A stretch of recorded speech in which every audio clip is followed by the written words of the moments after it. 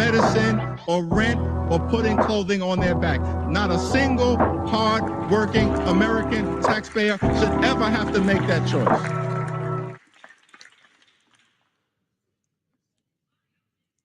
If people did not have to worry about health care being accessible, they would be able to be seen when necessary. And when people are able to see doctors when they are unwell, they can stay healthy for longer periods of time.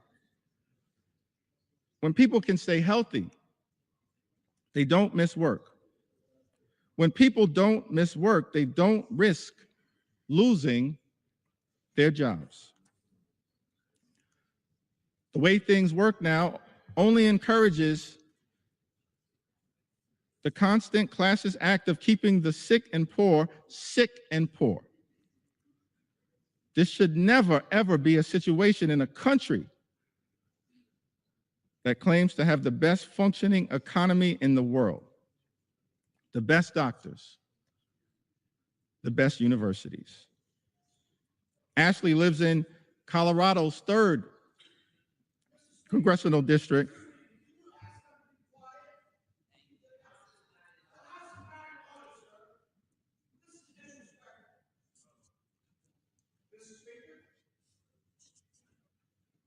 The gentleman is not recognized. The House will be in order. Ashley New York's recognized. Lives in Colorado's 3rd congressional district, represented by my colleague, Congressman Jeff Hurd. Ann also writes from Colorado. Through the Medicaid waiver, Scott, Ann's son, was placed in a group living situation that worked out for a while, but was eventually kicked out. After that, he moved back in with me, but ended up homeless once more, before finally being placed back on a Medicaid waiver program. Now he's doing really well. His job, which he loves, also receives funding through Medicaid, so that people with disabilities can be employed and be productive members of the community. Without Medicaid, he probably wouldn't be alive today. Without this assistance, we likely wouldn't be where we are now. And I doubt that there would be a happy ending to this story. Ann lives in Colorado's 6th congressional district, a district represented by our colleague, Congressman Jason Crow, who is also fighting hard to protect your interests, and as every single one of us in the House Democratic Caucus will continue to do. We believe in America. Healthcare is not simply a privilege that should be afforded to the wealthy, the well-off, and the well-connected. It's a right that should be available to everyone. A right that is still imperfect at this moment, that we are working hard to perfect. But this one big ugly bill, the largest attack on healthcare, Mr. Speaker, in the United States of America, moves us in the opposite direction. Daniela is also from Colorado. She writes to us, Medicaid has been a lifeline for our family, especially for my 5-year-old daughter who has autism. That's the thing, Mr. Speaker. Medicaid is important for so many Americans all across this country, including people with disabilities. It's a necessary lifeline so that parents can help their children live a better life with dignity and respect. Why would any legislation that this House passes attack health care available to families that are pouring in everything they have to help their child under difficult circumstances live the best possible life? It perplexes me, Mr. Speaker, that this bill would go after the health care of people like Daniela and her 5-year-old daughter. Daniela says that as parents, we've faced many struggles trying to balance full-time work, starting a real estate business, and still being there for our 3 other children. It's been overwhelming at times, and finding the right support for her hasn't always been easy. But Medicaid has provided therapy and services that have made a world of difference in her life. These therapies have helped her make progress, feel seen, and connect with her peers, which means everything to us. It's allowed her to be a part of the world, to feel included, and to overcome obstacles that seemed insurmountable at times. Medicaid has helped us give her the opportunities she deserves, and millions of other children in the United States. Mr. Speaker, Daniela lives in Colorado's 8th Congressional District, a district currently represented by Congressman Gabe Evans. Currently represented.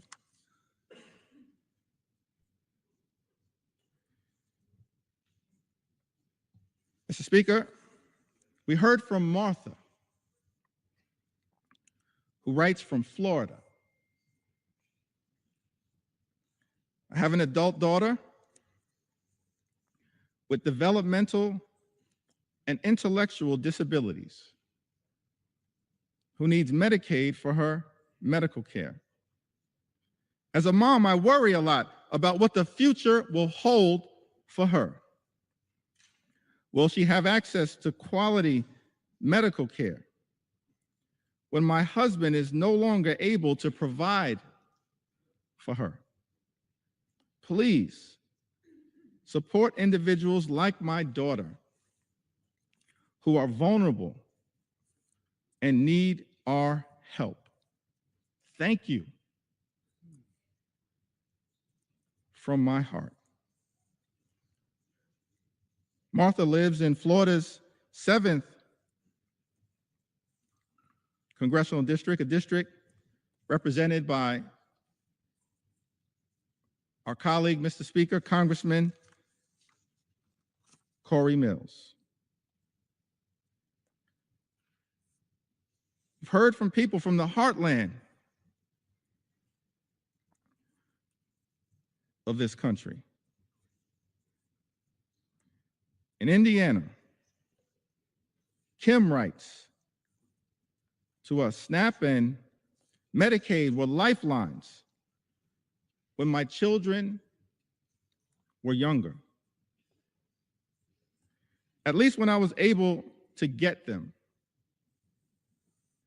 As a single mom, working my way up from low-paying jobs, we often had too little food. My dinner was the combined uneaten food from my 4 kids' plates. Even then, keeping benefits was difficult due to missing or late paperwork, faxes lost to the ether. I sometimes worked 3 jobs and cried too often when the letter came saying benefits were suspended. When that happens, you end up hungry for weeks until it's straightened out. Kim lives in the 9th Congressional District of Indiana, Mr. Speaker. She says, SNAP and Medicaid were lifelines when my children were younger, at least when I was able to get them. Let me park right there for a moment, because one of the arguments that I've consistently heard made, Mr. Speaker, by our Republican colleagues on the other side of the aisle is that they weren't going after Medicaid recipients, that no benefits would be taken away as a result of these so-called work requirements.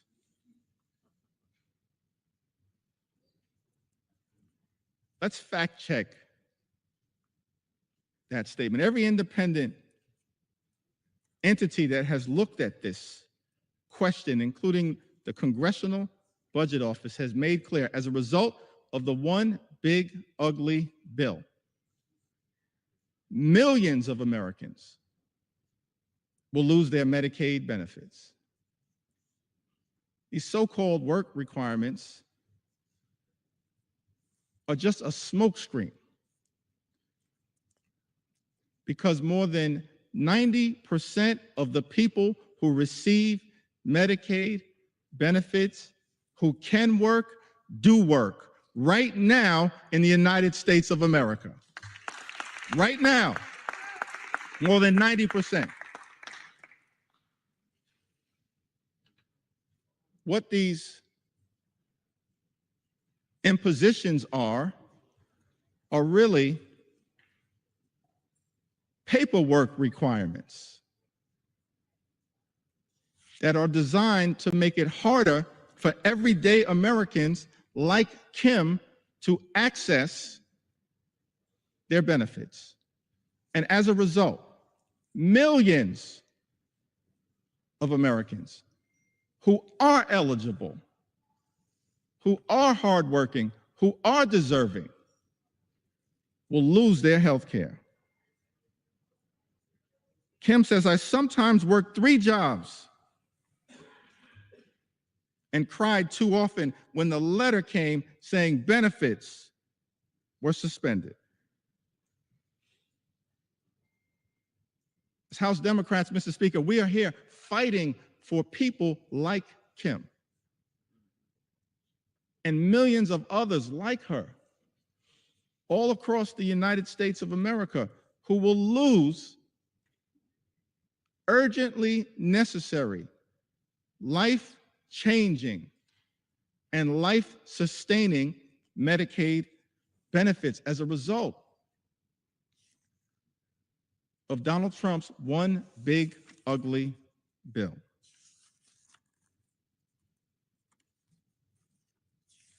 We hear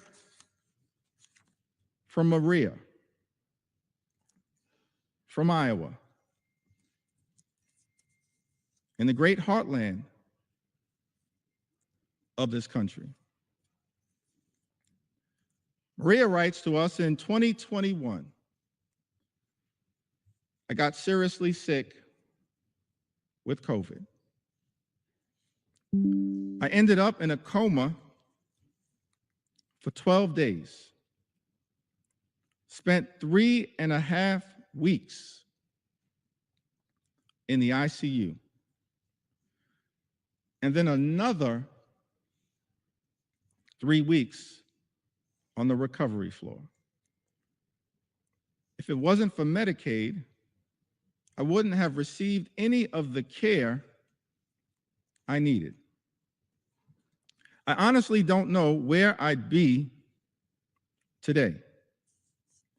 I don't know what my family would have done.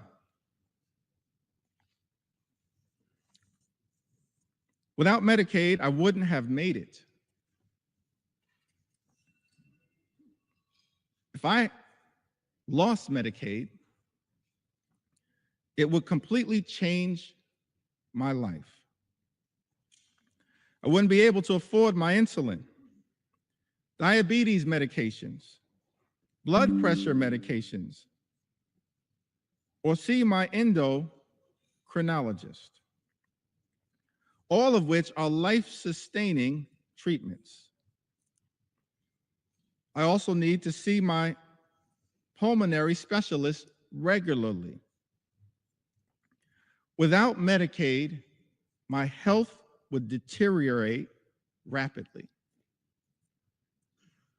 That's a statement that applies to millions of Americans all across this great country.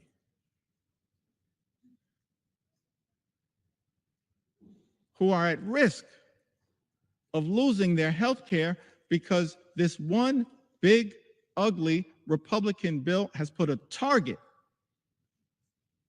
on their back. Mr. Speaker, without Medicaid, my health would deteriorate. Taking the time to share these stories because this is a question for so many Americans of life and death. It's extraordinary that on the House floor, in the middle of the night, the American people are forced to confront a bill that targets their health care and will result in their well-being deteriorating. More than 17 million Americans at risk of losing health care coverage, and then tens of millions more experiencing increased premiums, co-pays, and deductibles as a result of the attack on health care in this bill. Many of them will also lose coverage, lose their health care. These are Americans on private insurance, employer-provided insurance, but because of the healthcare attacks in this bill, their premiums, their co-pays, their deductibles will go up. Some will not be able to afford it, and they will lose their health care. That's what this bill represents. That's why I'm taking the time to share these stories and experiences and concerns and fears and anxieties of the American people. I wish, Mr. Speaker, that we had a lot more time to debate this bill. This is the type of bill that under normal circumstances, we'd have hours and hours of debate, where hundreds of members could participate on both sides of the aisle and share their thoughts, their perspectives, their ideas, their passionate support or passionate opposition. But this bill, which by some estimates is larger than the CARES Act and the American Rescue Plan and the Infrastructure Investment and Jobs Act and the CHIPS and Science Act combined, in terms of its possible impact on the debt in this country, increasing the debt by more than $3 trillion, saddling our children and grandchildren with that level of extraordinary debt by people who claim to be fiscally responsible. The implications of this bill are enormous. And yet, each side of the Ways and Means Committee was given 15 minutes to discuss the implications of this bill. Each side of the Budget Committee was given 15 minutes to discuss the implications of this bill that will have devastating consequences for everyday Americans, while rewarding billionaires with massive tax breaks. It had been my hope, Mr. Speaker, that we'd be able to have a robust debate, passionate support or passionate opposition in connection with this bill, that hundreds of members on both sides of the aisle could participate in. Instead, we have a limited debate where the relevant committees of jurisdiction have been given 15 minutes each on a bill of such significant magnitude as it relates to the health, the safety, and the well-being of the American people. And because that debate was so limited, I feel the obligation, Mr. Speaker, to stand on this House floor and take my sweet time to tell the stories of the American people. And that's exactly what I intend to do.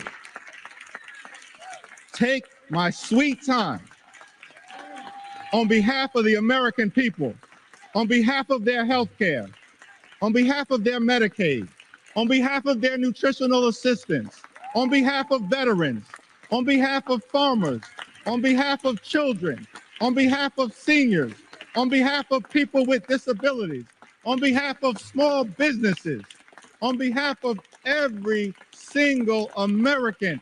I'm on this House floor after 6 a.m. and I'm planning to take my sweet time.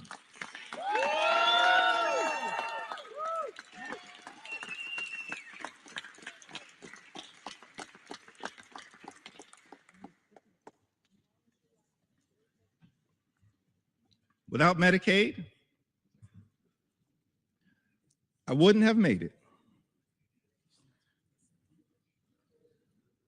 If I lost Medicaid, it would completely change my life. It would also severely affect my husband with epilepsy. Without Medicaid, he wouldn't be able to afford his seizure medications, which means he'd have seizures every week, like he did before. This would leave him unable to function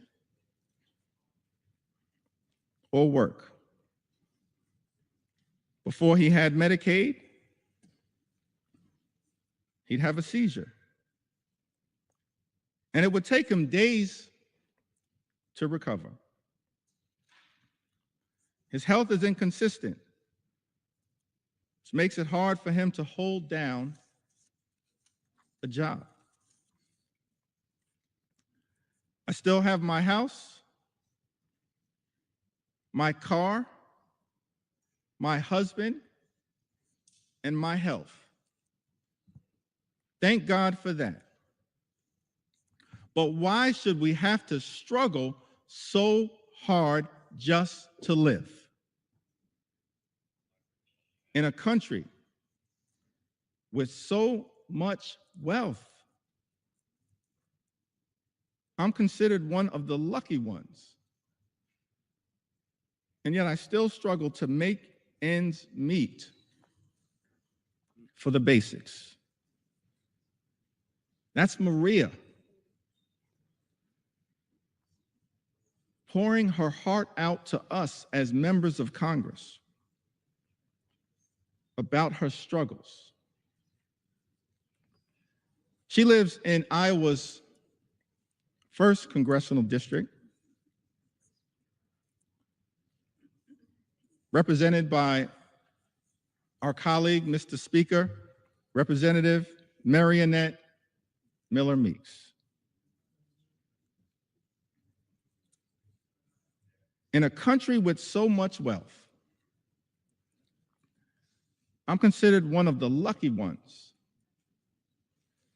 And yet I still struggle to make ends meet for the basics.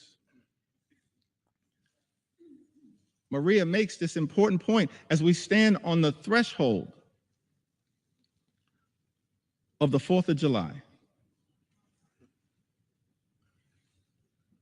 Thomas Jefferson,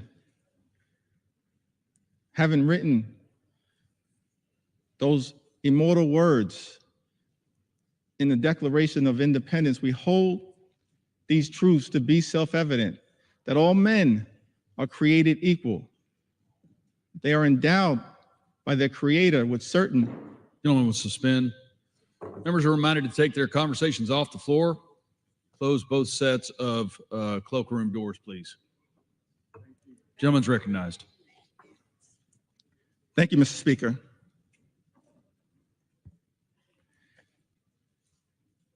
If I'm not going to get any love for the other side of the aisle, I would expect that at least Thomas Jefferson would.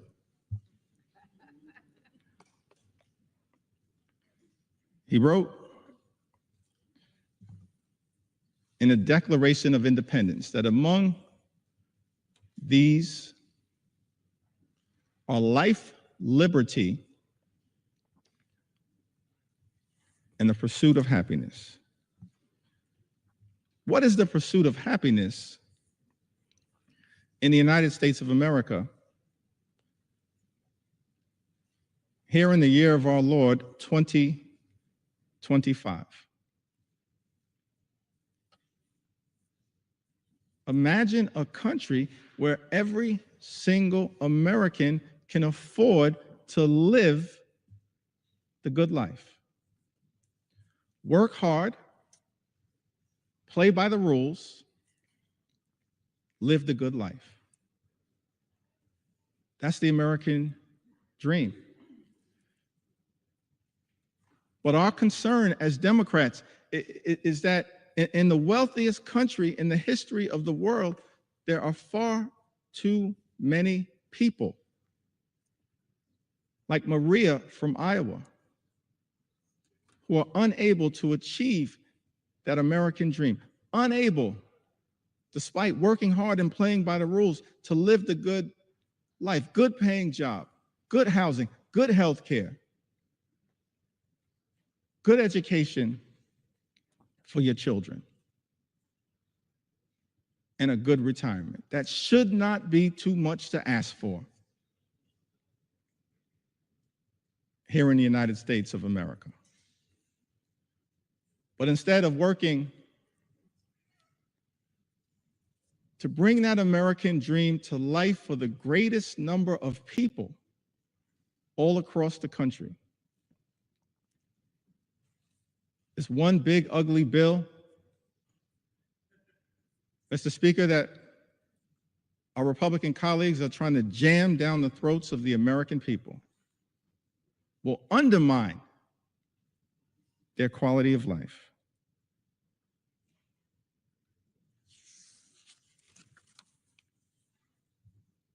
Also hear from Patrick.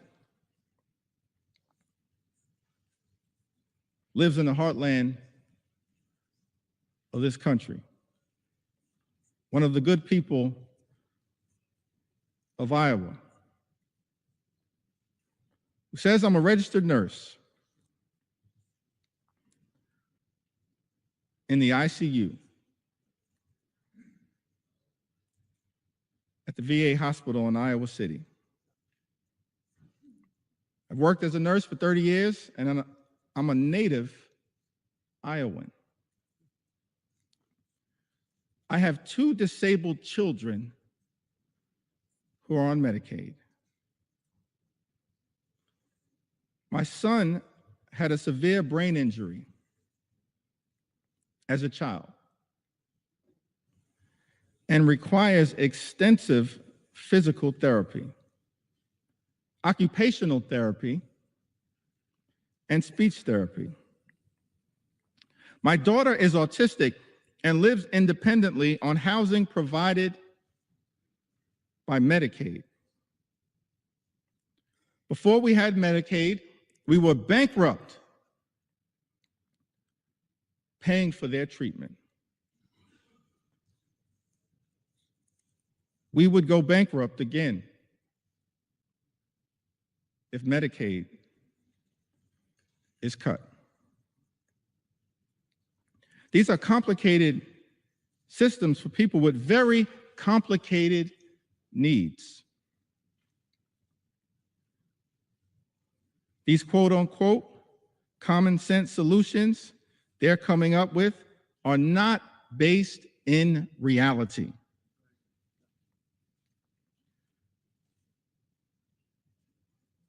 People have tried these work requirements in the past, but even disabled or able-bodied people, we all have barriers. From childcare, transportation, monetary limitations. It's a foolish idea to think that this won't have a negative impact. They're just trying to remove people from the program, and it's cruel. Patrick, you are correct. Thank you for your service as a registered nurse at the VA hospital. And thank you for all that you are doing to love and cherish your 2 disabled children who are on Medicaid. And you're exactly right. What is contemplated in this one big, ugly bill is wrong, it's dangerous, and it's cruel. And cruelty should not be either the objective or the outcome of legislation that we consider here in the United States House of Representatives. Mr. Speaker, cruelty should never be the objective or the outcome of legislation that we consider here in the House of Representatives. But it is cruel to take away Medicaid from the American people.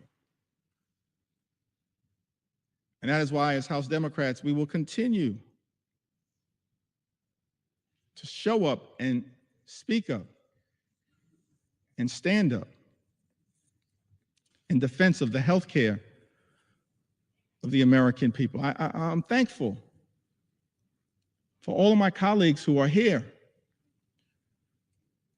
who throughout this process, a difficult process, have stood up over and over and over again on behalf of the health care of the American people. Thankful for my colleagues in leadership, Whip Catherine Clark and Chair Pete Aguilar, and all of the members of House Democratic leadership. Thankful for the leaders of every single committee who's been battling hard to push back against the cruelty that is in this one big ugly bill. Thankful for the leadership of Richie Neal. Thankful for the leadership of Frank Pallone.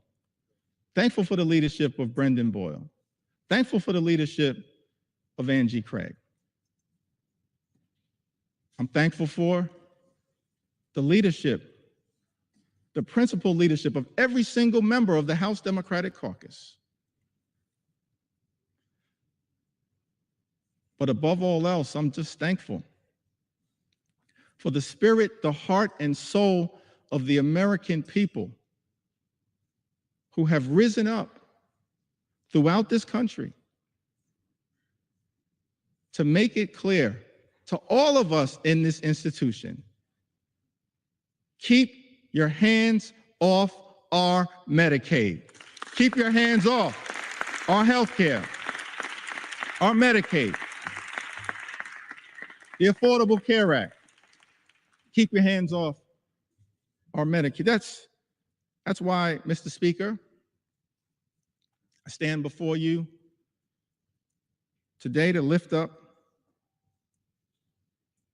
stories on behalf of the American people. Don't have the great privilege and honor to stand on this House floor, as all of us, Democrats and Republicans alike, do, on behalf of the American people in this great institution, the House of Representatives. But to me, what we are doing with this one big ugly bill is assault on healthcare, on veterans, on nutritional assistance. This assault on good paying, clean energy jobs. This assault on the high cost of living in the United States of America. All of it is inconsistent with the best of what this House of Representatives should be doing for such a time as this. And so I stand here on behalf of everyday Americans like Elizabeth, who's also from Iowa. Elizabeth suffered from sepsis caused by untreated strep throat. After waiting to receive care while uninsured and without paid sick leave.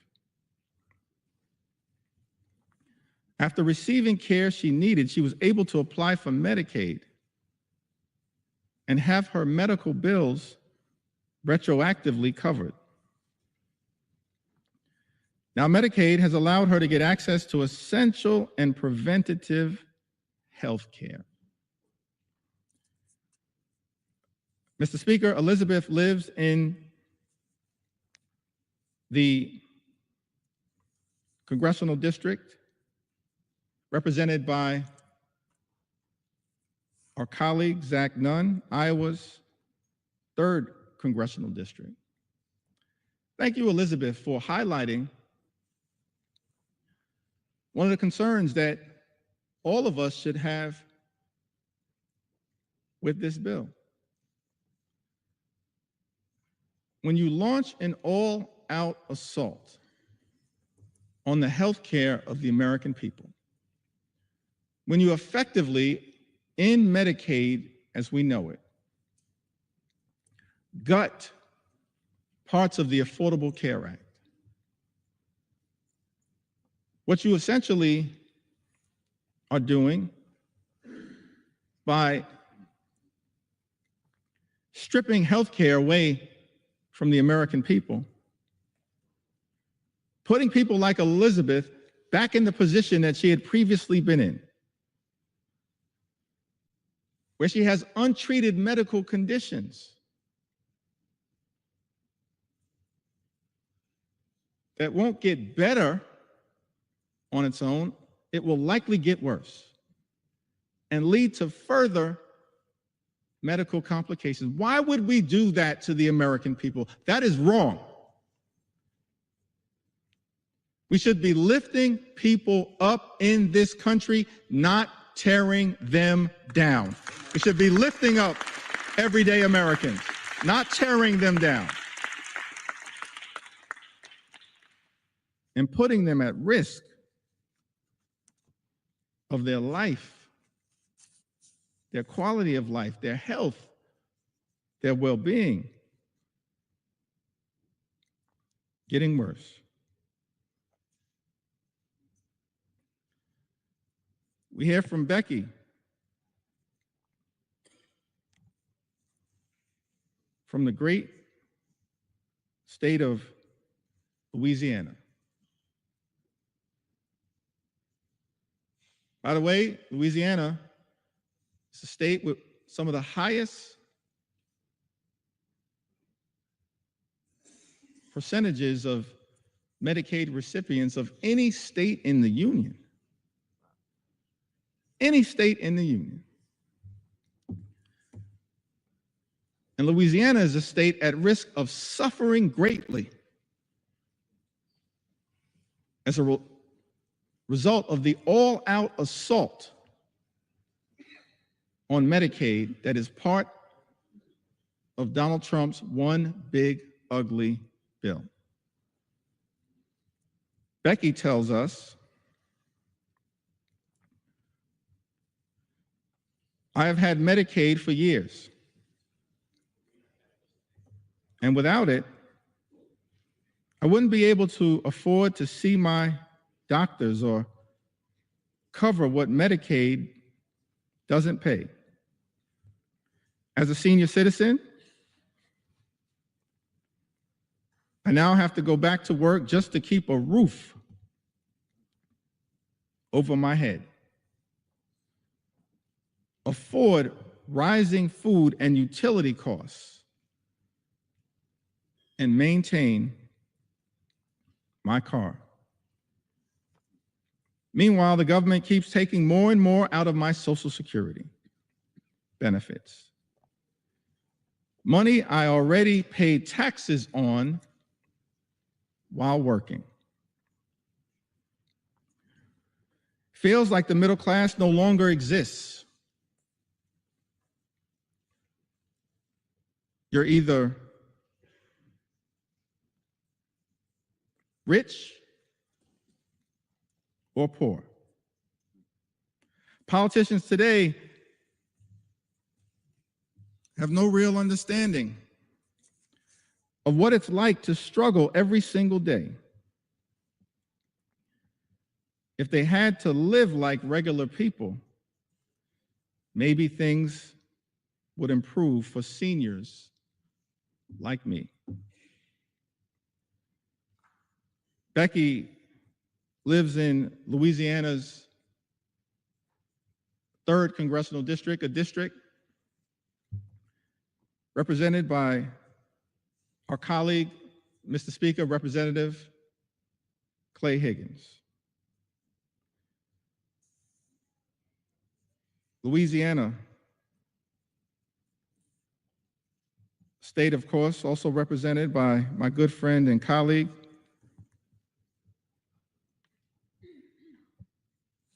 Congressman Troy Carter, who I see is here with us in the chamber also, Cleo Fields, another good friend and colleague. Louisiana, a state that stands to suffer mightily as a result of this all-out assault on Medicaid. Now, I heard my distinguished colleague,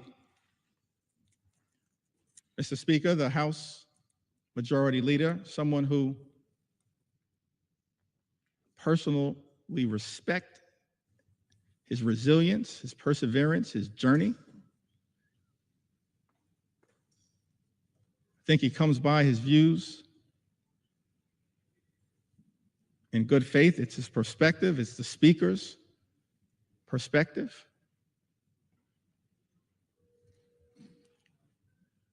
But many of our colleagues on the other side of the aisle have made the representation that as House Democrats, we're not telling the truth to the American people about the devastating impact that Donald Trump's one big ugly bill, a bill being rushed through this chamber, will have on the health and the well-being of people in Louisiana and all across the country. They've accused us of fear-mongering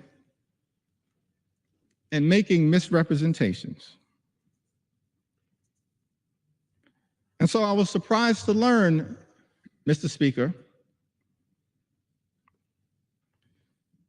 that the Louisiana state legislature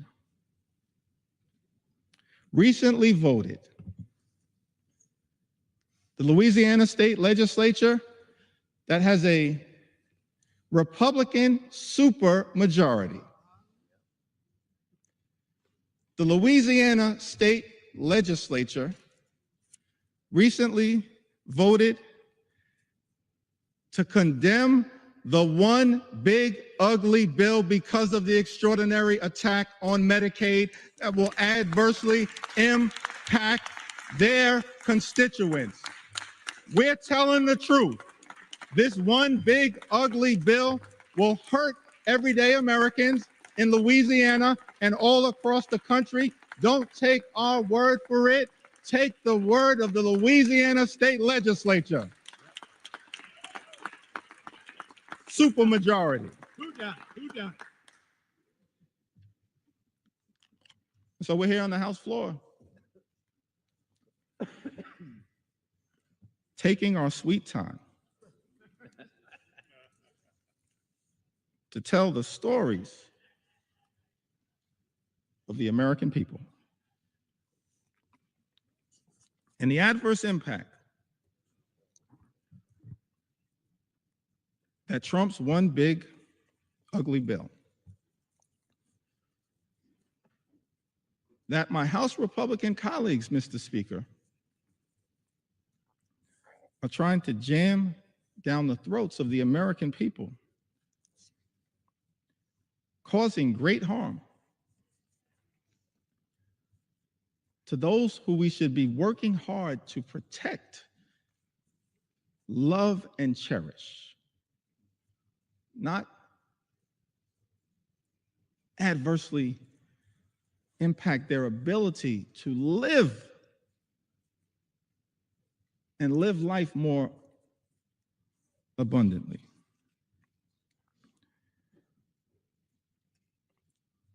Tamara, who lives in Louisiana's 4th congressional district, represented by the Speaker of this great House. I have depression and PTSD. I'm unable to work and rely on Medicaid to get my monthly medications to keep me essentially alive. Tamara, we're going to continue to fight hard on your behalf. We heard from Emily, who lives in the Commonwealth of Massachusetts. Emily tells us that I'd moved to Massachusetts in 2020 and was working a retail job for minimum wage. I was unable to afford much, but the state thankfully approved me for SNAP assistance and Medicaid. Without that jump start, I'm not sure where I would be today. There shouldn't be shame or stigma surrounding these programs. You never know when life will get pulled out from underneath you. The relief when these programs can come to your aid is indescribable. Emily lives in the 5th Congressional District of Massachusetts, a district that is represented by the House Democratic Whip, Catherine Clark, who's a strong champion on your behalf, Emily, powerfully, ethically, principally, fighting hard on your behalf. Casey lives in the 2nd Congressional District of Maine, a district represented by Congressman Jared Golden. Thankful for Congressman Golden's service. He served this nation with distinction overseas and has come back home to serve this nation in the United States Congress. Casey writes, as a single mom of 2 young children and non-profit professional in rural Maine, Casey and her children rely on Medicaid and SNAP to live their lives. The resources and stability provided by Medicaid and SNAP allowed Casey to leave her emotionally abusive husband and support her children. Casey's 7-year-old son has ADHD and is on the autism spectrum. Relies heavily on individualized support through Medicaid. If Medicaid goes away, Casey doesn't know how their family will stay afloat.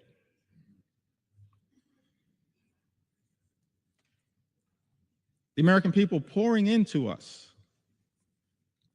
Democrats and Republicans, in the United States House of Representatives, the people's house, pouring into us with all of their heart, all of their soul, all of their authenticity, pleading that this Congress would find it in our hearts to stand up for them and not stand up for billionaires, which is what this one big ugly bill is designed to accomplish. Sarah writes to us from Michigan's 4th Congressional District. My daughter has a heart condition. And the fact that she's on Medicaid is the only way that we can pay for her doctor visits and medications. I'm a widow, and money is very tight. So the fact that I'm on Medicaid, too, is the only way that I can pay for my own visits and meds. The loss of Medicaid for us would be absolutely devastating. Mr. Speaker, Sarah lives in Michigan's 4th Congressional District, a district currently represented by our colleague, Congressman Bill Huizenga. The loss of Medicaid for us would be absolutely devastating. That's the consequence of the GOP tax scam, this disgusting abomination, this reckless Republican budget Mr. Speaker, that Republicans were trying to jam down the throats of the American people during the dead of night. It's extraordinary. No legislation that we consider in the House of Representatives should be devastating for everyday Americans, either in its objective or in its outcome. But as Democrats, we stand here in strong opposition to this one big ugly bill because of the devastating consequences that will result to everyday Americans all across this great country. Lucy writes to us from the heartland, from the great state of Michigan as well. My brother is a developmentally disabled senior who lives in a group home. Until the age of 59, he was cared for by our mother. He cannot live on his own and has numerous health issues. He depends on Medicaid. Without Medicaid,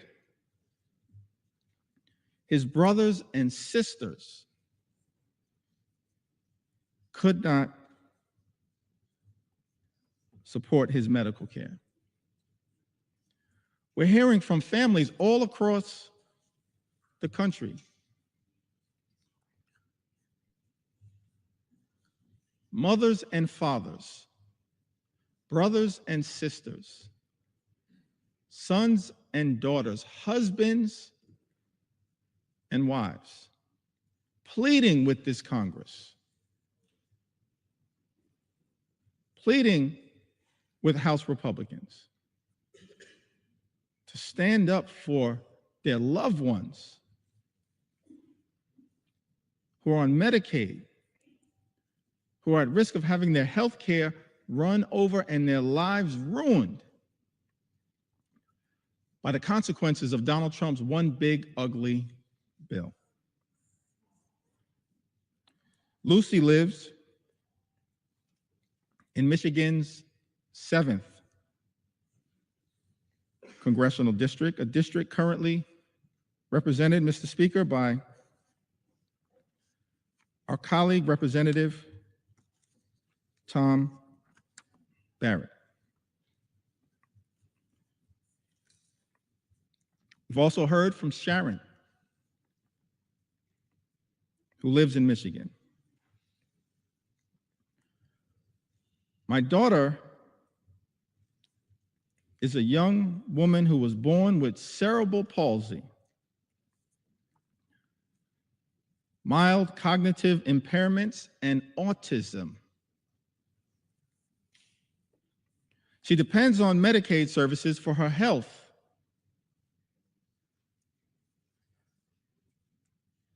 Safety and well-being. She's unable to work or take care of herself. She's unable to work or care for herself without help. Without Medicaid, she is totally at risk. Cutting Medicaid to give tax cuts to wealthy billionaires is not only cruel and unethical, Sharon writes, but it puts vulnerable people, including children, at risk of severe mental and physical health problems. Do the right thing and rescind the drastic cuts to Medicaid for vulnerable people with serious physical disabilities and people with serious and persistent mental health problems. Mr. Speaker, Sharon lives in the 10th Congressional District, represented by our colleague, Congressman John James. I don't know how the congressman from the great state of Michigan will vote at the end of the day as it relates to defending people like Sharon. But as Sharon writes, I know what I can say.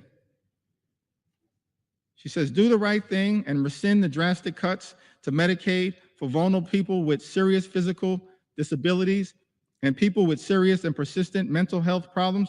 Sharon, House Democrats will always do the right thing when it comes to your health, your safety, and your well-being, your Medicaid, and the love and care that you are working hard to provide to your daughter. We will always do the right thing. We're not perfect, no one is. But we will always strive to do the right thing on your behalf.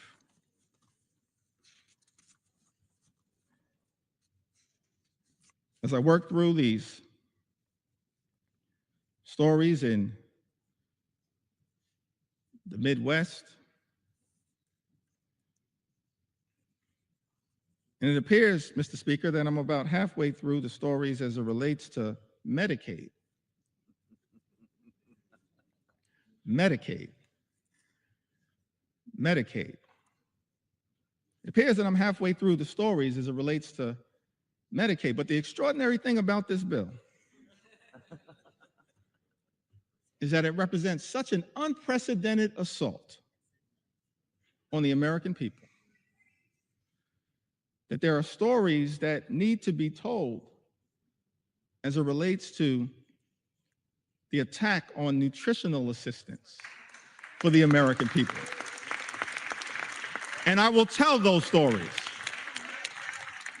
Stories that need to be told as it relates to the attack that has taken place on farmers in this country. And I will tell those stories. Stories that need to be told as it relates to the attack on small businesses in this country. And I will tell those stories. Stories that need to be told as it relates to the unprecedented assault on veterans in this country. How dare this administration attack veterans who have served this country?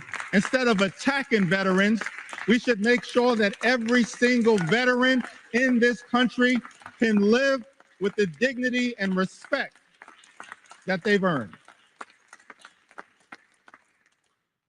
So there's stories that need to be told as it relates to the veterans in this country. And there's stories that need to be told as it relates to law-abiding immigrant families. We have to secure our border. We believe that we have a broken immigration system that should be fixed in a comprehensive and bipartisan way. But we must also stand up for dreamers and farm workers and law-abiding immigrant families in this country. We will not abandon our nation's heritage as a country of immigrants. Not today, not tomorrow, not ever. It's part of what American exceptionalism has been all about.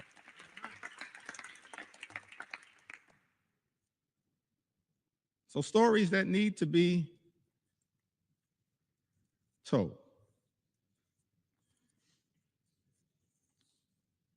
William writes to us from the great state of Minnesota. So thankful for our colleagues from the Minnesota delegation fighting hard on behalf of that great state. I'm a 57-year-old man living in central Minnesota. I am a type 1 insulin-dependent diabetic, legally blind, and I suffer from severe nerve damage in my back and legs due to diabetes. I rely on Social Security, Medicare, Medicaid, and SNAP benefits to support myself.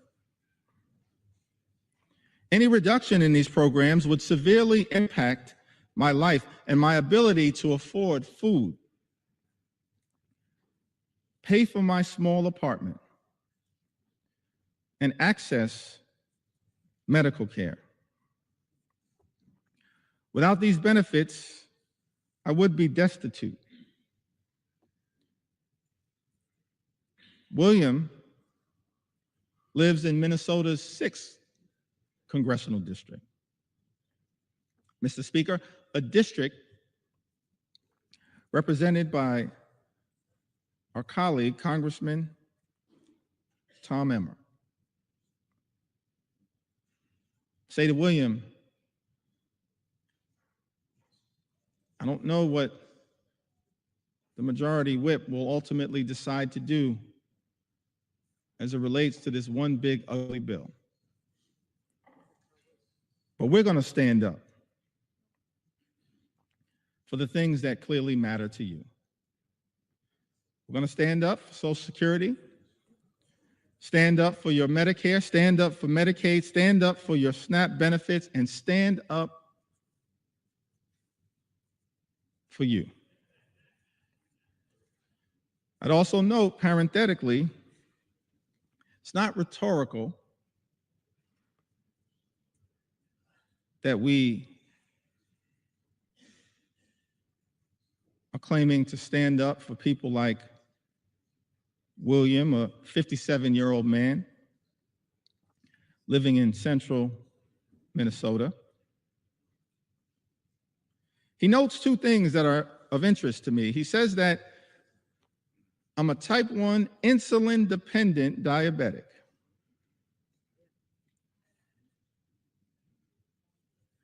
And then also says, I rely on Social Security, Medicare, Medicaid, and SNAP benefits to support myself. Which suggests to me that William actually may have been a beneficiary of some of the hard work that has taken place on this side of the aisle. His life is not perfect. There's still a lot of work that needs to be done. But as a type 1 insulin-dependent diabetic who's also on Medicare, as a result of the Inflation Reduction Act, his insulin at this point, always and forever, will be no more than $35 per month. That's a down payment, William, on the type of work that we believe needs to be done, because we are committed to lowering your costs, despite all the talk that comes from my colleagues on the other side of the aisle, Mr. Speaker, on day one, promising to lower the high cost of living. Costs would go down on day one. Costs haven't gone down. Mr. Speaker, in the United States of America, costs are going up. Life remains far too expensive. And as a result of some of the reckless policies coming out of the Trump administration, including the Trump tariffs, on again, off again, creating so much uncertainty, but certainly will result in thousands of dollars per year in additional costs on everyday Americans. We're committed to lowering the high cost of living. We're committed to making sure that every single person in this country can afford to live the good life. Good paying job, good housing, good health care, good education for their children, and a good retirement. We're committed to working hard to make sure that every single American like William can afford to live the good life. This one big ugly bill does the exact opposite. Doesn't make life more affordable, Mr. Speaker. It makes life more expensive. The gentleman suspend. House will be in order. As the caffeine kicks in, please take your conversations outside the chamber or in the cloakroom. Gentleman's recognized. Thank you, Mr. Speaker. Without Medicaid, Heather from the great state of Minnesota writes, without Medicaid, my 3 kids and I would have no insurance. I couldn't afford my epilepsy and schizophrenia medications.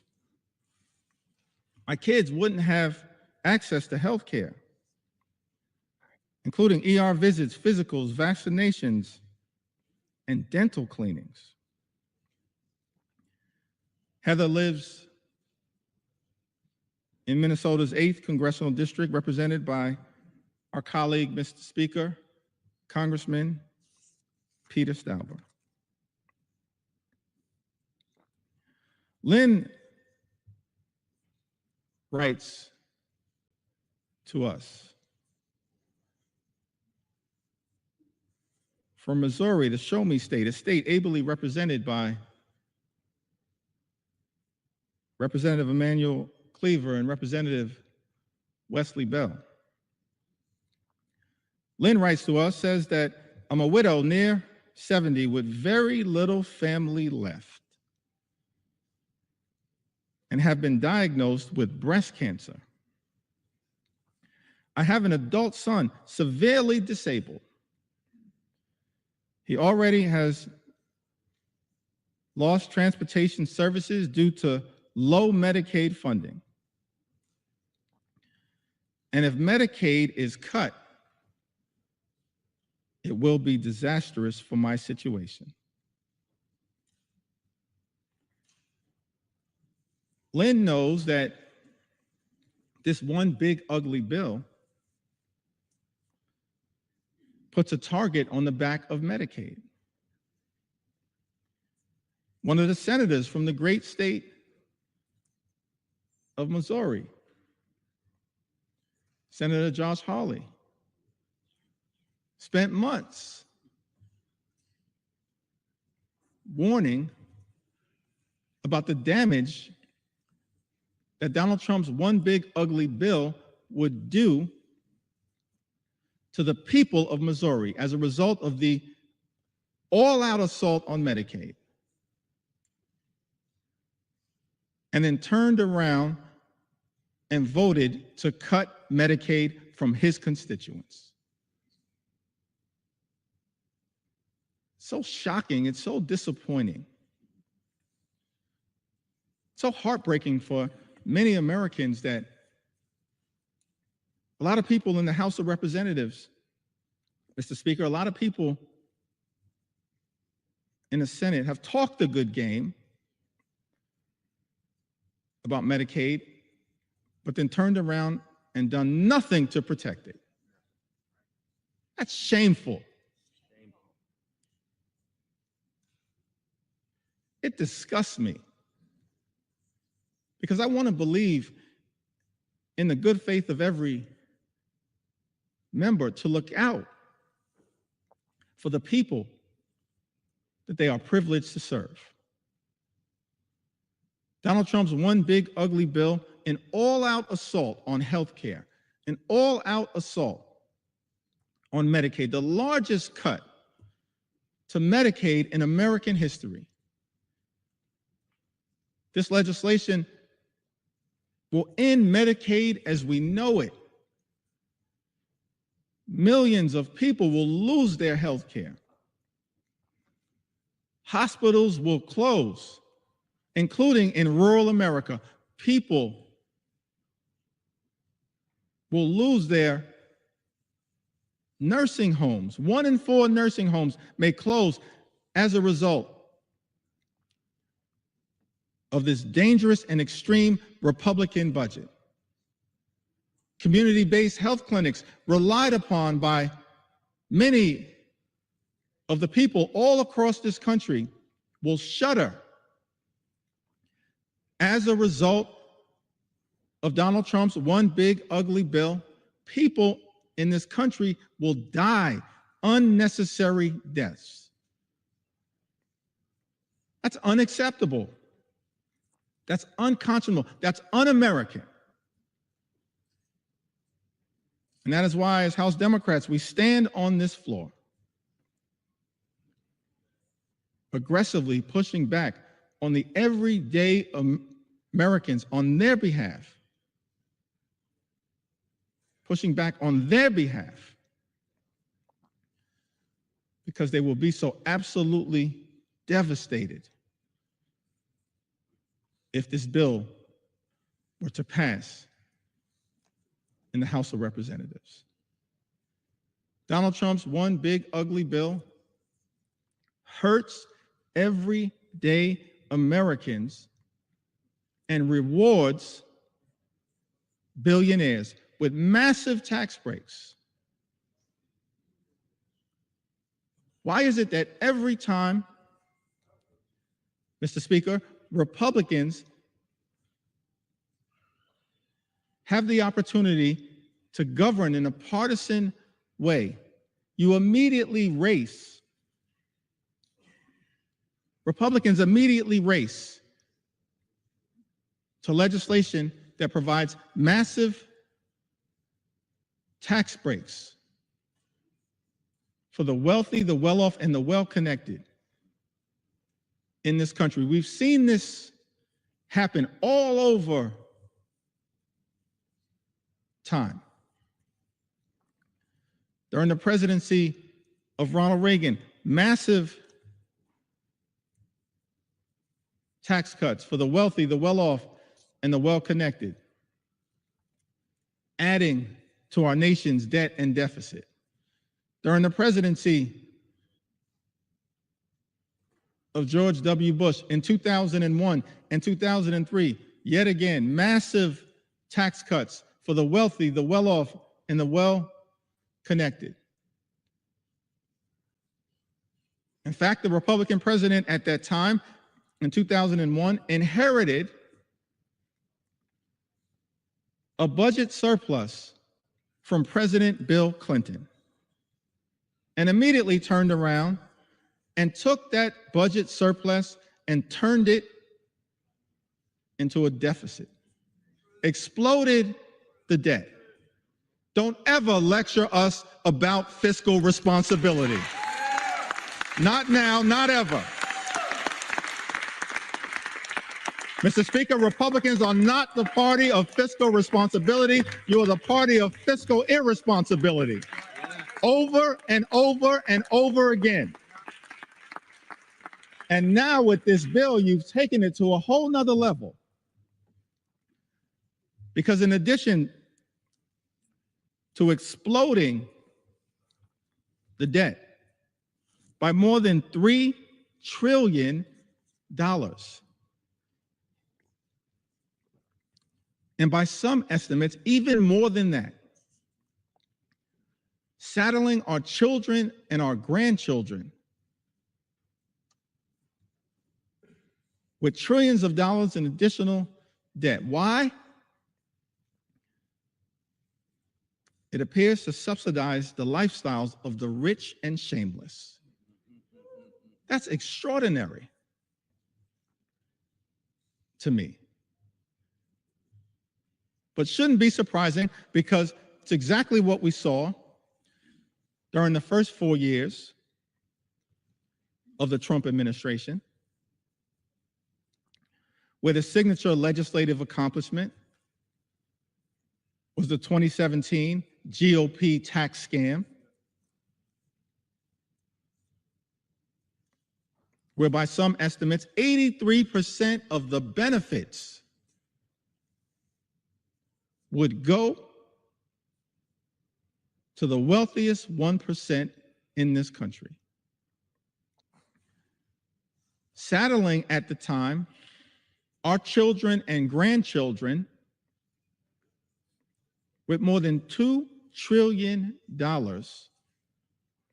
in additional debt. And yet, Mr. Speaker, many of our Republican colleagues want to lecture America about fiscal responsibility. And then have the nerve to come to the House floor and try to jam a bill down the throats of the American people with a debate that began at 3:28 a.m. in the morning that would saddle them with more than $3 trillion in additional debt to provide massive tax breaks to billionaires in this country, and then pay for some of it by going after working class Americans, everyday Americans, hardworking American taxpayers, middle class Americans, children and veterans and seniors and people with disabilities. Mr. Speaker, Trump's one big ugly bill is obscene in that regard. Seems to me that all of us have a responsibility as leaders to try to make life better for the American people. That's what leaders have done, particularly those who have served in the White House, when it comes to actually lifting up the people who we are entrusted to represent. That's what great leaders do. Leaders like FDR, President Johnson, President Obama, and so many others. That's what the track record says. American people in this country, they deserve real leadership. What we've seen from complete Republican rule in Washington, D.C., Mr. Speaker, it's not leadership that lifts up the American people. It's leadership that is tearing them down and tearing us apart. The first 6 months of this administration have been characterized by chaos, cruelty, and corruption.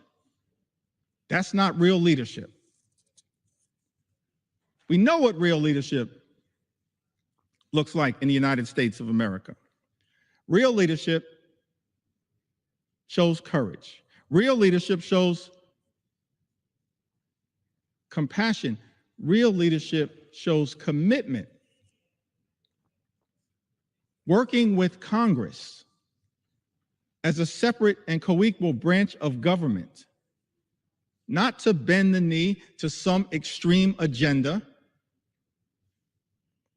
which is what, Mr. Speaker, my House Republican colleagues are doing by supporting this one big ugly bill. Real leadership requires working with Congress as a separate and co-equal branch of government to actually lift people up.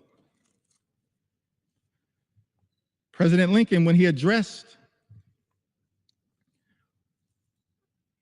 the House of Representatives, I believe it was his second annual message to Congress. On December 1st in 1862, in the middle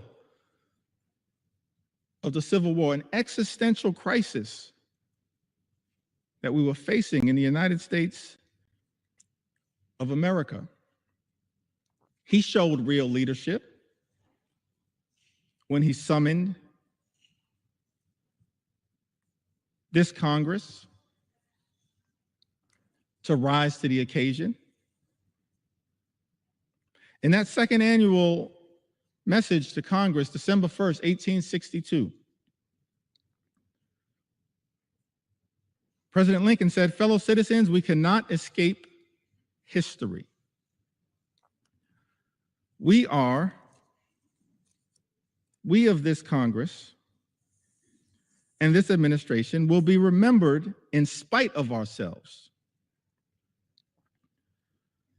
No personal significance or insignificance can spare one or another of us. The fiery trial through which we pass will light us down in honor or dishonor to the latest generation. We say we are for the Union. The world will not forget that we say this. We know how to save the Union. The world knows we do know how to save it. Even we here, hold the power and bear the responsibility. In giving freedom to the slave, we assure freedom to the free. Honorable alike in what we give and what we preserve. We shall nobly save or meanly lose the last best hope of earth. That's America. Even to this day, the last best hope on earth. Extraordinary that Abraham Lincoln, in America's infancy, understood the importance of this country, not just for its citizens, but for the world. He urged this Congress, we shall nobly save or meanly lose the last best hope of earth. Other means may succeed, this could not fail. The way is plain, peaceful, generous, just. A way which, if followed, the world will forever applaud. And God must forever bless. That's presidential leadership. That kind of leadership is missing in the United States of America right now. Exhibit A is the fact that at President Trump's urging, Mr. Speaker, our House Republican colleagues are here ready to rubber stamp, recklessly rubber stamp legislation that will rip health care away from more than 17 million Americans. That's not leadership. That's not the leadership that this country deserves, but that's what the American people are experiencing because of Republican rule here in Washington, D.C. Yet we know, Mr. Speaker, that things can be different.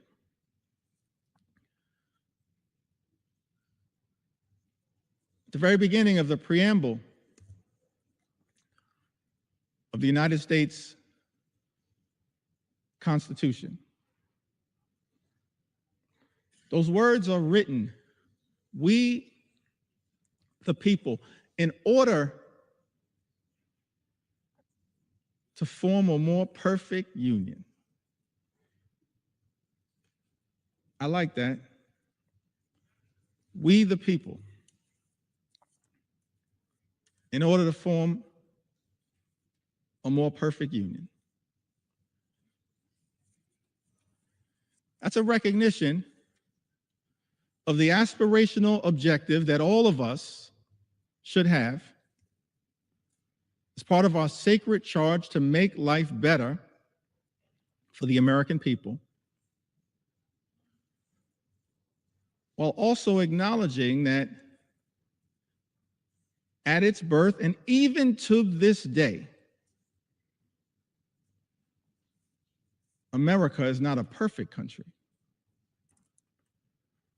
But the gift that we've been given is that sacred charge to strive for a more perfect union, to look out for every single American as best we can. Now, we've seen that kind of leadership across the years, across the decades, across the centuries, particularly as it relates to the social safety net. The social safety net that's under extreme assault right now. Donald Trump's one big, ugly bill represents an unprecedented assault on America's social safety net. An unprecedented assault on hardworking American taxpayers. It's the exact opposite of the type of leadership that we've seen in this country that is designed to march us toward a more perfect union. It's one of the reasons why we can't forget American history. We need to learn from and lift up American history. All types of history, and I'll address that issue later, but let me also parenthetically pause and make it clear, Black history is American history. We will never let anyone erase it. We need to learn from it, not erase it. And we will never let that happen. Our history teaches us that what leadership actually does is set us on a course toward a more perfect union. And leaders have recognized that part of doing that is to make sure we are there for everyday Americans who would otherwise find themselves in an incredibly vulnerable situation. President Franklin D. Roosevelt, reflecting upon Social Security, which he championed,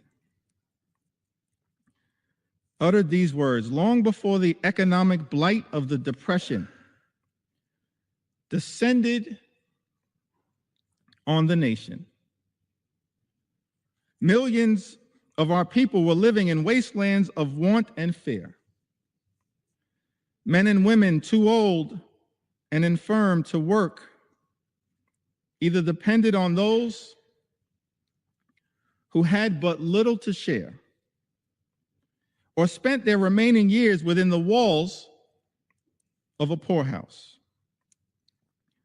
Fatherless children early learned the meaning of being a burden to relatives or to the community. Men and women still strong, still young, but discarded as gainful workers, were drained of self-confidence and self-respect.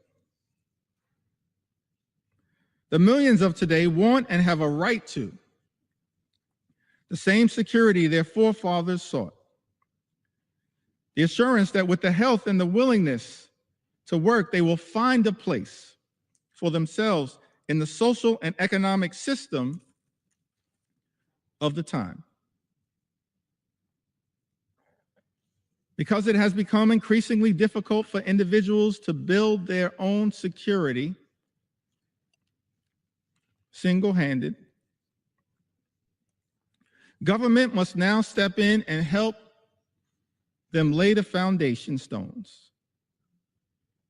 Just as government in the past has helped lay the foundation of business and industry. We must face the fact that in this country, we have a rich man's security and a poor man's security, and that the government owes equal obligations to both. National security is not a half and half manner, it's all or none. President Roosevelt further went on to say that the Social Security Act offers to all our citizens a workable and working method of meeting urgent present needs and of forestalling future need. It utilizes the familiar machinery of our federal state government to promote the common welfare and the economic stability of the nation. The act does not offer anyone, either individually or collectively, an easy life, nor was it ever intended so to do. None of the sums of money paid out to individuals in assistance or in insurance will spell anything approaching abundance. But they will furnish that minimum necessity to keep a foothold. And that is the kind of protection Americans want. Truer words could never have been spoken. That is the type of protection that we should be building upon here in the United States Congress, not undermining. President Franklin D. Roosevelt went on to say, what we are doing is good, but it is not good enough. To be truly national, a Social Security program must include all those who need its protection. Today, many of our citizens are still excluded from old age insurance and unemployment compensation because of the nature of their employment. This must be set aright, and it will be. FDR continues to say to the American people, I am hopeful that on the basis of studies and investigations now underway, the Congress will improve and extend the law. I'm also confident that each year will bring further development in federal and state Social Security legislation. And that is as it should be. One word of warning, however, in our efforts to provide security for all of the American people, let us not allow ourselves to be misled by those who advocate shortcuts to utopia of fantastic financial schemes. We have come a long way, but we still have a long way to go. There is still today a frontier that remains unconquered. In America, unclaimed. This is the nationwide frontier of insecurity, of human want and fear. This is the frontier, the America we have set ourselves to reclaim. President Franklin D. Roosevelt pioneered Social Security, but recognized that the work was unfinished, even as it related to making sure every single American, regardless of race or position in life, would have Social Security to be able to live out their golden years with grace and dignity. President Franklin D. Roosevelt talked about this frontier that America must continue to pursue, conquering the frontier of insecurity, of human want and fear. That's leadership. That's what we should be doing here in the United States of America, Mr. Speaker, not enacting devastating cuts to health care that will hurt millions of everyday Americans. All of this is also unfolding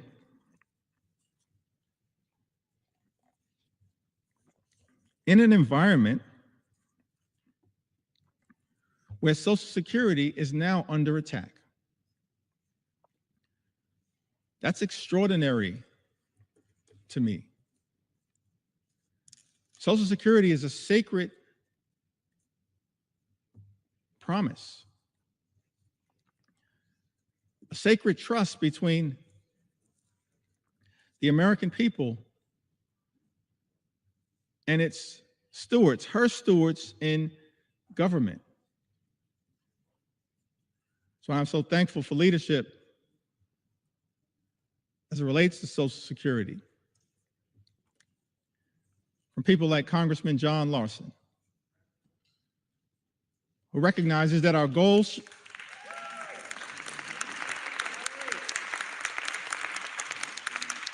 recognizes that leadership is not attacking Social Security. We as House Democrats, led by John Larson, are determined to protect and strengthen Social Security for the American people. Keeping FDR's promise of conquering that frontier of financial insecurity. That's what we should be doing here in the United States Congress, not attacking the social safety net, Mr. Speaker. Many of my colleagues on the other side of the aisle, they constantly call things like Social Security and Medicare entitlement programs. I think they label Social Security and Medicare entitlement programs. And by the way, as a result of this one big ugly bill, Medicare will be cut potentially by more than $500 billion. The largest cut to Medicare in American history, set in motion by Donald Trump's one big ugly bill, and now co-signed, it appears, by House Republicans.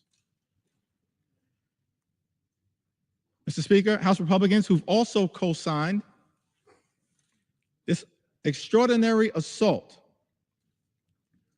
on Social Security, closing offices, cutting off access to phone service, making it harder for seniors to access their hard-earned benefits. Social Security is not an entitlement program. Medicare is not an entitlement program, Mr. Speaker. I learned this very early on in life, when I was 15 years old, I secured my first job. I was a messenger, traveling from office to office in Midtown Manhattan, delivering mail, delivering packages. I was just a sophomore at Midwood High School in Brooklyn, my first job, earning minimum wage, $3.35 an hour. Thankful for that money, having been raised by my mom and dad in a working class neighborhood in central Brooklyn, $3.35 an hour, coming of age in the middle of the crack cocaine epidemic in central Brooklyn. And I couldn't wait to get my first check. And I was told that because I was working part-time and I was a high school student, that the money that I made would not be taxed. And so as I was anticipating that first check, I multiplied the amount that I was making, $3.35 per hour, by the number of hours that I expected to work during that pay period. I calculated the total, and Mr. Speaker, that money was already spent. I couldn't wait to go to Albee Square Mall in Brooklyn and get some new sneakers so I could look fresh like Run DMC. Money was already spent, Mr. Speaker, because I was told that as a high school student working part-time, my first job, the money that I would make would not be taxed. And then I got my first check.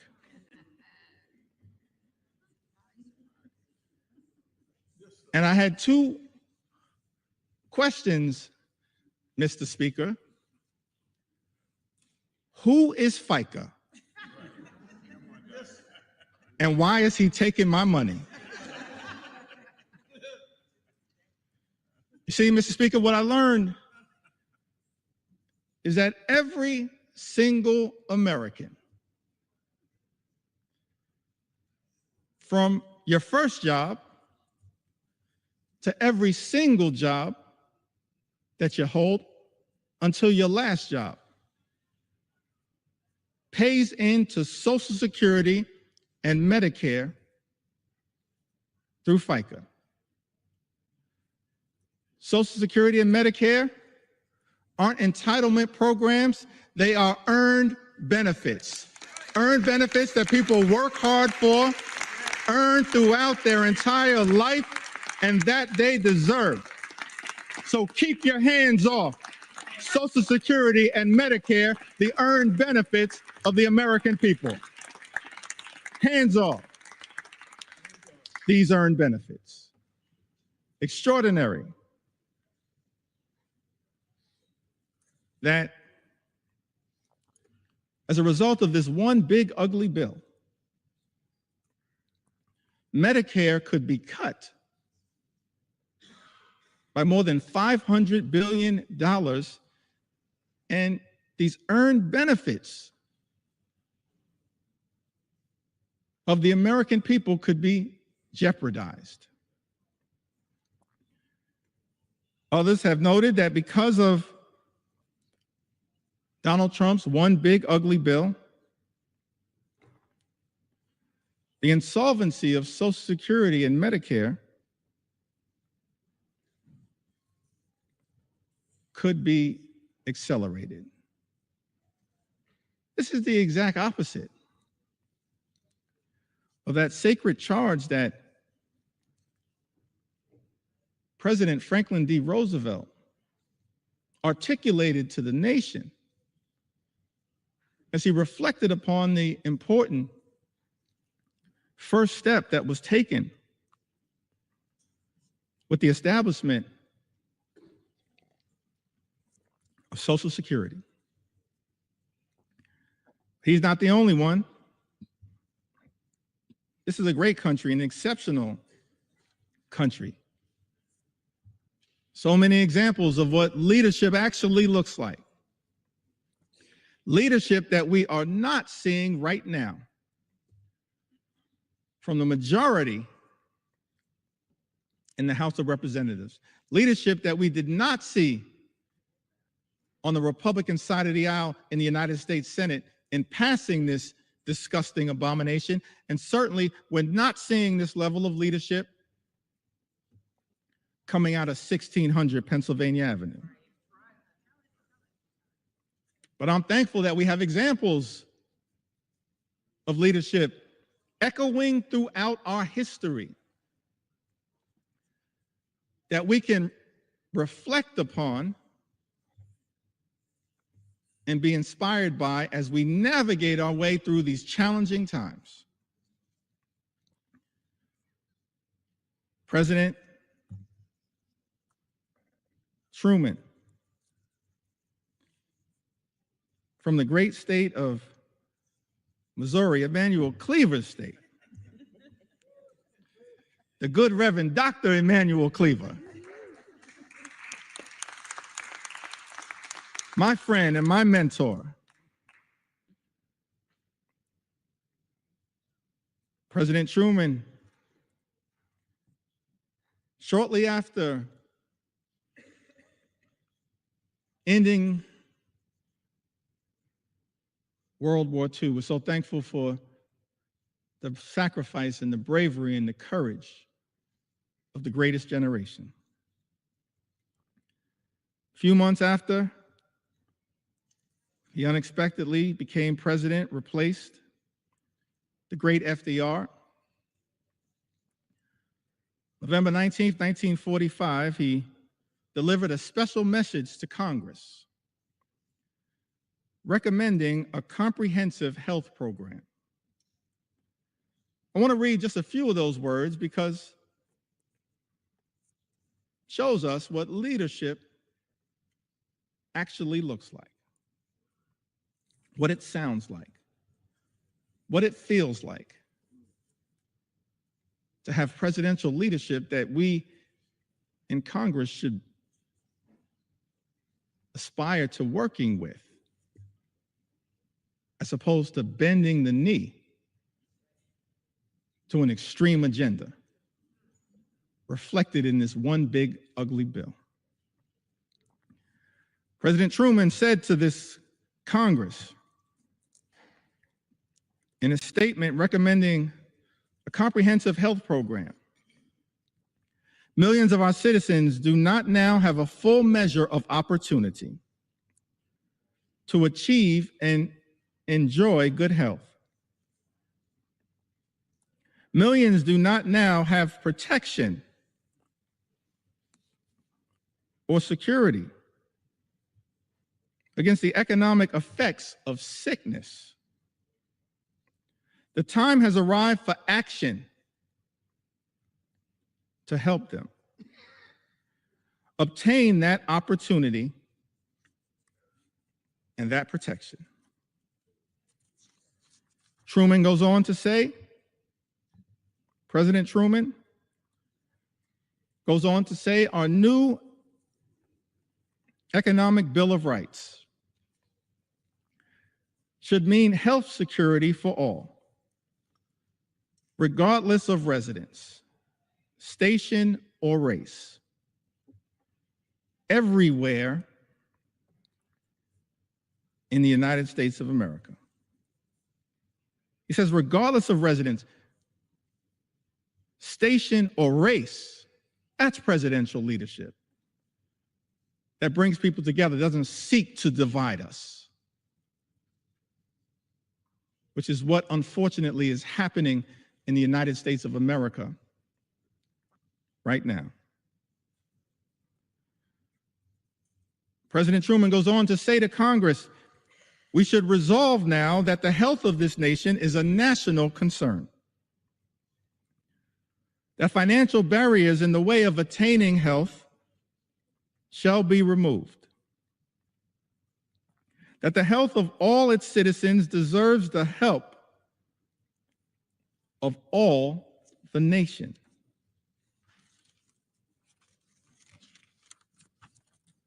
Truman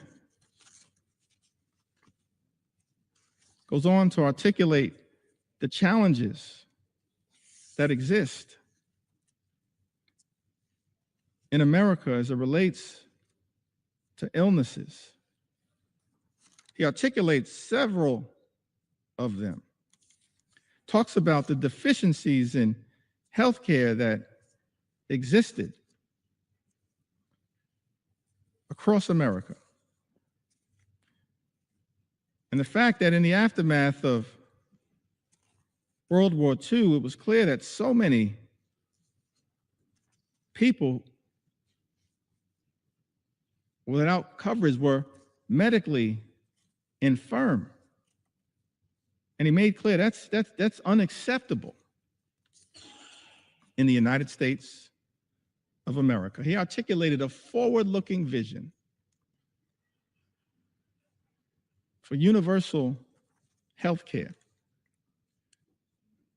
aspirational vision, a vision designed to lift the American people up,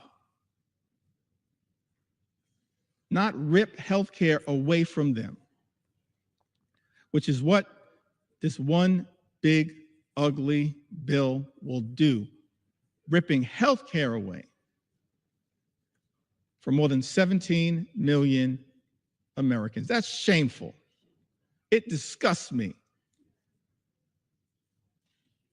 that we're on the floor of the House of Representatives right now having to push back so aggressively against an all-out assault on the health care of the American people when we should be trying to lift them up in a manner consistent, Mr. Speaker, with what President Truman once charged this Congress with doing. And of course, he wasn't the only one. We're thankful for other leaders who worked with this Congress in prior years to actually advance the health, safety, and well-being of the American people. President Lyndon Baines Johnson, in connection with the Great Society, inspired in part by his own experiences growing up in the hill country of Texas, seeing rural poverty and the devastating impacts of it. Something that he was inspired to address, as opposed to this one big, ugly Republican bill that will result in rural hospitals closing in the United States of America. That's not the type of leadership that this country needs, that rural America needs. Thankful that we have examples of the type of leadership that hopefully, Mr. Speaker, we can aspire to achieving in this country. President Lyndon Baines Johnson, in connection with the signing of Medicare and Medicaid, spoke to the American people. He said, because the need for this action is plain, and it is so clear indeed that we marvel not simply at the passage of this bill, but what we marvel at is that it took so many years to pass it. And I am so glad that Amy Forand is here to see it finally passed and signed. One of the first authors. There are more than 18 million Americans over the age of 65. Most of them have low incomes. Most of them are threatened by illness and medical expenses that they cannot afford. And through this new law, Mr. President, every citizen will be able, in his productive years, when he is earning, to insure himself against the ravages of illness in his old age. President Johnson was referring to President Harry Truman, who was there at the signing ceremony, having recognized President Truman's vision. He says, through this new law, Mr. President, every citizen will be able in his productive years when he is earning to insure himself against the ravages of illness in his old age. That was the beauty of Medicare. You pay into it, it's an earned benefit. And you can reap the benefits in your golden years. President Johnson went on to say this insurance will help pay for care in hospitals, in skilled nursing homes, or in the home. It's ironic. That's what presidential leadership looks like.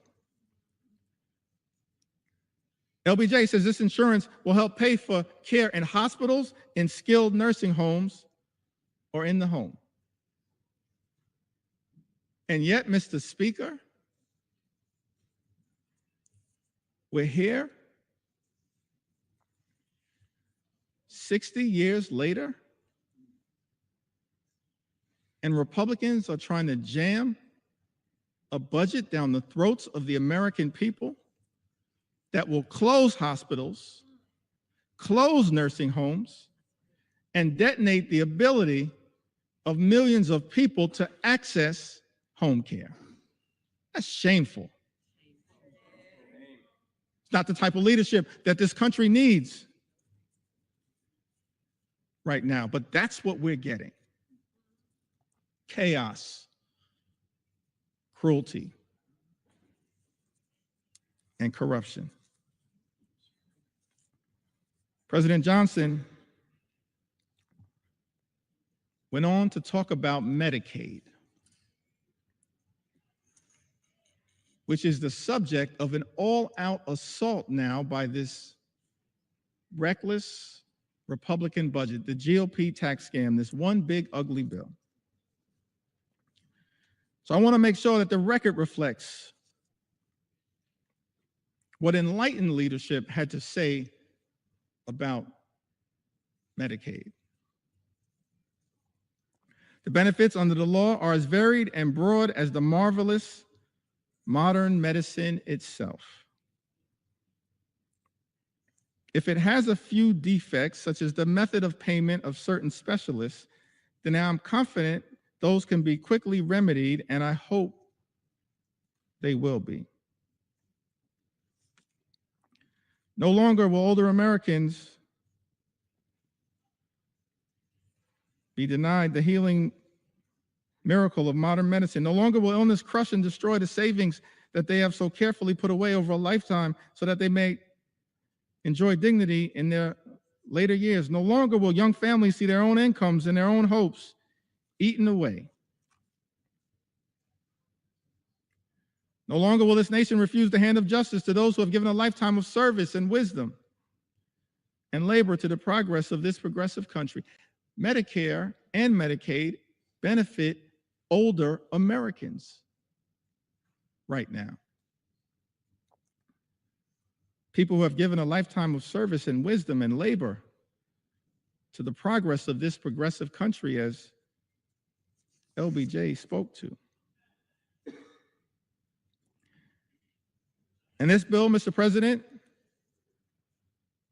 again, a nod to President Harry Truman, is even broader than that. It will increase Social Security benefits for all of our older Americans. It will improve a wide range of health and medical services for Americans of all ages. And then President Lyndon Baines Johnson leans in on the importance of Medicaid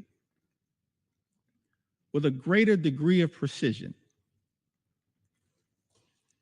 He says, but there is another tradition that we share today. Calls upon us never to be indifferent toward despair, commands us never to turn away from helplessness. It directs us never to ignore or to spurn those who suffer untended in a land that is bursting with abundance.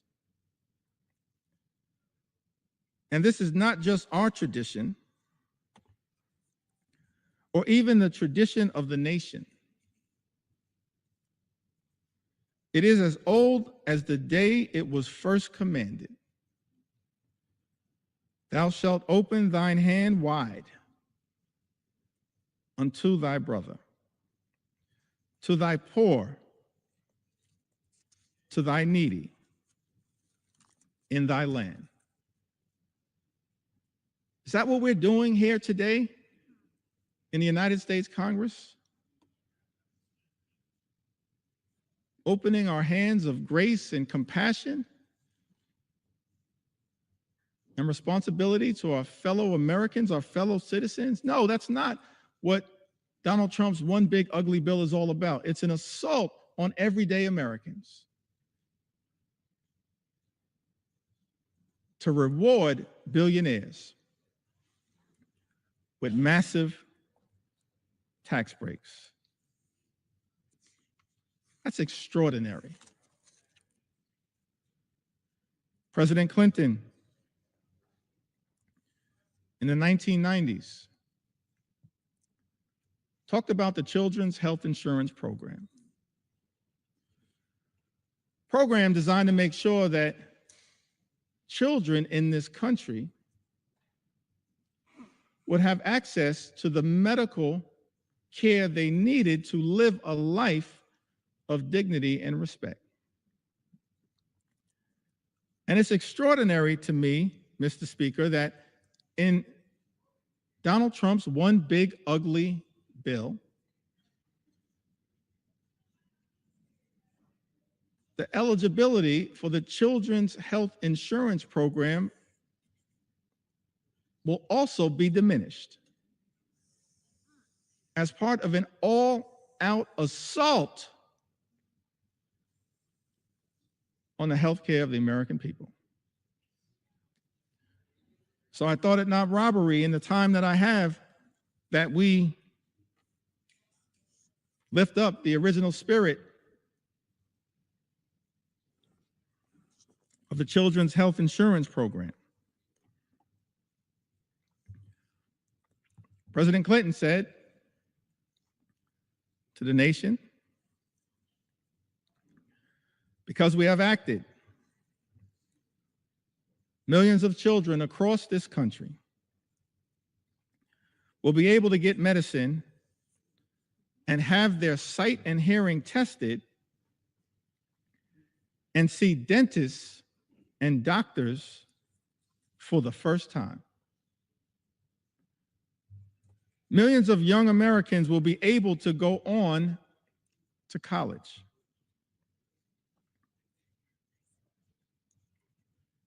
Millions of Americans not so young will be able to go back to school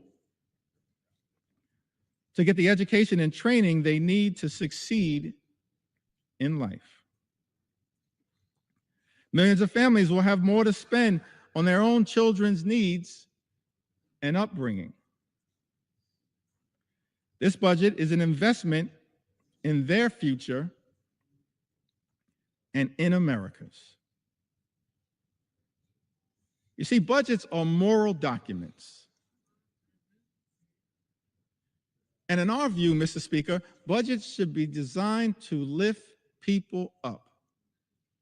This reckless Republican budget that we are debating right now on the floor of the House of Representatives tears people down. This reckless Republican budget is an immoral document, and everybody should vote no against it because of how it attacks children and seniors and everyday Americans and people with disabilities. This reckless Republican budget is an immoral document.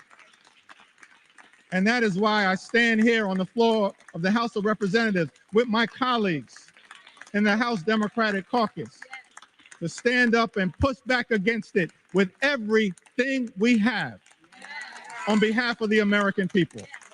In the spirit of John Lewis, show up, stand up, and speak up for what we know is right. It's an immoral document that we're debating right now on the House of Representatives. This budget also represents an attack on the Affordable Care Act. For some reason,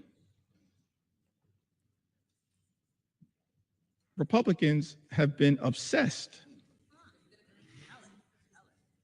Mr. Speaker, with attacking the Affordable Care Act. Gave it a nickname, Obamacare. But the great Jim Clyburn flipped the script and said, yes, it's Obamacare because President Barack Obama cares about the American people, just like we do as House Democrats. That's not what is being reflected right now on the other side of the aisle. We care about the American people. We care about their health. We care about their safety. We care about their well-being. And so I'm proud to stand here on the floor saying, yeah, we're going to continue to defend Obamacare until the very end, no matter what it takes.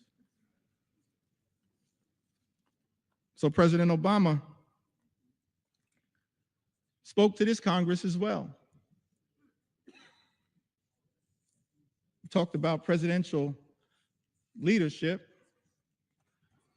We've seen it year after year, decade after decade, century after century. President Lincoln, President Roosevelt, President Truman, President Johnson, President Clinton, President Obama lifting up the American people. On the healthcare issue. So I think it's important that these words as well continue to echo out throughout America.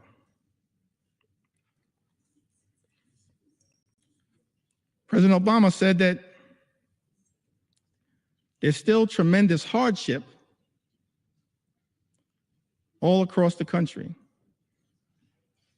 But there is a sense that we are making progress because of you. But even before this crisis, he of course speaks about the Great Recession. Even before this crisis, each and every one of us knew that there were millions of Americans across America, millions of people across America who are living their own quiet crises. Maybe because they had a child who had a pre-existing condition. And no matter how desperate they were, no matter what insurance company they called, they couldn't get coverage for that child. Maybe it was somebody who had been forced into early retirement in their 50s, not yet eligible for Medicare. And they couldn't find a job. And they couldn't find health insurance. despite the fact that they had some sort of chronic condition that had to be tended to. And now we're on the threshold of doing something about it, he said to the United States Congress, Speaker Nancy Pelosi and others who were great partners in this effort. He said, and now we're on the threshold of doing something about it. We're a day away. This is aspirational leadership. After a year of debate, after every argument has been made by just about everybody, we're 24 hours away. But it may also be possible, referring to his critics that existed at the time, who sat on the other side of the aisle. He said, but it may also be possible that they realize after health reform passes and I sign that legislation into law, that it's going to be a little harder to mischaracterize what this effort has been all about. Because this year, small businesses will start getting tax credits so that they can offer health insurance to employees who currently don't have it. Because this year, those same parents who are worried about getting coverage for their children with pre-existing conditions now are assured that insurance companies have to give them coverage this year. Because this year, insurance companies won't suddenly be able to drop your coverage when you get sick, or impose lifetime limits or restrictive limits on the coverage that you have. President Obama went on to say, maybe they know that this year, for the first time, young people will be able to stay on their parents' health insurance until they're 26 years old. The Affordable Care Act was a tremendous step in the right direction. It's aspirational leadership. Tens of millions of Americans now have health insurance coverage as a result of the Affordable Care Act. But this reckless Republican budget, this one big, ugly bill that President Donald Trump has directed my Republican colleagues to sign off on, to recklessly rubber stamp, and to bend the knee to, even though this bill and its assault on health care, on Medicaid, on the Children's Health Insurance Program, on Medicare, and on Obamacare will rip away health care coverage from the people my Republican colleagues are here in Washington to represent. It's extraordinary to me that as a result of this one big ugly bill, this all-out assault on health care in this country, millions of people are going to lose coverage, thrown off of health care,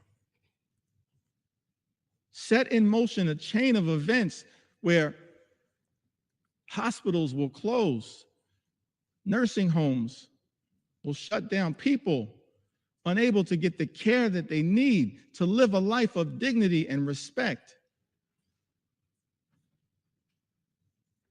And that as a result of the all-out Republican assault on health care in the United States of America, people will die. Tens of thousands, perhaps year after year after year, as a result of the Republican assault on the health care of the American people. I'm sad. I never thought that I'd be on the House floor saying that this is a crime scene. And House Democrats want no part of it. No part of it. It's a crime scene going after the health and the safety and the well-being of the American people. And Mr. Speaker, we want no part of it, which is why we're fighting so hard to stop it. Serving in the United States Congress on this glorious floor, having to be part of a crime scene. Shameful. All-out assault on the American people. President Biden worked hard with many of the people in this Congress who still serve to try to build upon this great legacy, this journey that we've been on, set in motion in modern American presidential history by FDR, inspired by the great vision of President Truman, enhanced in years that were cut short far too early by President Kennedy, and then powered in such an extraordinary way by President Lyndon Baines Johnson. Built upon aspirationally by President Jimmy Carter. And then advanced the Children's Health Insurance Program by President Bill Clinton. Furthered in such an extraordinary way by President Barack Obama. And then built upon and enhanced by President Biden. None of us are perfect, but that's part of our march toward a more perfect union. That's part of the charge that we have as public servants, given that sacred charge in the preamble of the United States Constitution. We the people, in order to form a more perfect union. Leadership that tries to perfect the American journey. President Biden spoke to this in August of 2022. Talked about the challenges, pushing back against special interests that are often the forces trying to stop progress on behalf of the American people.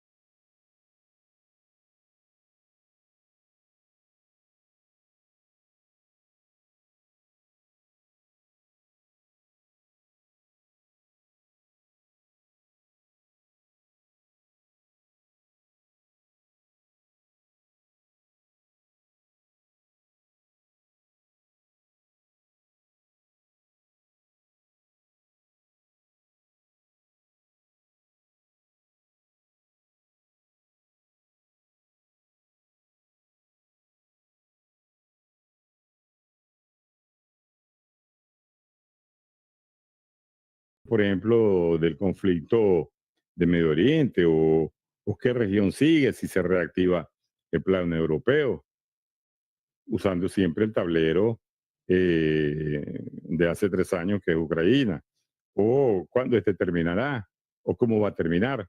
Entonces, lo de mañana, las negociaciones con Zelensky, es posible que Trump demuestre benevolencia, que Trump insista en alargar el plazo de la suspensión del armamento, también en dependencia de lo que me refería al inicio, de aquellas negociaciones que tiene con Rusia, con temas pues que no son del dominio público. Preguntarle, porque en las últimas horas hemos contado que el primer ministro de Hungría on behalf of the American people. This means seniors, President Biden goes on to say, are going to pay less for their prescription drugs, while we're changing circumstances for people on Medicare by putting a cap of a maximum of $2,000 per year on their prescription drug costs, no matter what the reason for those prescriptions are. That means if you're on Medicare, you'll never have to pay more than $2,000 a year. No matter how many prescriptions you have, whether it's for cancer or any other disease, no more than $2,000 a year. I don't care who in this town is trying to take credit for something accomplished by others. President Joseph Robinette Biden did that. He did that. He did that as part of our effort to lower costs on behalf of the American people. None of us are perfect. There's still work to do. But the 46th president of the United States of America did that. Inflation Reduction Act, he went on to say, locks in lower healthcare premiums for millions of families who get their coverage under the Affordable Care Act. Last year, a family of four saved on average $2,400 through the American Rescue Plan that I signed into law that Congress voted in place. President Biden's talking about the continuation of our march toward a more perfect union, the work that we in this Congress, many of us who had the privilege to serve over the last few years, did to try to expand and strengthen the Affordable Care Act, Obamacare, by enhancing the premium tax credits available so that millions of additional Americans would actually have the ability to get access to health care. And in this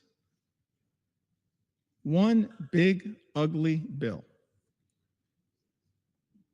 Republicans are setting in motion the explosion of those tax credits that are designed to provide affordable health care coverage to the American people.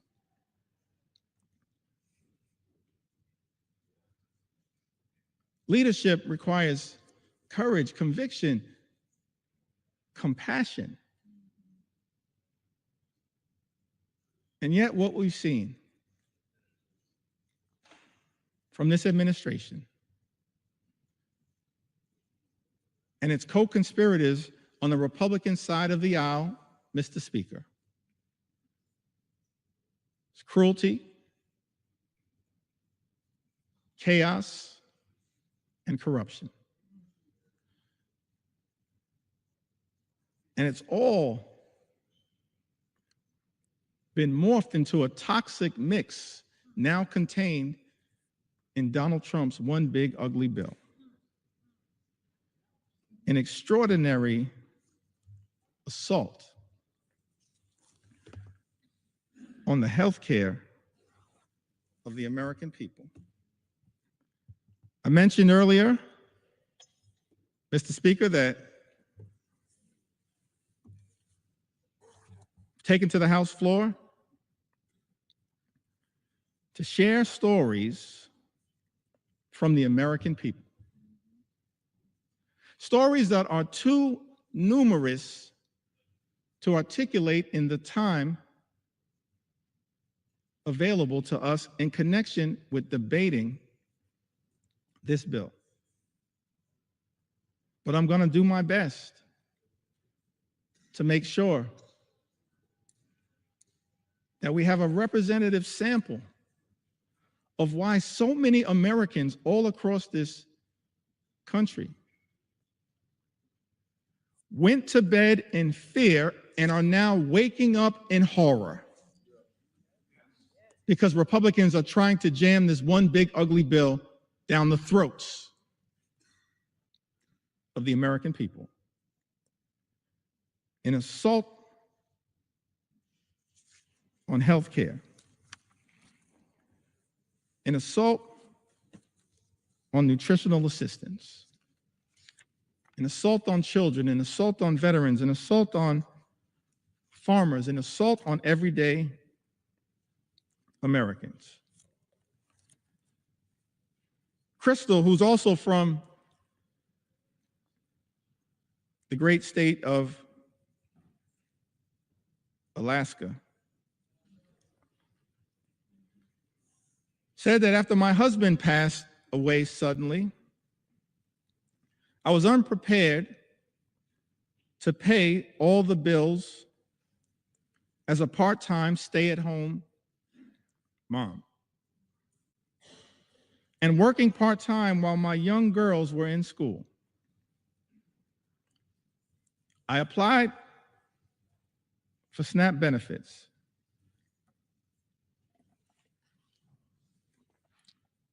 And was so thankful I received them, for it helped me so much. And I was so thankful it put food on our table. I didn't have to worry about how I was going to buy groceries while paying the other bills I had to take care of. The SNAP program has helped me many times, and through those times, I was struggling financially. And so I'm so thankful it was there when I needed it most. I am no longer on the program, but it was one of the biggest blessings in my life. During those hard years after my loss. Thank you to the government for helping me. We all need help at times in life. And I think this program should remain available to those who really need it, who are struggling. Thank you, Crystal, for sharing your story with us. Mr. Speaker, Talise wrote to us, lives in Alabama's 5th Congressional District.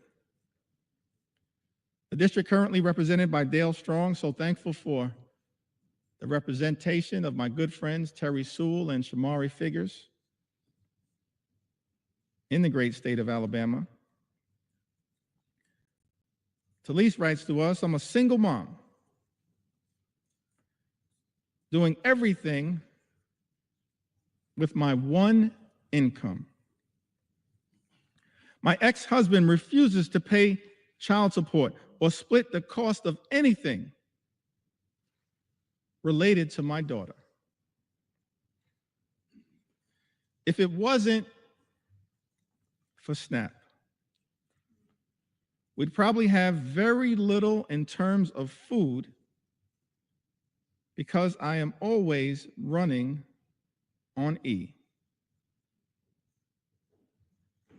I'm so beyond grateful for the assistance. Curtis writes to us, Mr. Speaker, from the great state of Arizona, in my disabled senior status, I would be in a dire nutritional status, if not mostly for the SNAP nutritional assistance, a godsend.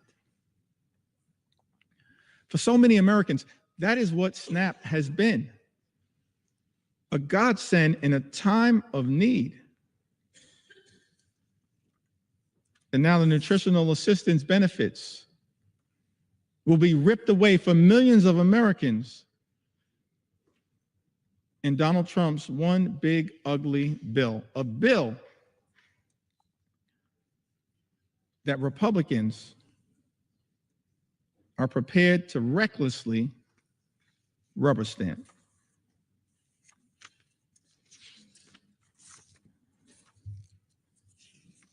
You also heard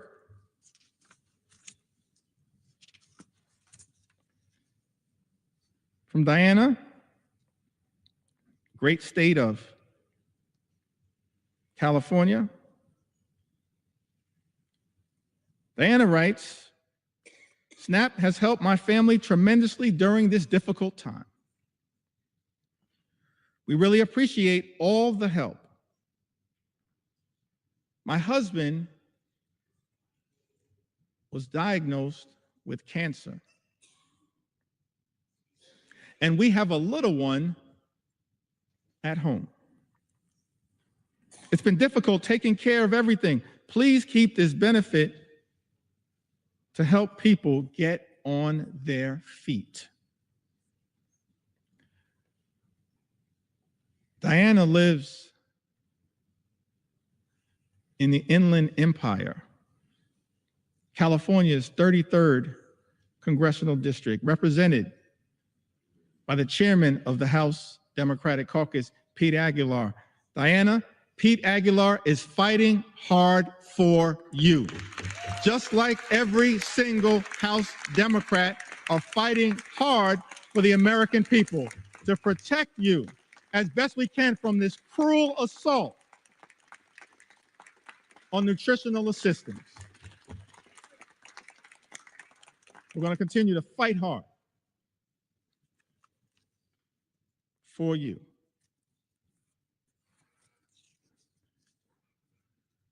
In Ohio, Julie writes to us, I'm so thankful for Amelia Sykes, Marcy Kaptur. Marcy Kaptur is the original gangster of the Ohio delegation. The longest serving woman in the history of the United States Congress, fighting hard on behalf of the people she incredibly represents. Along with Amelia and Chantel Brown and Greg Landsman, and of course, y'all know I couldn't leave out my big sister, Joyce Beatty.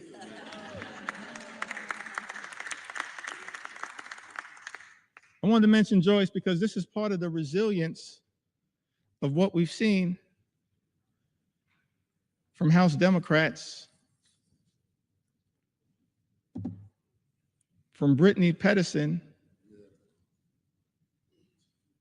distinguished gentlelady from the great state of Colorado, who gave birth to a beautiful baby boy, Sam, at the beginning of this year.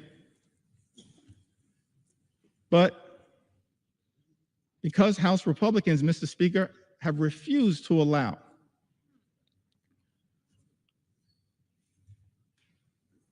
proxy voting, virtual voting for expectant mothers and new mothers throughout this year, shortly after giving birth, Congresswoman Brittany Pedersen, each and every week, often with her baby boy, Sam, has come to the United States Congress to stand with House Democrats in defense of the American people.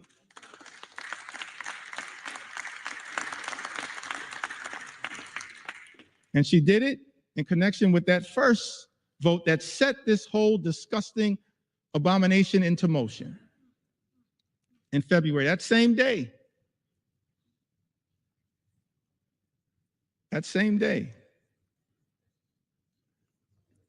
Kevin Mullen showed up to vote on behalf of the American people. Just like all of us continue to do, Kevin Mullen showed up to vote despite the fact that he had been experiencing multiple surgeries, was dealing with some complications. But he understood, just like all House Democrats understand the need to stand up in this moment and fight hard for the American people, the need to be here throughout this entire toxic journey that Republicans have set us on. Connection with this one big ugly bill. Kevin Mullen, coming off of multiple surgeries,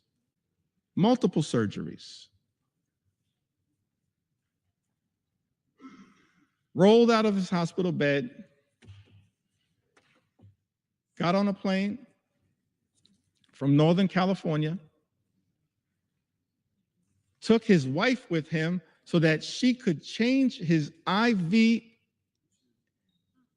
on the plane across the country to be here and stand with his sisters and brothers in the House Democratic Caucus family to push back against this one big ugly bill. I was so thankful, so appreciative to see the great Joyce Beatty, who's been battling some issues, working her way through them, putting off surgeries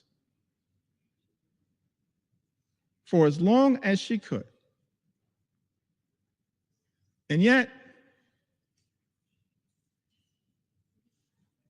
perhaps against some of the advice that she may have received, understood, as she said in her own words, the importance of being here on behalf of the American people,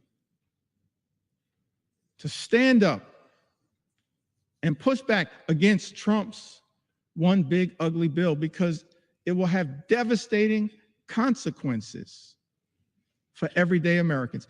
Thank you, Joyce Beatty, for your courage, your strength, and your resilience on behalf of the people that you represent in the great state of Ohio and people all across the country.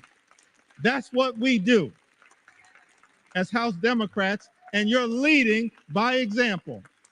And I could tell stories about every single one of us who in this moment recognizes that we have to keep rising to the occasion because of the extraordinary assault that has been launched against the American people by Donald Trump and complete Republican control here in Washington. Let's understand who is doing you in. People on the other side of the aisle. It's not too late. All we need are 4 Republicans to join us, to show John McCain levels of courage. Not on the battlefield, as he did in such an extraordinary way. And yes, Mr. President, John McCain was an American hero and patriot. An American hero and patriot. I may have disagreed with him on a whole host of issues. We cannot disagree with the fact that he was an American patriot and a war hero who served this country overseas.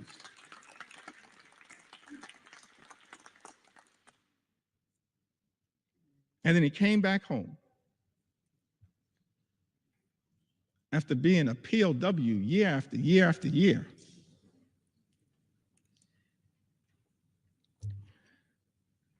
And got elected to the United States House of Representatives. Did I get that right, y'all? To the United States House of Representatives. Just making sure y'all are paying attention. All good things start in the United States House of Representatives, as far as we're concerned. And then he went over to the Senate. And then in one of his final acts of courage, he pushed back against the effort to rip away health care from millions of Americans. All we need is 4 Republicans to show John McCain levels of courage when it comes to protecting the health, the safety, and the well-being of the American people, protecting the nutritional assistance of the American people. I think earlier today, I may have neglected to mention the leadership of Jim McGovern, who's done an extraordinary job leading the charge on the Rules Committee as we push back against this all-out assault on the American people. Hour after hour after hour after hour, Jim McGovern, the members of the Rules Committee, and so many members of the House Democratic Caucus pushing amendment after amendment, debating hard against this one big ugly bill on behalf of the American people. Jim McGovern, of course, longtime champion for combating hunger in the United States of America. So thankful for Jim's resilience and his strength, even in the face of great tragedy. Continues to battle hard on behalf of the American people. Julie writes, SNAP has been an amazing help to my family. Very grateful to receive it. I'm a single mom of twin 13-year-old girls. I've been on my own with my girls since they were 1 and have never received child support. I do work. People who receive Medicaid work. People who receive SNAP work. So some people in this town need to stop lying to the American people.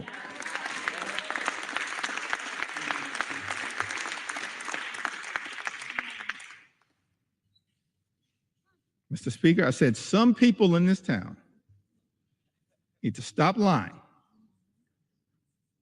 to the American people. Julie said, I do work, but don't make enough money to cover all my expenses. It's a big misunderstanding that people on SNAP don't have jobs.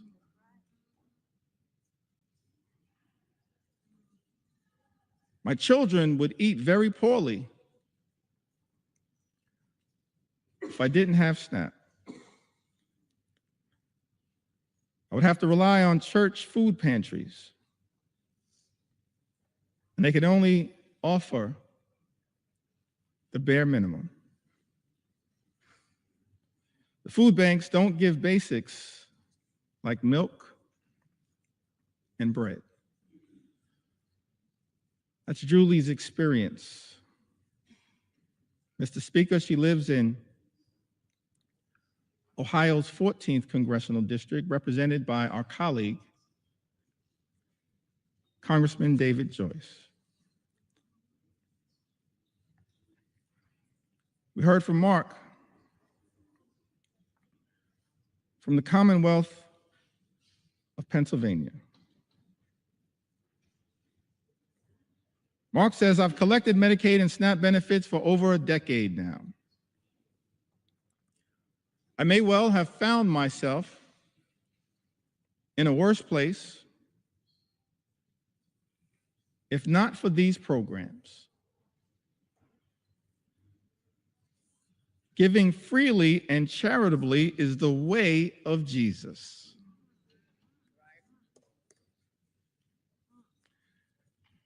Reverend Cleaver, some people in this chamber need to hear those words again.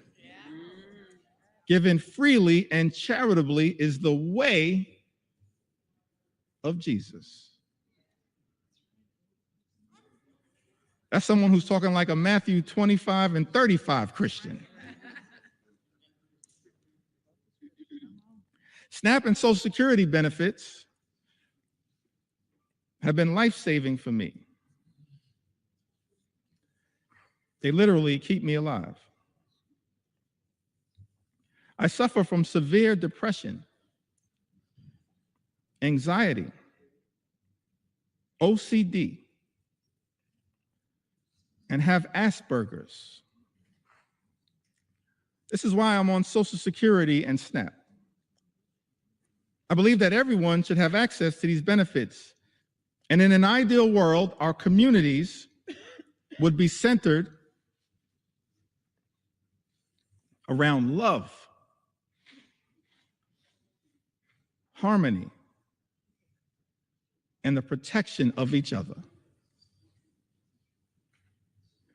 That's real love.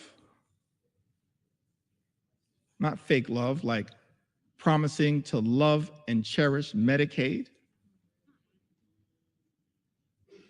and then turning around and presiding over the largest cut to Medicaid in American history, which is what Donald Trump's one big ugly bill represents.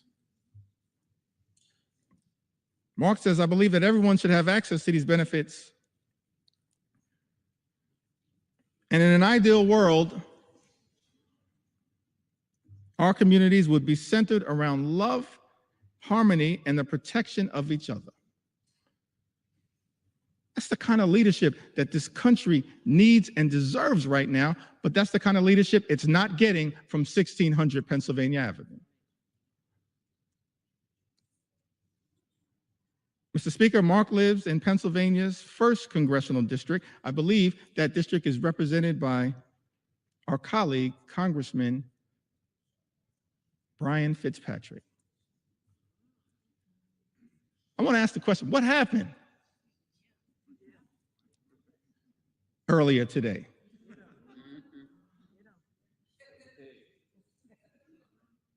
How was it that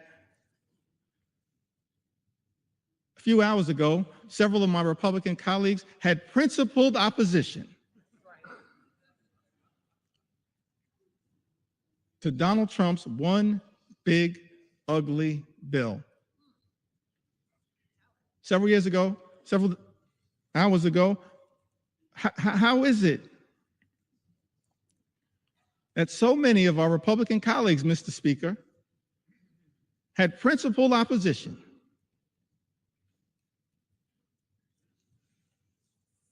to Donald Trump's one big ugly bill?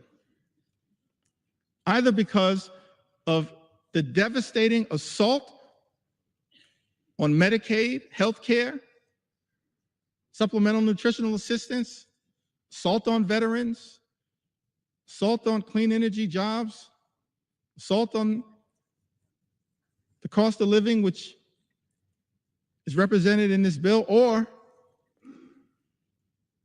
because of the assault on the fiscal irresponsibility of a bill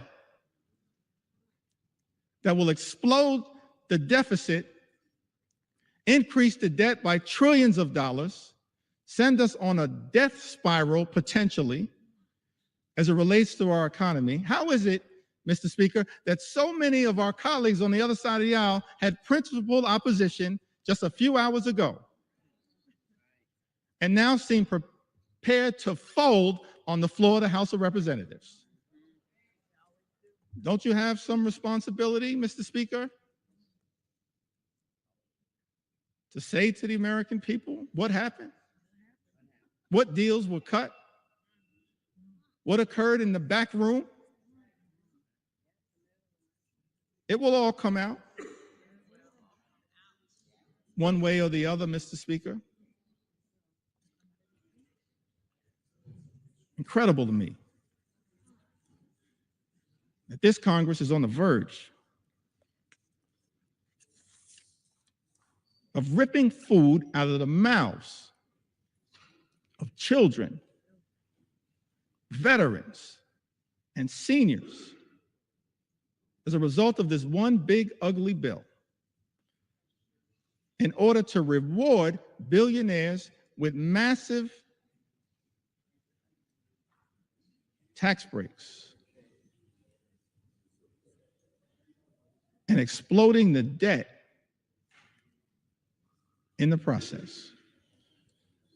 I mentioned earlier in my remarks that as House Democrats, we envision a different country than the one that is being ravaged by such extremism right now. Imagine a country where every single American can afford to live the good life. Good paying job, good housing, good health care, good education for your children, and a good retirement.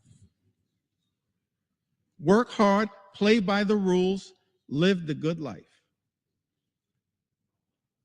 That's the America that we should be working hard right now to bring about for every single American. But we know there are far too many Americans in this country struggling to live paycheck to paycheck.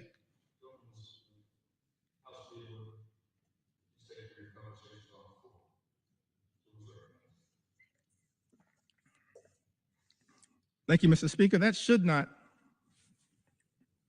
be the case in this great country. The wealthiest country in the history of the world, a country that has become far too expensive for far too many people. Donald Trump promised to lower the high cost of living on day one. He made that promise to the American people. Made that promise, hadn't happened on day one, hasn't happened on month 1, month 2, month 3, month 4, month 5, month 6.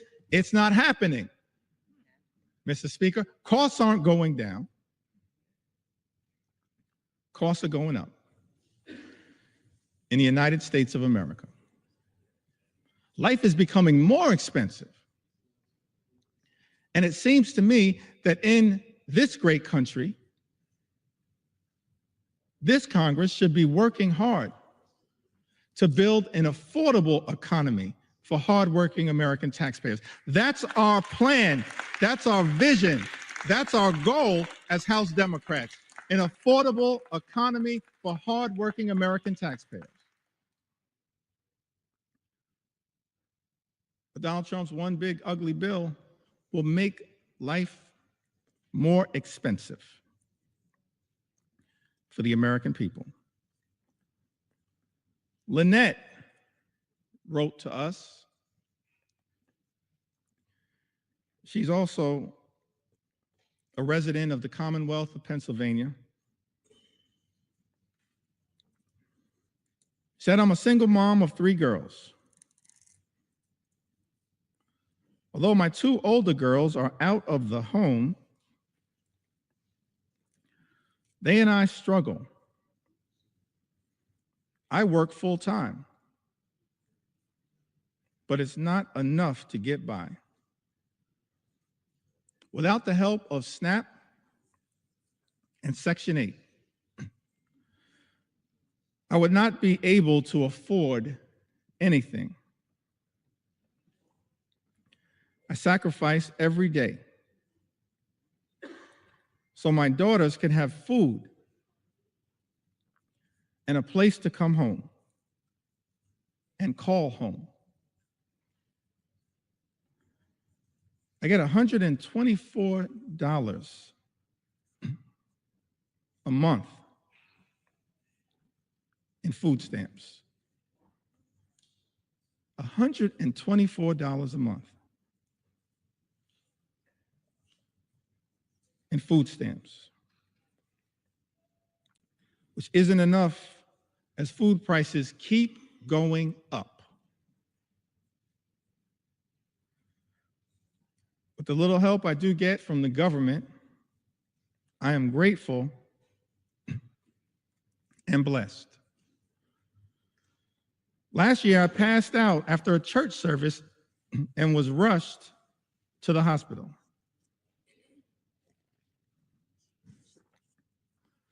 I didn't have any insurance at this time, but I was treated. However, I could not pay back the services that I received, and I still need treatments. I have been choosing to pay for rent and food, but I have these bills and other appointments that I need to go to, but don't have the extra money, and I don't qualify for Medicare, don't make enough to get insurance on the marketplace for insurance. Lynette, without the help of SNAP and Section 8, I would not be able to afford anything. Mr. Speaker, Lynette resides in Pennsylvania's 7th congressional district, a district represented by our colleague, Congressman Ryan McKenzie. Wendy writes to us from the Commonwealth of Virginia. Says that I am a single mother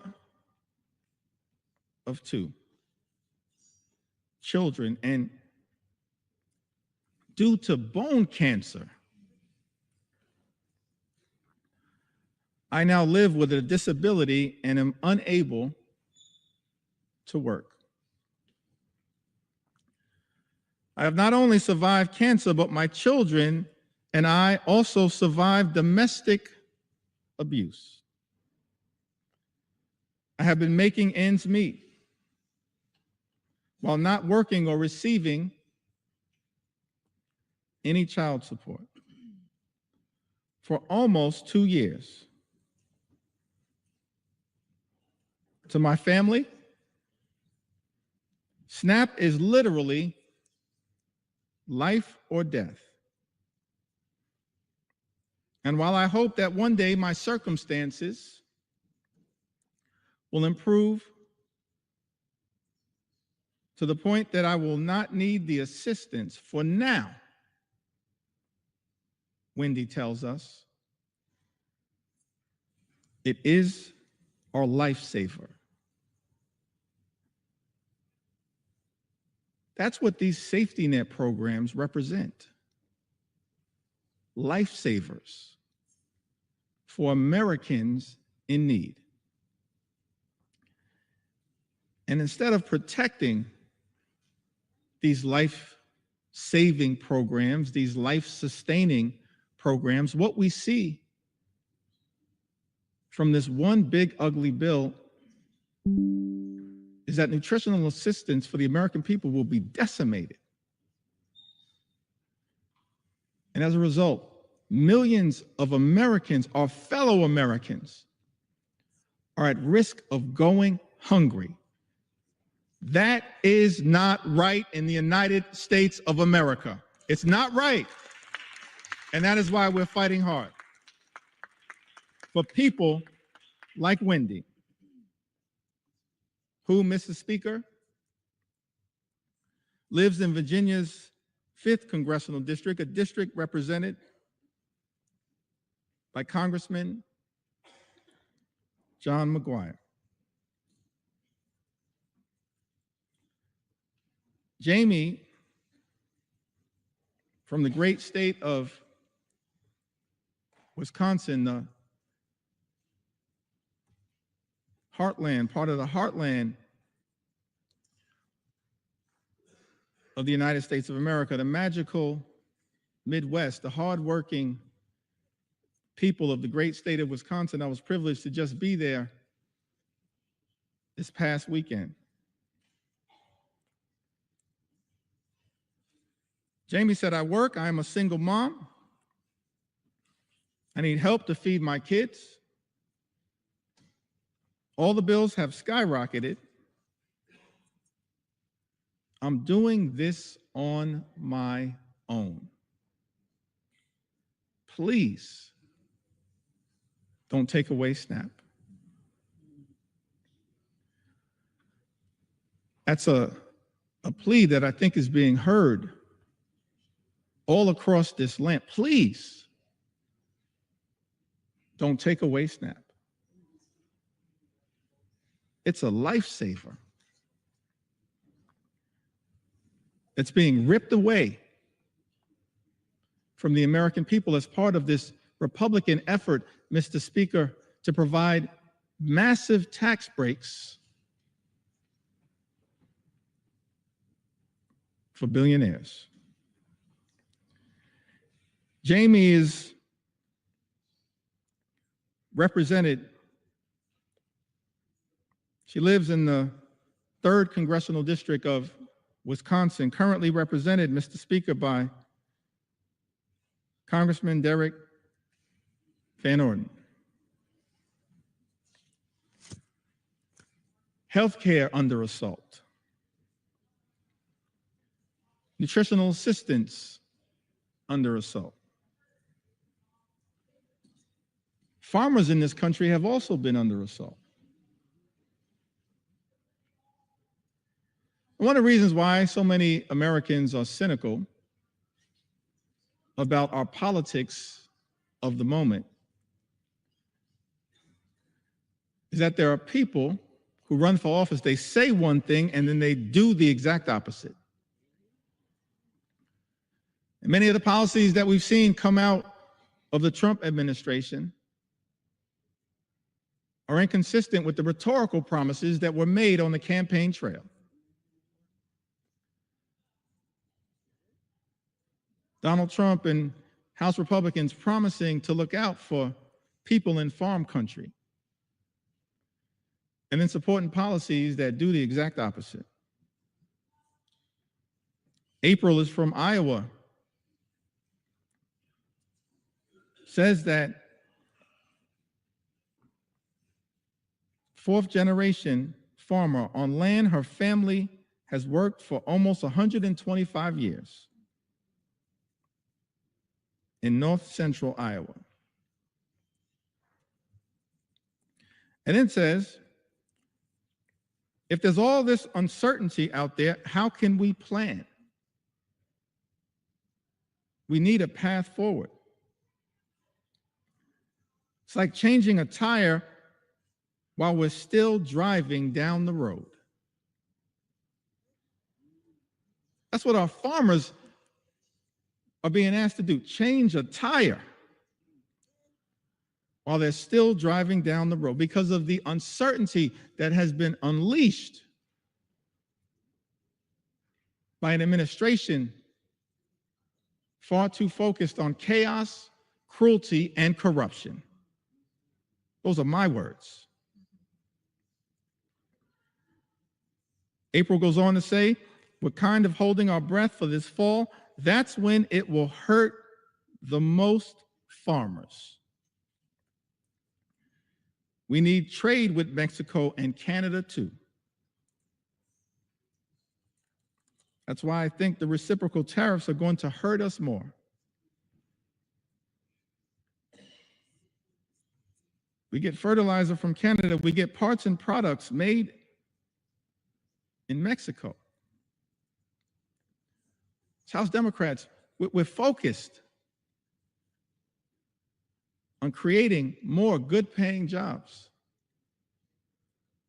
on economic strategies that make sense, that are designed to lift up the American people But I can't find anything in this 900+ page bill that is actually designed to permanently sustain a positive trajectory for farmers in this country and for everyday Americans. In fact, the chaotic uncertainty of the economic policies that have been unleashed by the Trump administration and complete Republican rule in Washington, D.C. will have devastating consequences for the American people and for farmers like April. John writes to us from the great state of North Carolina. He says to us, not many families can say this, Black families, that is, but we've been here for over 100 years. My great-grandfather, my grandfather on both sides, and my father were all farmers.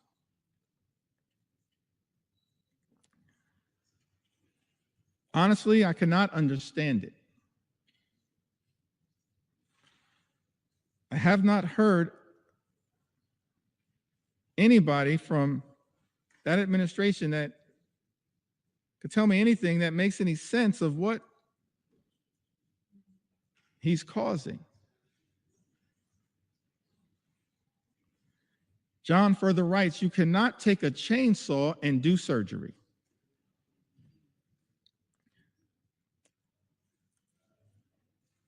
I'm going to plant about 50% less than I would normally because I don't know what the price is going to be. I don't want to take the risk of putting even more out there. What we've seen from the Trump administration, from this so-called DOGE effort, and from our Republican colleagues, Mr. Speaker, is deeply troubling. Republicans are trying to take a chainsaw to Social Security, a chainsaw to Medicare, a chainsaw to Medicaid, a chainsaw to the health care of the American people, a chainsaw to nutritional assistance for hungry children, a chainsaw to farm country, and a chainsaw to vulnerable Americans. But as House Democrats, we're here to make clear, Mr. Speaker, we're determined to take a chainsaw to Project 2025. A chainsaw, a chainsaw, a chainsaw to Project 2025 on behalf of the American people. We don't want this country to go backward. We want this country to go forward. And so no matter what it takes, no matter how long it takes, we're going to take a chainsaw to your Project 2025. That's what we're prepared to do.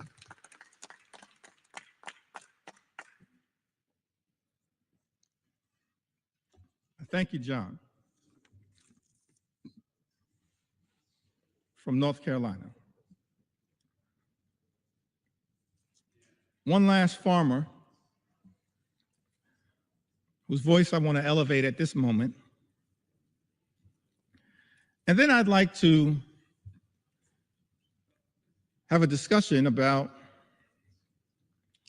anchored around some of the things that our Republican colleagues, Mr. Speaker, have said during this entire process. Correspondence that has been written by Republicans as it relates to this one big ugly bill. Correspondence that I'm struggling to understand now,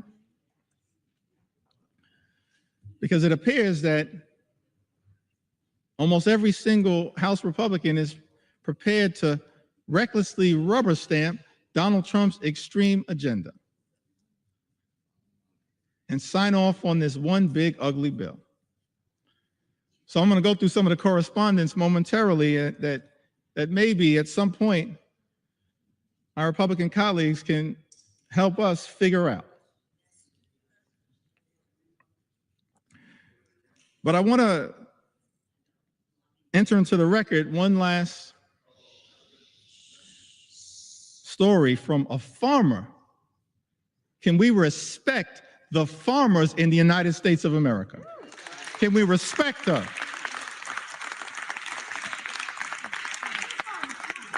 We began this country as an agrarian economy. We should respect the farmers in this country as I'm telling their stories. On the eve of our 249th birthday, can we respect the farmers in this country who we're working hard to defend?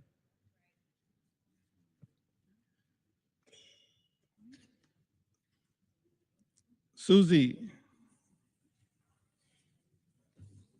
is from Missouri. In a district, Mr. Speaker, represented by Ways and Means Chairman, our colleague, Jason Smith. She writes to us, she says that Susie and her husband, they moved back to her family farm over 2 decades ago, where they raised their children,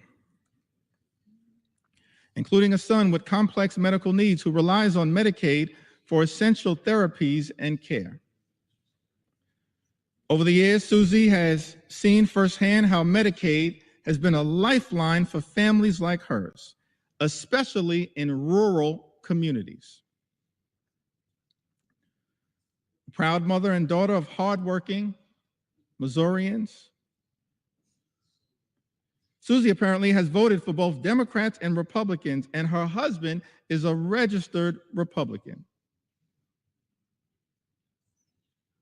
But as farmers, they both believe that access to health care should never be a partisan issue. We agree. Thank you, Susie. Access to health care in the United States of America should never be a partisan issue. It should never be considered a privilege just for the wealthy, the well-off, and the well-connected. It is a right that should be available to every single American, and that is what we are fighting hard right now to defend here in the United States of America, and to push back against this one big, ugly bill.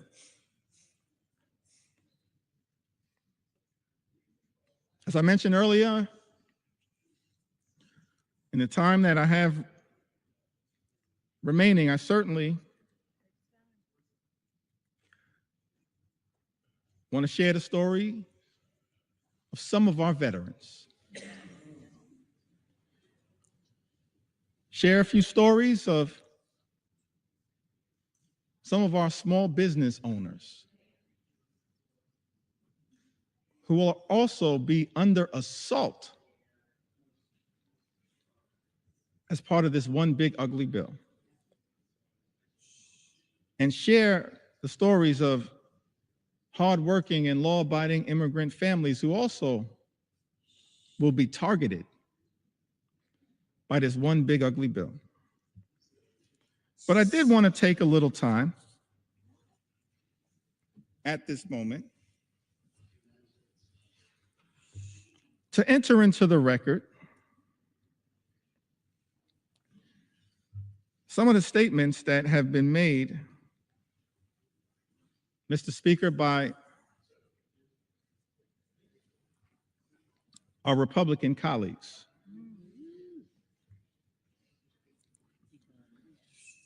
That I just don't understand. I mean, I am flummoxed by some of these statements. I've always wanted to use that word, y'all. One will suspend. House will be in order. Please take your conversations outside the chamber. Please take your conversations outside the chamber. Gentleman's recognized. Thank you, Mr. Speaker. I was hoping to seek some clarification at some point after I'm able to yield the floor. But I'm still here to take my sweet time. On behalf of the American people.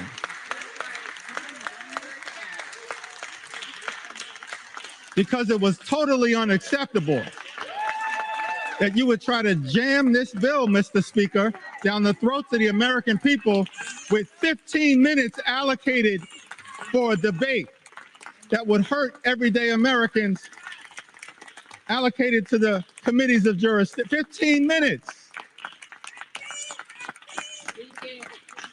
And so now I'm here with my House Democratic colleagues, 4 hours in, taking our sweet time.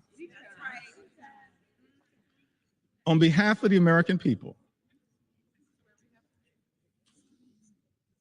And I'm flummoxed. Maybe it's flummoxed. As I mentioned, Mr. Speaker, I always wanted to use that word. I can't spell it, but I know what it means. I'm confused by many of these statements, so I'm trying to enter them into the record and then perhaps at some point get some clarification. Talking about Medicaid cuts, the largest cut to Medicaid in American history. Vice President said these cuts are immaterial. Are you kidding me? Immaterial? I'm perplexed, I'm astonished, I'm confused that someone who sits in the second highest office in the land would say that Medicaid cuts, $1 trillion or so of Medicaid cuts that are in Donald Trump's one big ugly bill are immaterial.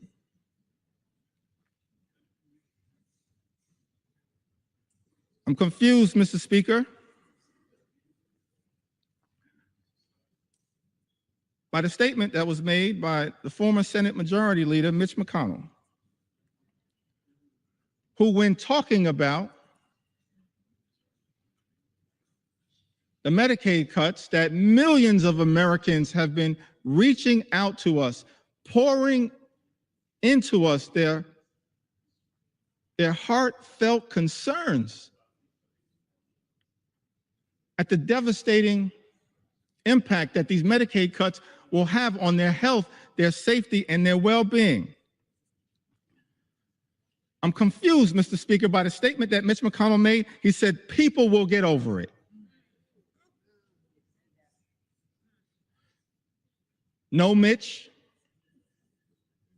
The American people will not get over it, but they will get even next November.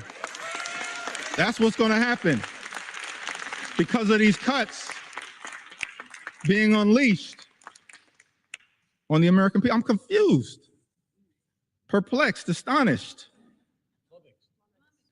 flummoxed by some of these statements. This one is a beauty. In the great state of Iowa, Senator Joni Ernst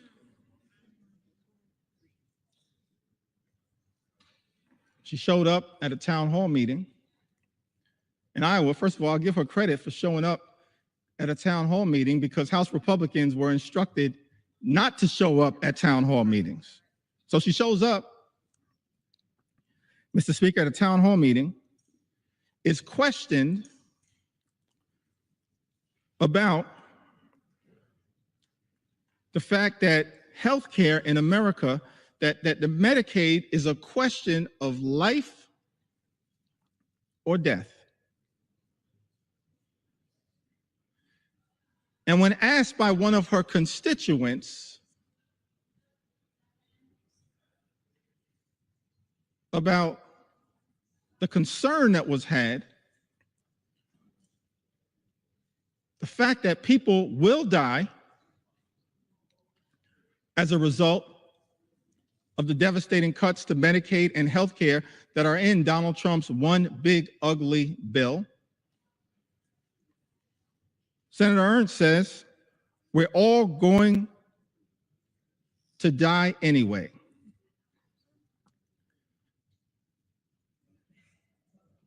Yes, Joni, the American people understand that at some point, all of us will transition. But the American people do not deserve to die as a result of the Republican cruelty that is in this legislation. Do not deserve to die as a result of the cruelty that is embedded, Mr. Speaker, in this legislation. Ending Medicaid as we know it, the largest cut to Medicaid in American history. And as a result of this all-out assault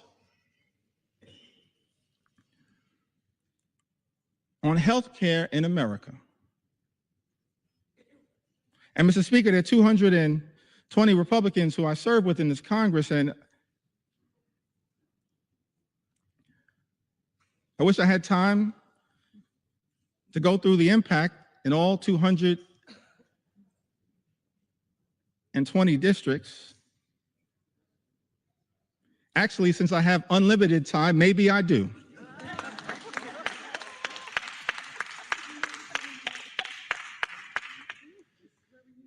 But, Mr. Speaker, I figured that, I'll start in my home state of New York.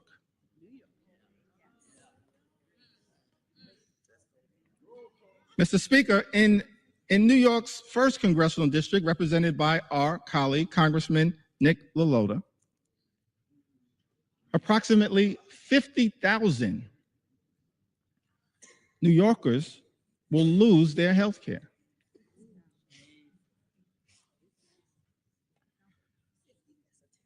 In New York's 24th Congressional District, Mr. Speaker, represented by our colleague, Congresswoman Claudia Tenney, over 30,000 New Yorkers will lose their health care.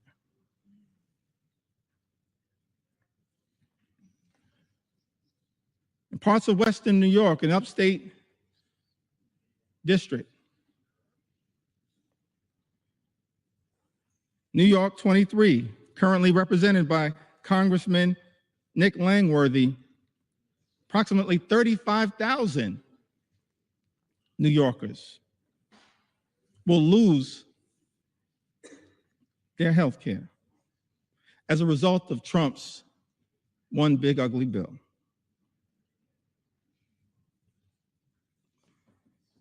In New York 17, currently represented by Congressman Mike Lawler, more than 30,000 New Yorkers will lose their health care.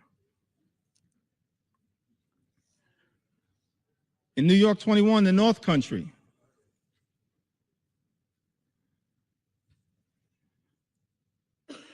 represented by Congresswoman Elise Stefanik,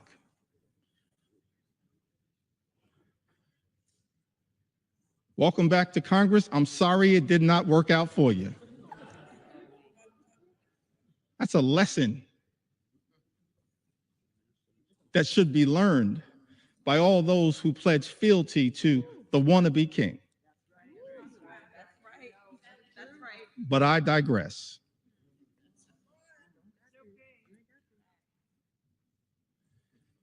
New York's 21st Congressional District, currently represented by Congresswoman Elise Stefanik, approximately 44,000 New Yorkers will lose their health care.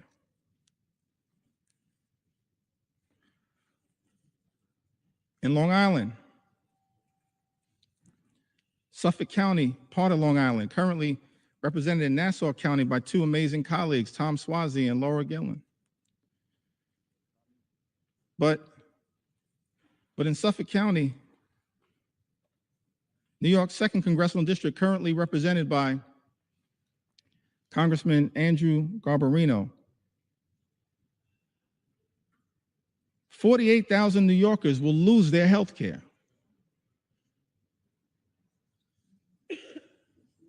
In Suffolk County, in New York's 2nd Congressional District, as a result of Trump's one big ugly bill.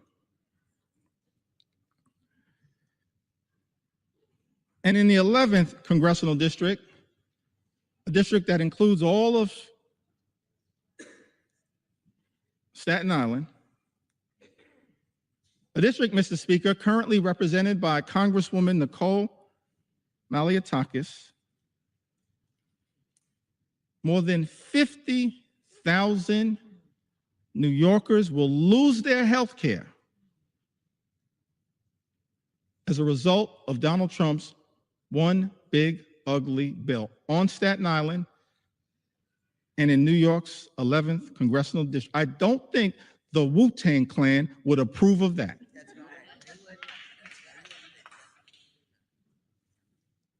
It's incredible to me. In district after district after district, Mr. Speaker, represented by my Republican colleagues, so many Americans will stand to lose their health care as a result of Donald Trump's one big ugly bill. Now, this is not just a Democratic perspective. We stand by that perspective. We'll continue to articulate that view and forcefully defend the health care of the American people, but it's not just a Democratic perspective.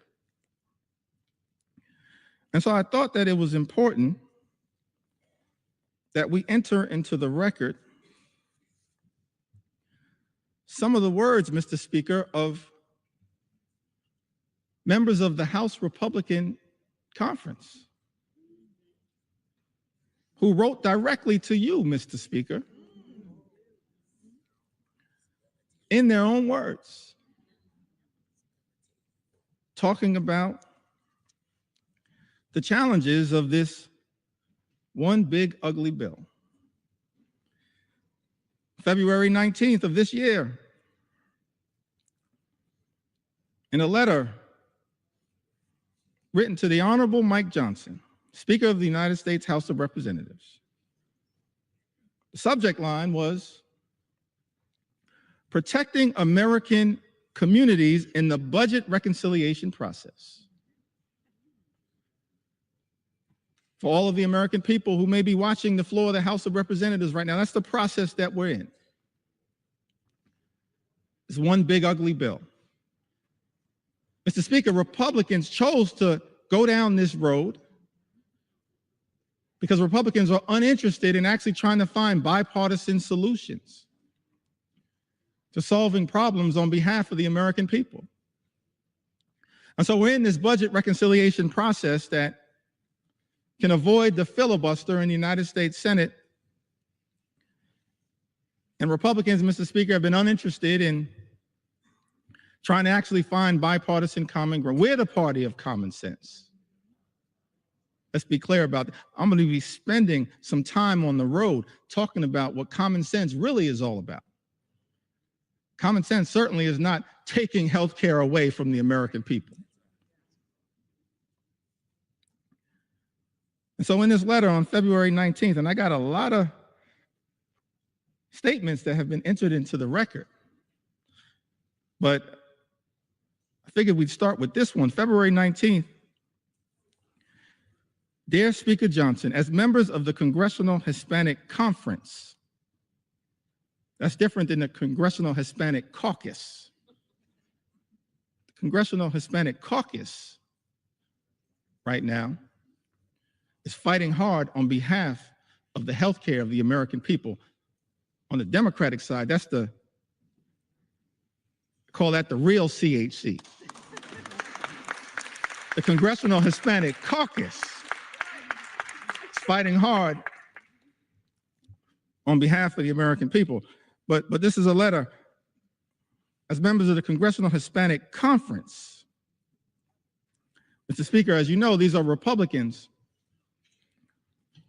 here in the House of Representatives. And those who represent sizable Hispanic populations. We are writing to express our concerns regarding possible funding decisions stemming from the House Budget Resolutions Committee instructions advanced on February 13, 2025. Those budget instructions, by the way, were what set this whole toxic process in motion that has resulted in this moment that we find ourselves in right now on the floor of the House of Representatives, connected to this one big ugly bill. And in this letter, it says that while we fully support efforts to rein in wasteful spending and deliver on President Trump's agenda, let me park right there parenthetically for a moment. Nothing in this bill is about waste, fraud, and abuse. Nothing is doing anything meaningful about waste, fraud, and abuse. The letter continues, it is imperative that we do not slash programs that support American communities across our nation. It then goes on to say that the House Budget Resolution proposed $880 billion in cuts to programs under the jurisdiction of the House Committee on Energy and Commerce, with Medicaid expected to bear the brunt of these reductions. Their words, not our words. Nearly 30% of Medicaid enrollees are Hispanic Americans, and for many families across the country, Medicaid is their only access to health care. Slashing Medicaid would have serious consequences, particularly in rural and predominantly Hispanic communities, where hospitals and nursing homes are already struggling to keep their doors open. Mr. Speaker, these are members of the House Republican Conference warning about the devastating impacts of this one big, ugly bill. It goes on to say that the House Committee on Education and the Workforce has been tasked with cutting $330 billion where federal aid for higher education, such as Pell Grants, may be a target for reductions. Once again, let me park right there parenthetically to make the observation. This bill also assaults higher education in the United States of America. That's a disgrace. And Mr. Speaker, members of the House Republican Conference predicted that that would occur. Their words, not our words. House Committee on Education and the Workforce has been tasked with cutting $330 billion where federal aid for higher education, such as Pell Grants, may be a target for reductions.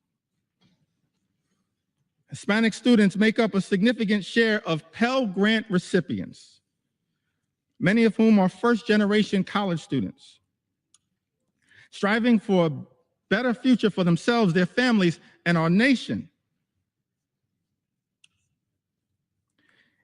If we are serious about empowering the next generation and strengthening our workforce, we must facilitate and not undermine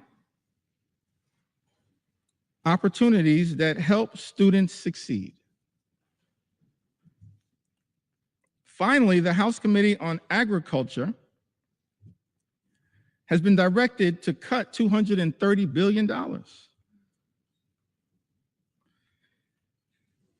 And then, Mr. Speaker, our Republican colleagues go on to write, while we fully support efforts to eliminate fraud, waste, and abuse, by the way, that's all fake, we support a federal government that's effective, that's efficient, that's equitable, that eliminates waste, fraud, and abuse. That's not what this bill is all about. But it goes on to say, while we fully support efforts to eliminate fraud, waste, and abuse, we must ensure that assistance programs such as SNAP remain protected. I mean, I'm just confused. Remain protected as nearly 22% of Hispanic families rely on this critical program as a temporary safety net during difficult times. And then this letter concludes, written to you, Mr. Speaker, by the Congressional Hispanic Conference. Hispanic Americans are the future of the Republican Party. I'll reserve judgment on that statement. As House Democrats, we're going to fight for every single community in the United States of America, including the Hispanic community. Every single community. We want every single community to experience the good life, to afford to be able to live the good life. That's what we want. For every single community, good paying job, good housing, good health care, good education for your children, and a good retirement. That's what we want for every community. But the Congressional Hispanic Conference, they write, in closing to you, Mr. Speaker, that these Hispanic Americans are closely watching to see if we will govern in a way that honors their values and delivers results.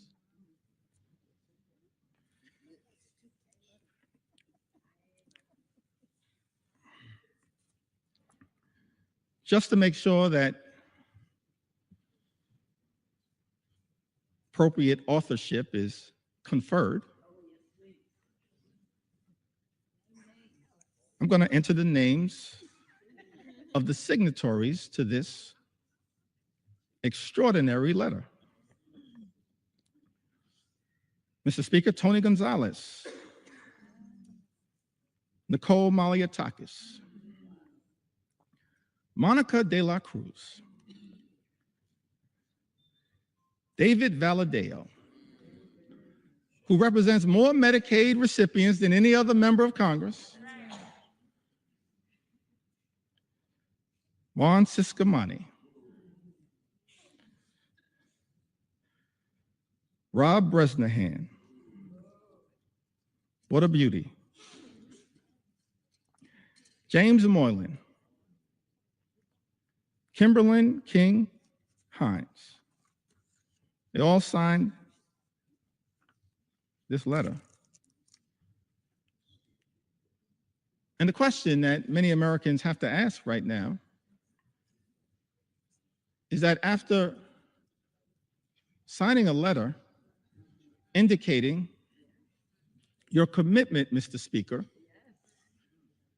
to protecting Medicaid and SNAP and access to affordable higher education through Pell Grants, how is it possible that, Mr. Speaker, some of our Republican colleagues will turn around and devastate Medicaid, devastate supplemental nutritional assistance, and devastate the ability of Hispanic communities to achieve the type of upward mobility, in part through higher education that is talked about in this letter. That letter was written in February. And then we go to March. Can I talk about it?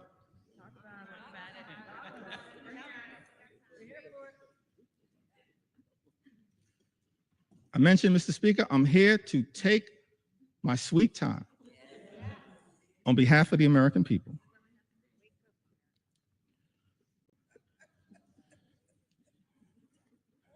And so on March 9th, there's a letter that's written to Ways and Means Chairman Jason Smith, Mr. Speaker. By my count, 21 Republicans signed this letter. And it's about the importance of the clean energy economy in the United States of America. I would assume, based on this letter, that all of the signatories to this particular piece of correspondence are now horrified by the attack on clean energy jobs, and the clean energy economy in this one big ugly bill. Well, we'll see shortly, because everyone is going to have to go on record. But in this particular letter, written on March 9th, Mr. Speaker, 21 members of the House Republican Conference write to Chairman Jason Smith. Countless American companies are utilizing sector-wide energy tax credits, many of which have enjoyed broad support in Congress to make major investments in domestic energy production and infrastructure for traditional and renewable energy sources alike. Both our constituencies and the energy industry alike remain concerned about disruptive changes to our nation's energy tax structure. With all this in mind, the letter continues toward the end. We request that any proposed changes to the tax code be conducted in a targeted and pragmatic fashion that promotes conference priorities without undoing current and future private sector investments, which will continue to increase domestic manufacturing, promote energy innovation, and keep utility costs down. I mean, the language that was chosen there is pretty interesting, but the translation is protect the clean energy economy. That's what this letter was all about. Written by my count, 21 House Republicans. Mr. Speaker, Andrew R. Garbarino, Jennifer Higgins, Juan Ciscomani, Gabe Evans, David Valadeo. What a prolific writer.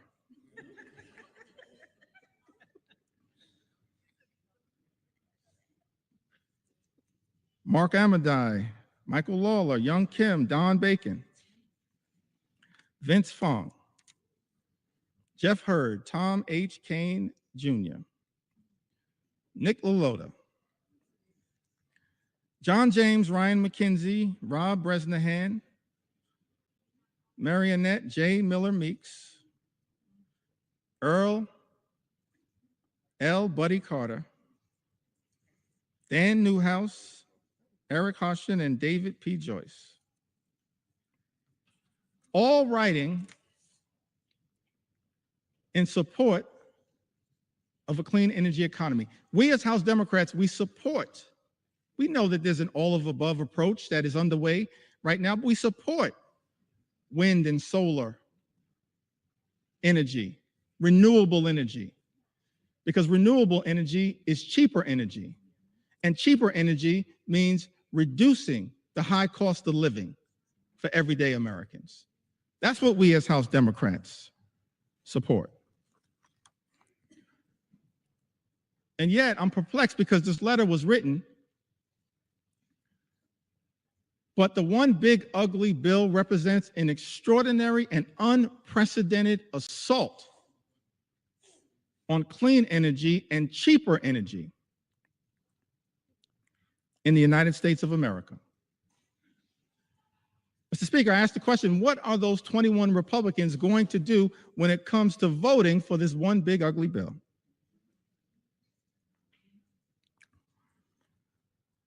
And then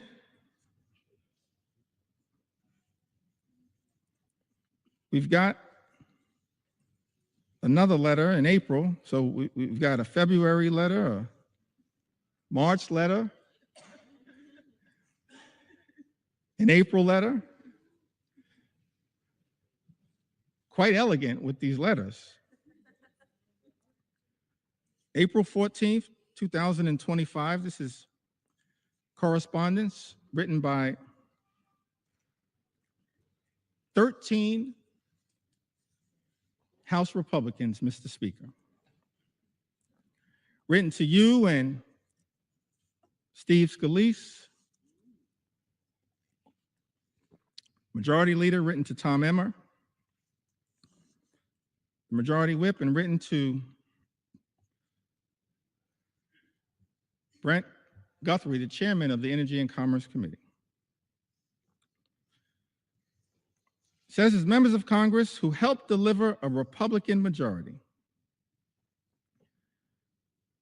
many of us representing districts with high rates of constituents who depend on Medicaid, we would like to reiterate our strong support for this program. By the way, a program that the one big ugly bill now will cut and devastate, gut,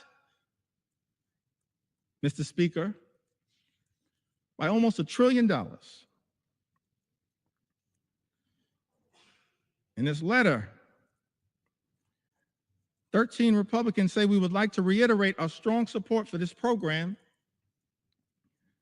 that ensures our constituents have reliable health care. Balancing the federal budget must not come at the expense of those who depend on these benefits for their health and economic security. Mr. Speaker, that's their words, not our words.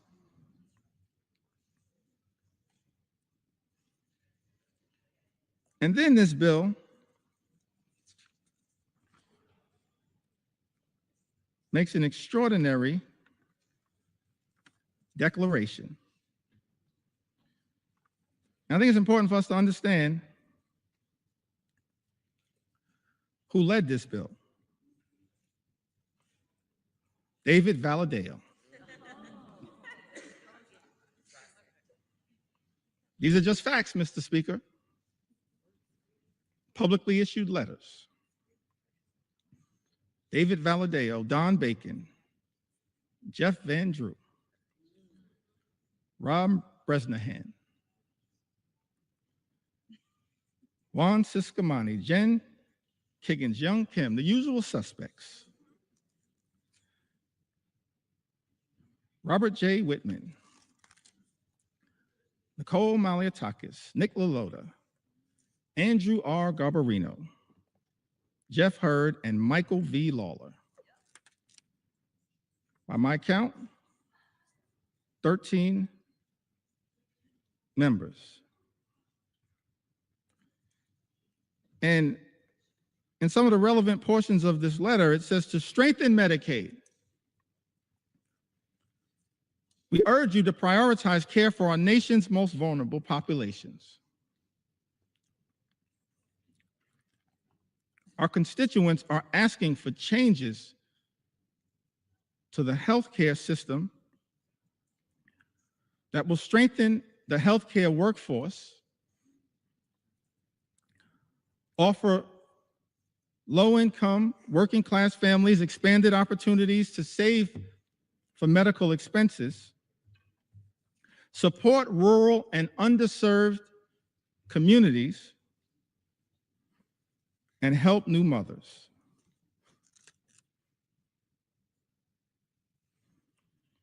And in the second paragraph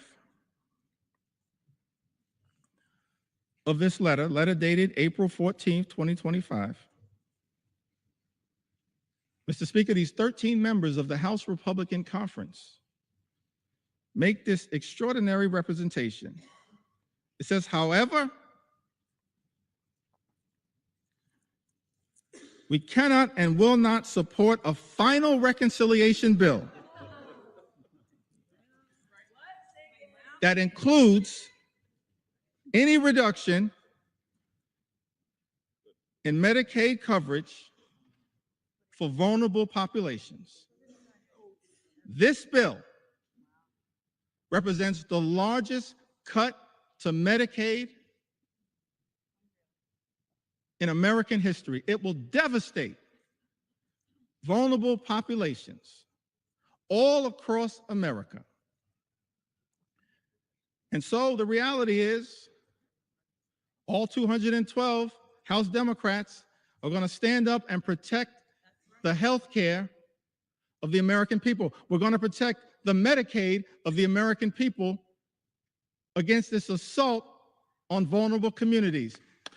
And I'm looking forward to all 13 of you joining us to protect the health care of the American people that you represent.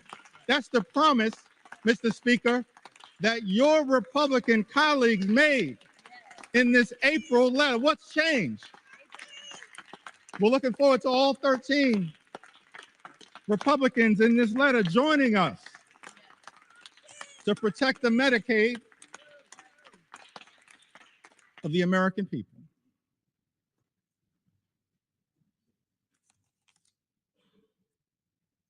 And you know, this SALT issue is also an interesting one.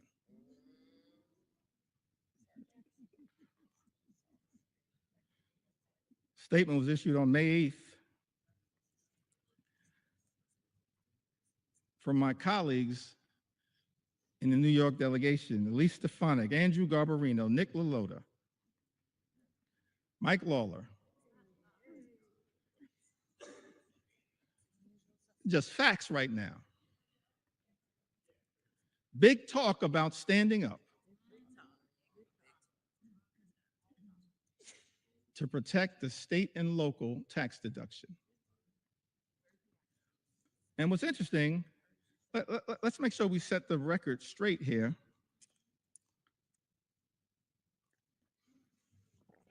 As to what happened to the state and local tax deduction,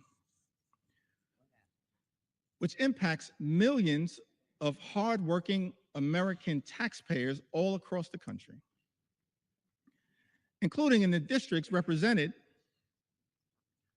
by the individuals that I just named.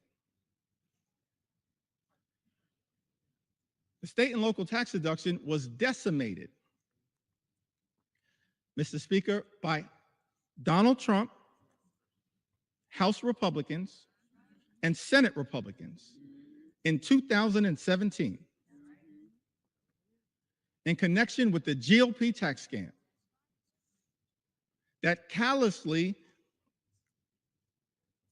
and unnecessarily imposed a $10,000 cap, wiping away thousands of dollars a year for hardworking American taxpayers. Republicans did that. Mr. Speaker, let's set the record straight. And so, Mr. Speaker, there are people in this chamber claiming to be saviors. Saving what? From the devastation that Republicans have wrought by decimating the state and local tax deduction?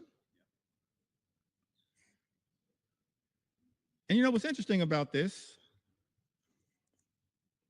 is that people who are against this claim that the state and local tax deduction is subsidizing states in certain places to the detriment of others. But every single state that suffered from the Republican effort, Mr. Speaker, under Donald Trump's presidency in 2017 to decimate the state and local tax deduction, every single state is a donor state, sends more money to the federal government than we ever get back in return. A donor state. Some people in this town running around misrepresenting the facts. We're okay to be a donor state, but don't lie to the American people about the reality of the state and local tax deduction. And then you have this extraordinary statement on May 8th, big talk, no action.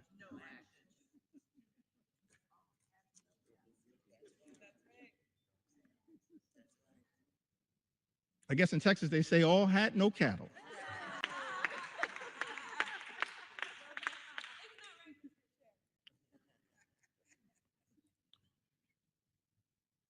And so that brings us to this letter that was written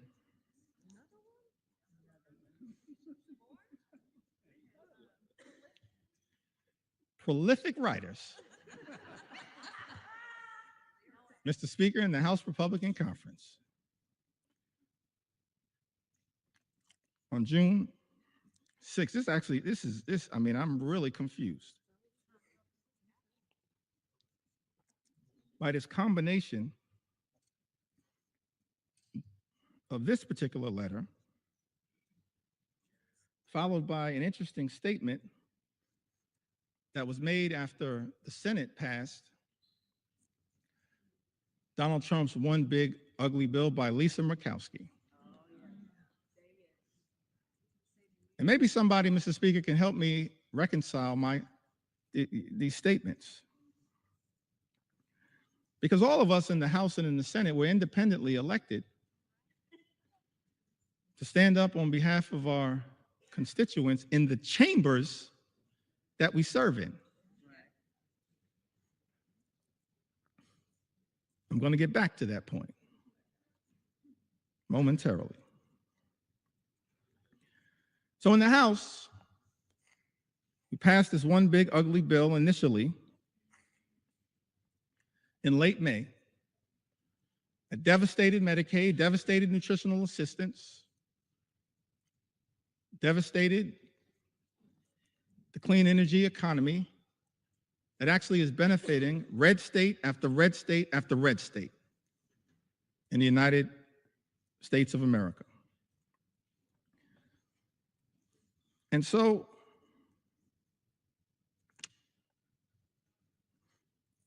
members of the House Republican Conference wrote to Majority Leader Thune and Chairman Crapo. This is after passing a bill in the House of Representatives that devastated the clean energy tax cuts that they are talking about in this letter on June 6th. It says, as members of the House Republican Conference, we write to express our continued support for common sense energy policy and to urge the Senate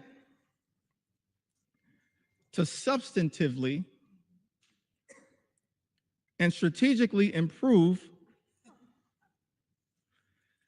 clean energy tax credit provisions included in the House-passed reconciliation bill.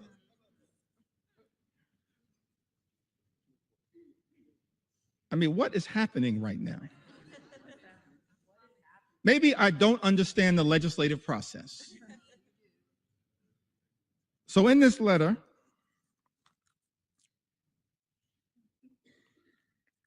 it goes on to say, in relationship to a bill that every single signatory signed and voted for. Our position has always been that the energy tax code should be modernized in a way that promotes fiscal responsibility and business certainty. Fully realizing that balance requires improvements to the House-passed version of H.R. 1. We believe that the Senate now has a critical opportunity to restore common sense and deliver a truly pro-energy growth final bill that protects taxpayers while also unleashing the potential of U.S. energy producers, manufacturers, and workers. In other words, every single one of these signatories, Jen Kiggins, Brian Fitzpatrick, Juan Ciscomani, Nick LaLota, Mike Lawler, Andrew Garbarino, Don Bacon, Mark Amadei, Gabe Evans, Young Kim, David Valadeo,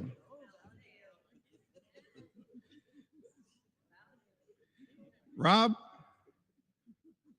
Bresnahan, and Thomas H. Kane Jr. Every single one of these signatories voted for a House bill that undermined the clean energy economy, noted that it would hurt their own constituents, voted for the bill anyway, and then begged the Senate to make a difference. That's not how we should be legislating in the United States House of Representatives. That's not how you legislate, particularly when every single House Democrat voted against the bill. It left the House, limped out of the House by a single vote. So every single signatory on this letter could have stopped the bill that you yourself, Mr. Speaker, indicated the signatories of this letter damaged the very thing they claim to be fighting for. I'm confused,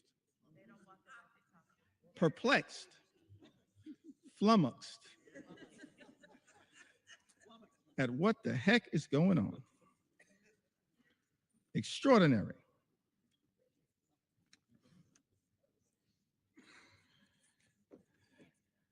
I mean, I'm just overwhelmed by the amount of correspondence. I had to just pick out the ones that were most extraordinary to make sure that they were entered into the record. The most recent one on the subject of Medicaid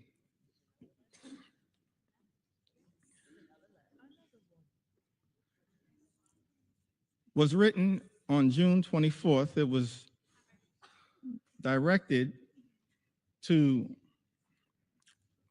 the Honorable John Thune,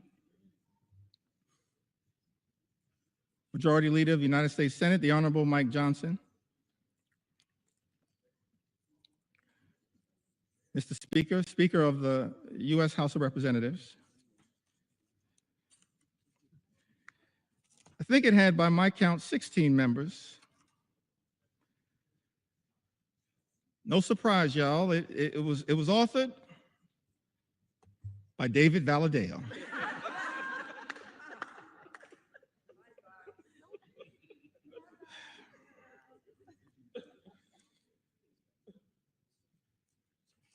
I mean, these letters can make up a book, Mr. Speaker.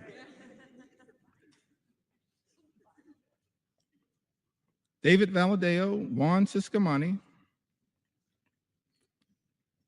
Rob Bresnahan. Mr. Speaker, these are just facts.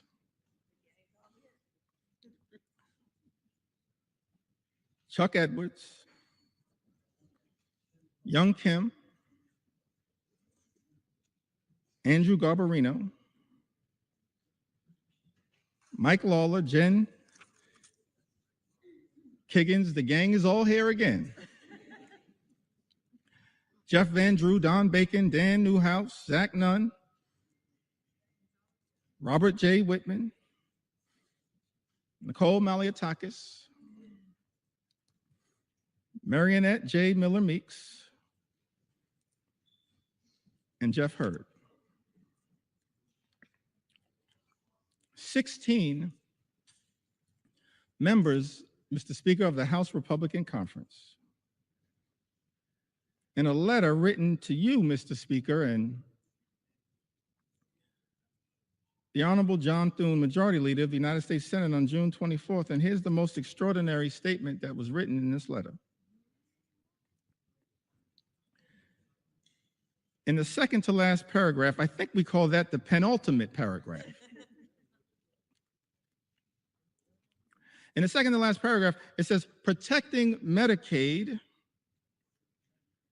is essential for the vulnerable constituents we were elected to represent. Therefore, we cannot support a final bill that threatens access to coverage or jeopardizes the stability of our hospitals and providers. Mr. Speaker, 16 members of the House Republican Conference, who just a few days ago made clear on the record that they will not support devastating cuts to Medicaid. 16 members. All we need, Mr. Speaker, are 4 Republicans from this group to join us, and we can stop these devastating cuts to Medicaid. Join us, join us, join us. We welcome you with open arms into the warm embrace of members of Congress who are here to protect the health care of the American people. Just 4 y'all, we welcome you with open arms into the warm embrace of members of Congress determined to protect the health care of the American people. All we need are 4. And so many of y'all are on record. So as I conclude this section of this particular presentation, and we still got some ground to cover, we're going to continue as House Democrats to take our sweet time on behalf of the American people, because the issues are too significant to ever walk away from. I just want to turn to a statement that was issued by Senator Lisa Murkowski. I want to give some love to the other side of the Capitol.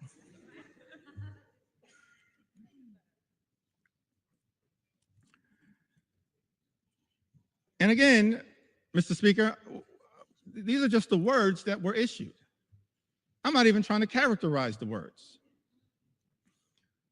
But the American people need to hear these words from the people that were sent to Congress to protect their interests. Senator Lisa Murkowski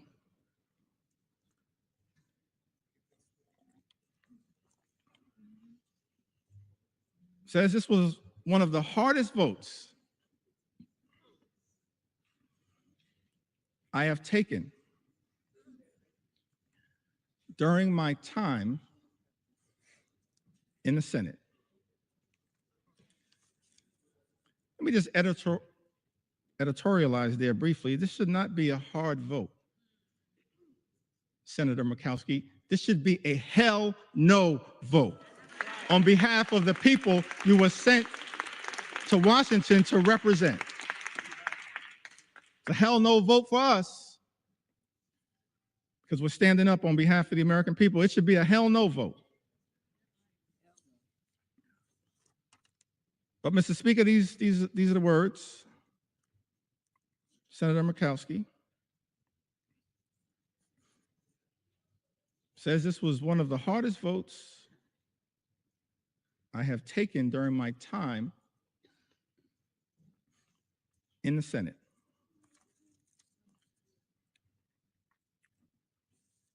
And then she keeps it real. As far as I can tell, she says, but let's not kid ourselves. This has been an awful process. Speaker, those are the words of a Republican senator, not us. This has been an awful process, a frantic rush to meet an artificial deadline that has tested every limit of this institution.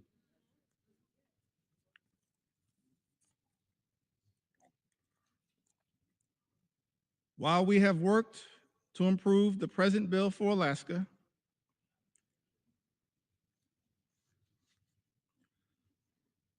it is not good enough for the rest of our nation. And we all know it. Yes, Senator Murkowski, we all know this one big, ugly bill will devastate everyday Americans across this country. And yet, in the concluding paragraph, this comes after Senator Murkowski voted for this bill, the deciding vote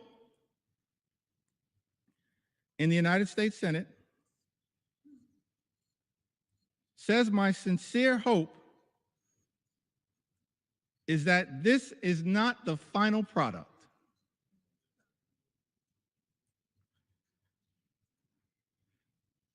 This bill needs more work across chambers and is not ready for the president's desk. We need to work together to get this right. So let me get this straight.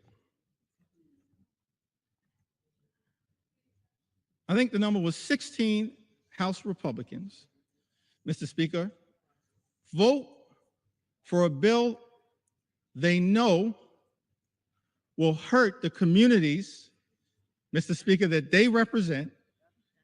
Vote for the bill anyway, when any one of them could have stopped this bill from ever leaving the House of Representatives, and then write a letter to the senators in the other side of the Capitol saying, fix this bill. When any single one of them could have stopped the bill dead in its tracks.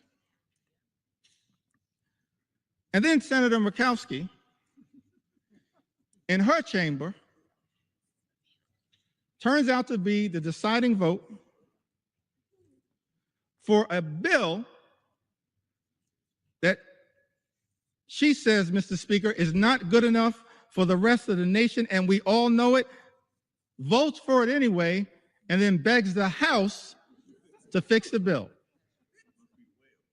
That is not how the people's business should be done in the United States Congress. We have a responsibility to stand up for what is right and stand up for what is right in the chamber that we serve in. That's what we should all be doing. And so our House Republican colleagues, Mr. Speaker, have one last opportunity to join us as Democrats. Every single Democrat who's going to stand up and protect the health care of the American people, stand up and protect the nutritional assistance of the American people, stand up and protect our farmers, stand up and protect our veterans, stand up and protect the clean energy economy, stand up to protect our public schools. Every single one of my House Republican colleagues have the opportunity now in this chamber, not the other chamber, in this chamber, to join us as Democrats and stand up for what is right. The eyes of America are watching. Started this process, Mr. Speaker, 3:28 in the morning, this debate. Took to the House floor, maybe an hour and a half after that. And we still have a lot to say. On behalf of the American people. For such a time as this, every single one of us have an opportunity to stand up for what is right here in the United States of America. I want to speak for just a few moments about some of the people who've been targeted in a callous way by this administration. Some of the stories that need to be told on behalf of the American people. I mentioned, of course, Mr. Speaker, throughout this process, we have been thankful for the stories shared by everyday Americans who went to bed last night fearing the worst and have woken up this morning horrified by Donald Trump's one big ugly bill that will hurt everyday Americans and rewards billionaires with massive tax breaks that will serve to devastate the social safety net and explode our nation's debt. And so I want to tell a few stories on behalf of our nation's veterans who've also written to us to share their concerns with this one big ugly bill. Victoria from Arizona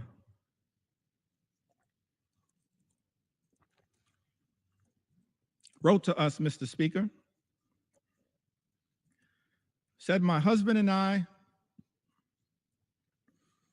are patriots.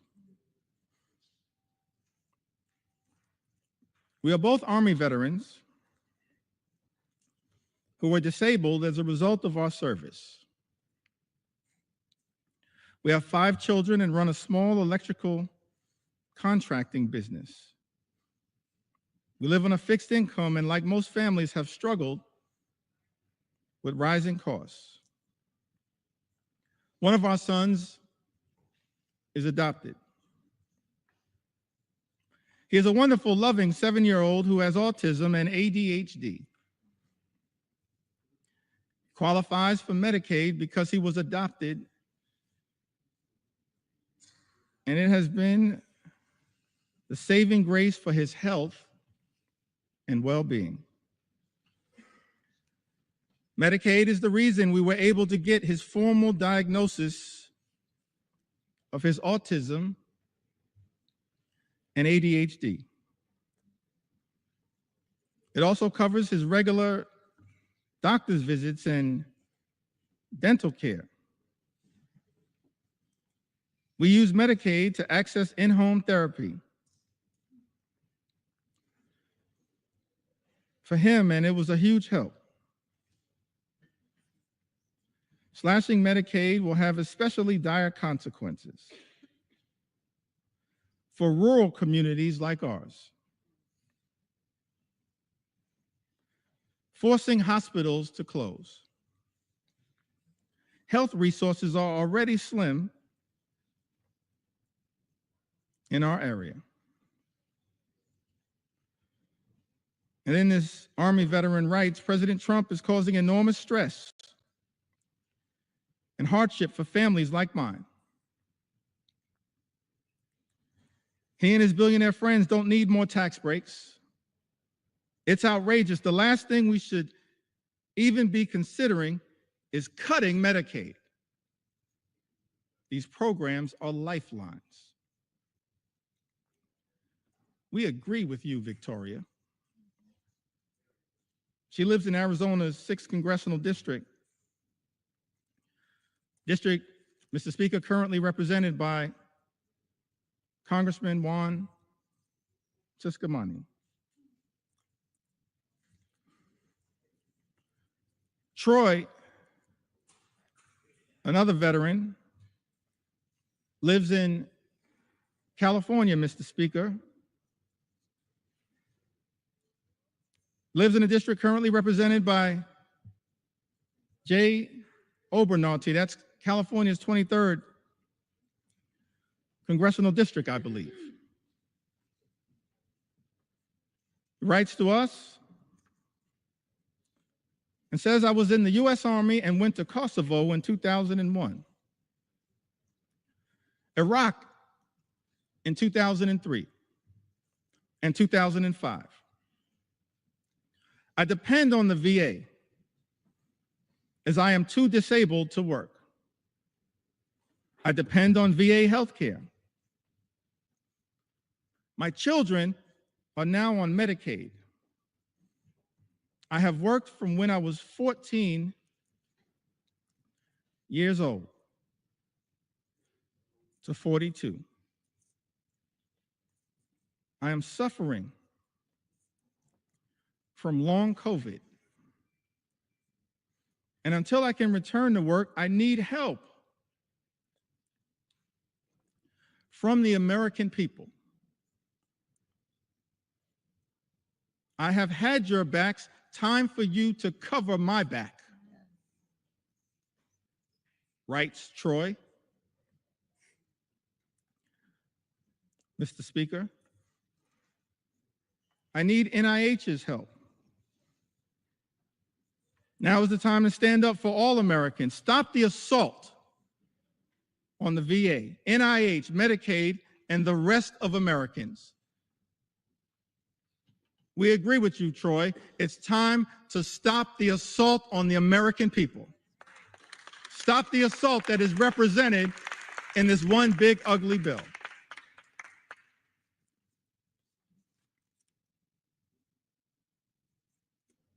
Christy, another veteran, wrote to us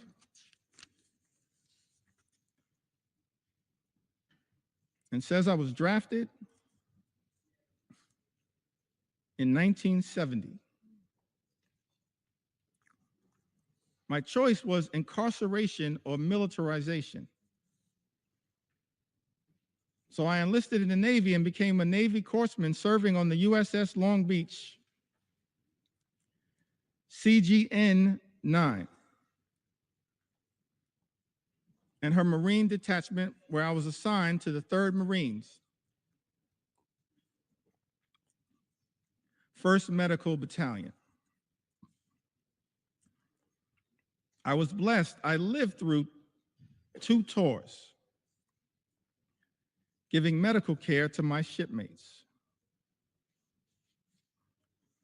Every other day, I was assigned to flight ops to transfer or pick up the wounded and dead Marines from shore to ships waiting offshore about 8 miles. I hated the smells of war. This veteran writes. Death and misery were my constant companions. The war left me unsettled, mentally and morally corrupt. For 50 years, I have suffered with my PTSD, which went undiagnosed for years. After 12 years of VA therapy and working hard for my soul to be repaired, I find myself living alone and isolating from others. And I am one of the lucky ones, thanks to the care I have received from the VA. Veterans pouring out their heart and their soul, sharing their anxiety with all of us, urging this Congress to do something, to stand up on behalf of the veterans who are going to be hurt by this one big ugly bill, devastated by this one big ugly bill.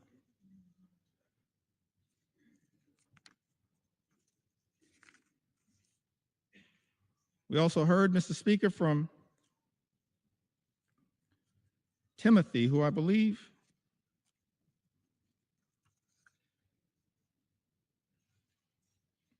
may have written to us from the Commonwealth of Kentucky. He says, "My name is Timothy.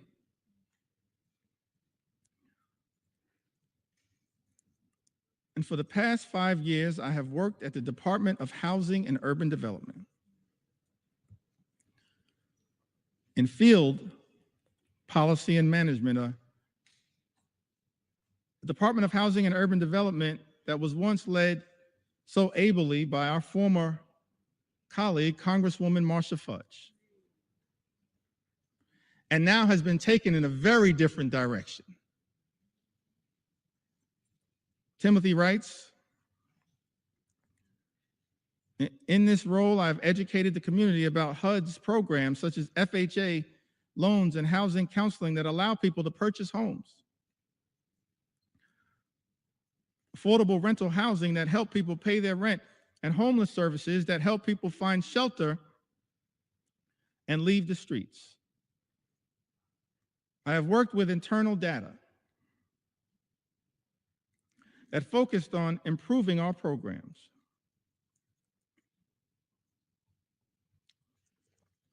Most recently, I worked with a team that hired people from housing authorities and Job Corps with the goal of providing people a career and a way off government assistance. Those incredible people, along with myself, have been fired by Elon Musk's Doge.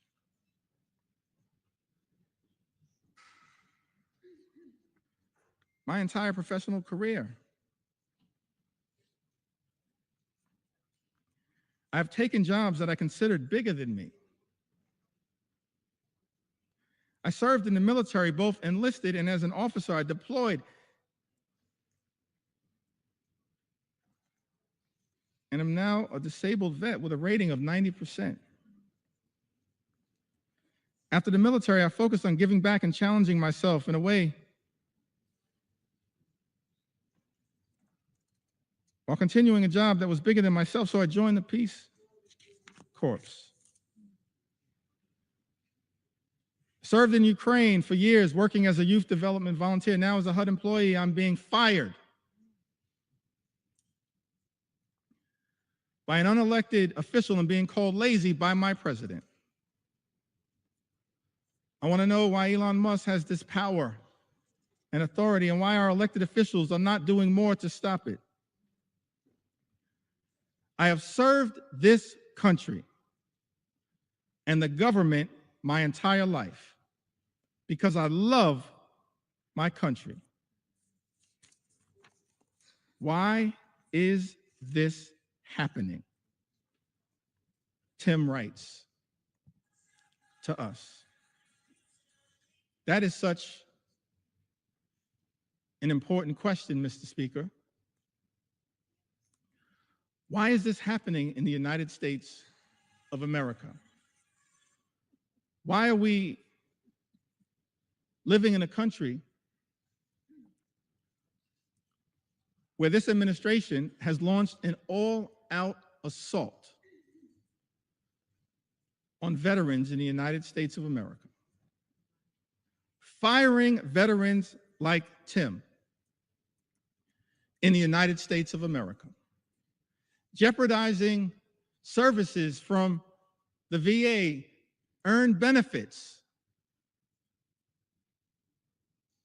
that these veterans are entitled to because of their extraordinary service.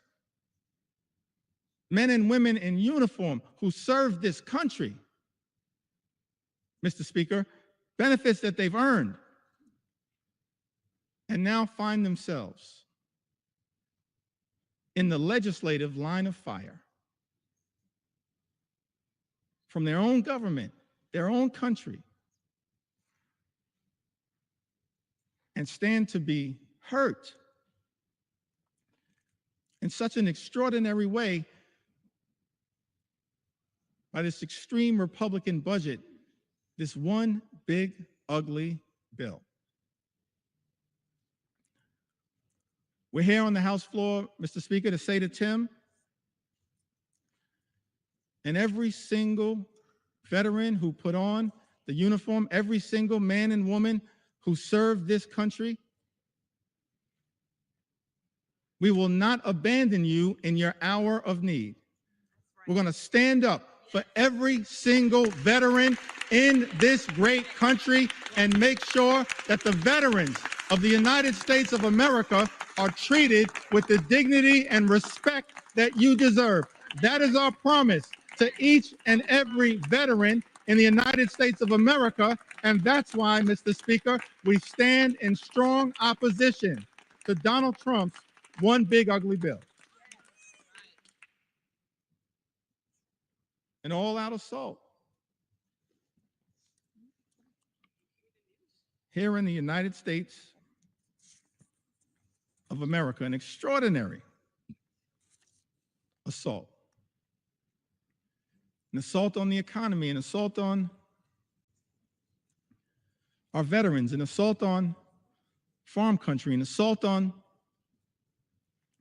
healthcare, an assault on nutritional assistance. And of course, this one big ugly bill and the Trump administration, I wish it was not so. Because at the beginning of this Congress, Mr. Speaker, I stood right where you stand right now and said in my first remarks to this Congress and the American people that as Democrats, we were prepared to find common ground on any issue to make a difference in the lives of the American people we all represent. But then, Mr. Speaker, beginning on January 20th, a flood of extremism, the likes of which have never before been seen in the United States of America, has been unleashed on the American people. An all-out assault on the American way of life. An assault on small businesses that is underway here in the United States of America. We should all recognize that small businesses represent the heart and soul of the American economy. And if we're going to stand up for any group of people here in the United States of America, in addition to our veterans, our men and women in uniform, And I'm proud that I stand here as the son of someone who once wore the uniform. My father, he's in heaven right now. Marlon Jeffries grew up in Newark. His nickname was Pudding. One of my regrets is that I never got to ask him, how did he get the nickname Pudding? But he left Newark as a high school graduate and put the uniform on, enlisted in the Air Force, and served in Germany during the Cold War. We have to stand up for our veterans, stand up for small businesses. And we've heard a lot throughout this process about concerns from small business entrepreneurs here in the United States of America. Heard from Mercedes, lives in the great state of Colorado. Mercedes writes, my husband and I are the owners of a small business. Without the ACA, my family would not be able to afford health insurance. My daughter also receives free dental coverage as a result of the ACA. I still have major issues with our healthcare system, but at least we have health insurance. My mother, who is retired, also receives benefits from Medicaid in addition to her Medicare. She would not be able to afford health insurance or dental insurance due to the fact she lives on a fixed income. Any cuts to these programs would be detrimental to our health and welfare as a family. I want to thank Mercedes for reaching out and sharing her story because it helps to put to bed the lie that's been told, Mr. Speaker, by some people in this town. That the people, the everyday Americans who are participating in, have access to programs like the Affordable Care Act, are unworthy, aren't hardworking American taxpayers. They are hardworking American taxpayers. A group of people that real leaders in this country, beginning in modern American history, as I illustrated earlier from President Franklin Delano Roosevelt all the way through our most recent president, who we served with in the last Congress, have recognized that we have a sacred obligation to stand up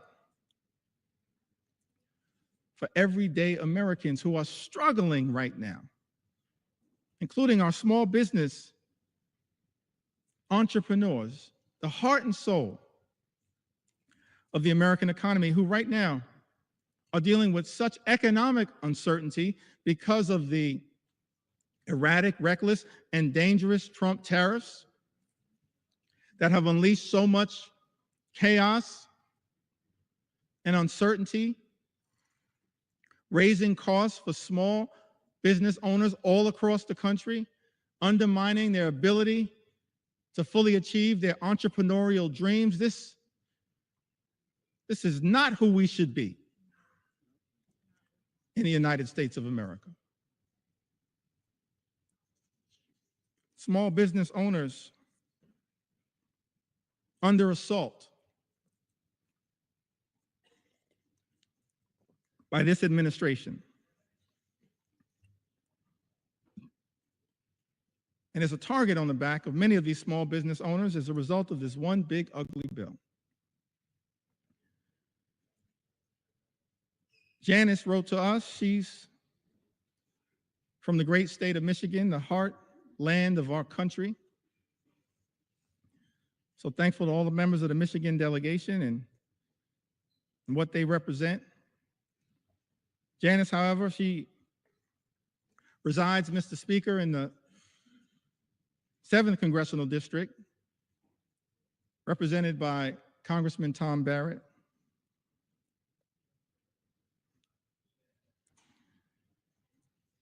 Says that small business owner, mother, ACA recipient in Michigan, who recently spoke about how Trump's tariffs would potentially force her to close her business, which has given her family a livelihood for a decade and helped put 2 children through college. I just don't understand why Trump thinks putting tariffs will help American businesses. It's not. She writes, it's going to decimate us. People like us will be hit the hardest. But then Janice shows the great resolve of the American people, the great spirit of resilience of the American people, the refusal to run away from difficult circumstances. Janice writes, people like us will be hit the hardest. But Janice then writes, I refuse to call it quits. I won't give in to him.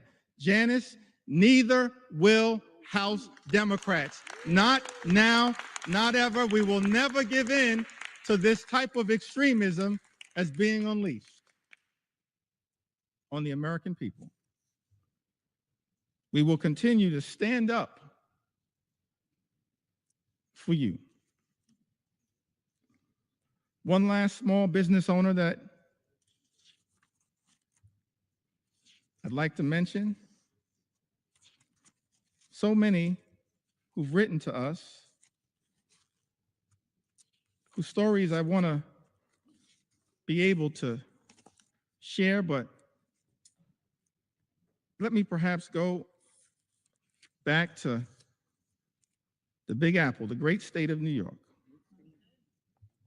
But let me also say to the American people, one of the ways in which we've received all of these stories, and we urge you to continue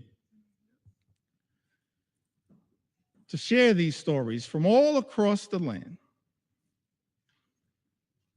You can share your story with us at democraticleader.house.gov/share your story.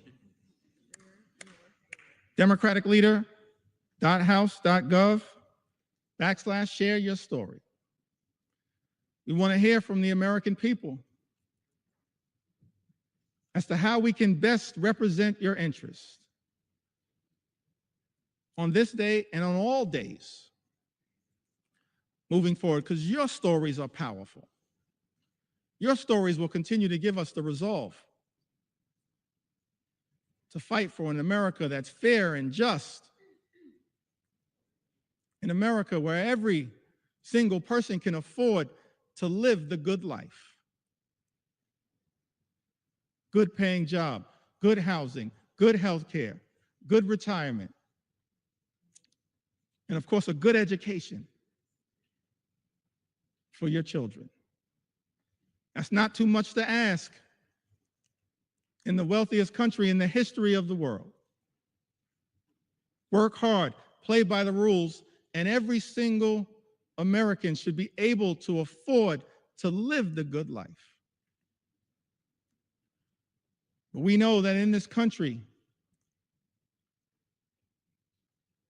far too many people are living paycheck to paycheck. Far too many small business entrepreneurs living paycheck to paycheck. And justifiably expect better from this government. We should be working hard in a bipartisan way to make their life better, not unleashing shock, awe, and pain on the American people. That's what this one big ugly bill will do. Devastate everyday Americans. Linda writes to us, a small business owner. I believe she's from the North Country. Lives in New York's 21st Congressional District, Mr. Speaker. Linda's a flower farmer and flower importer in upstate New York. Small business has been impacted by Trump's tariffs on products being imported from Western Europe, the Netherlands, I believe. The economic strain and uncertainty imposed by the tariffs on small business owners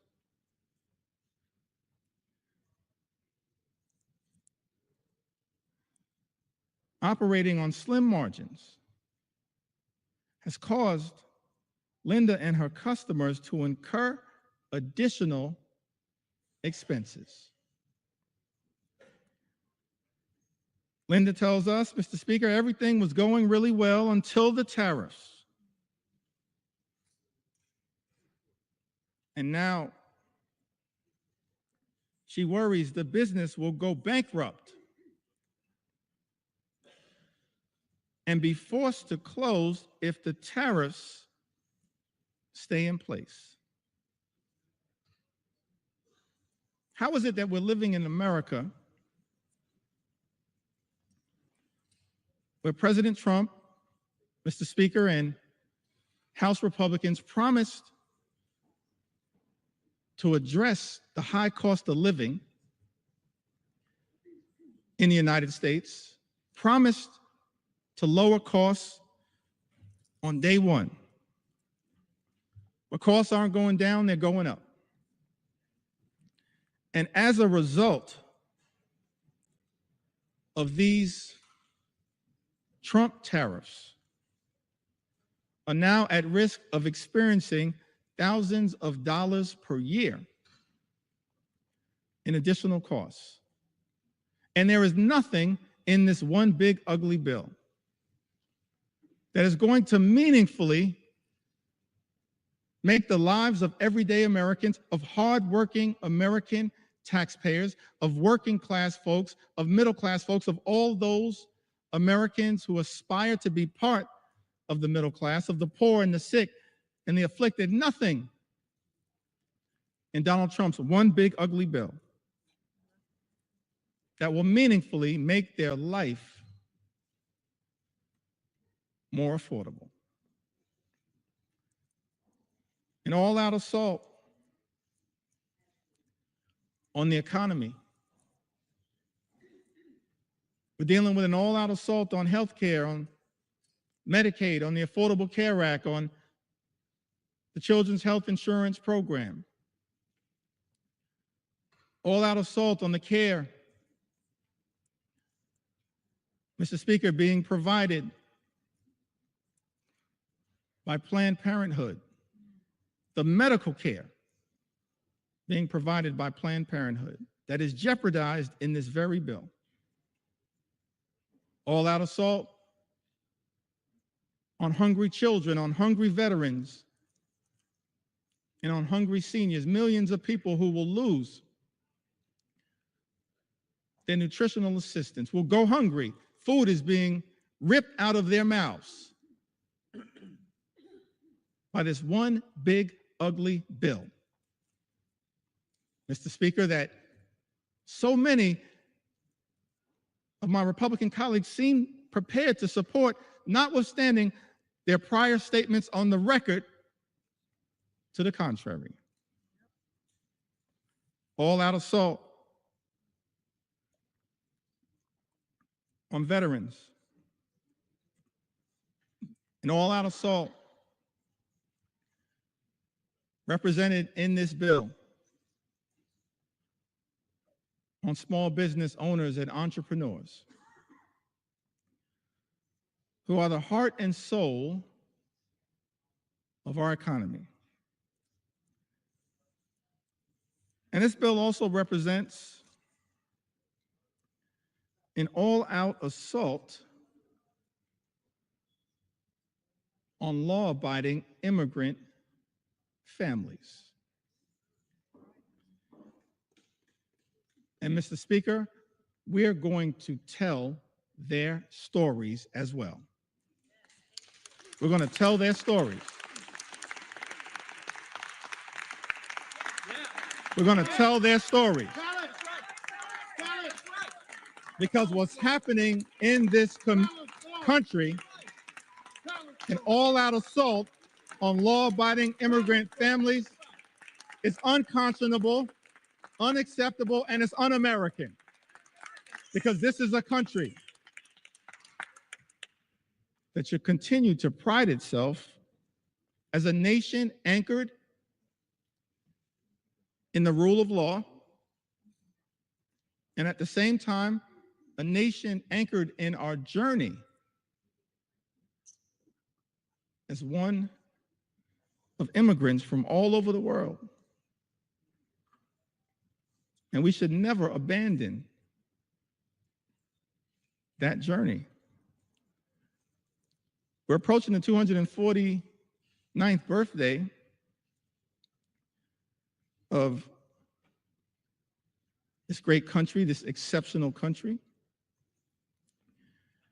And I believe, and we can go directly, if necessary, Mr. Speaker, to the words that were initially issued by Thomas Jefferson, the author of the Declaration of Independence.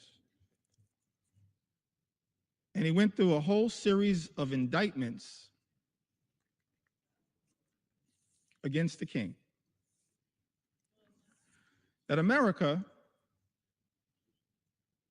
13 colonies, which became the 13 states, were working hard to break free from. I mentioned earlier the Declaration of Independence,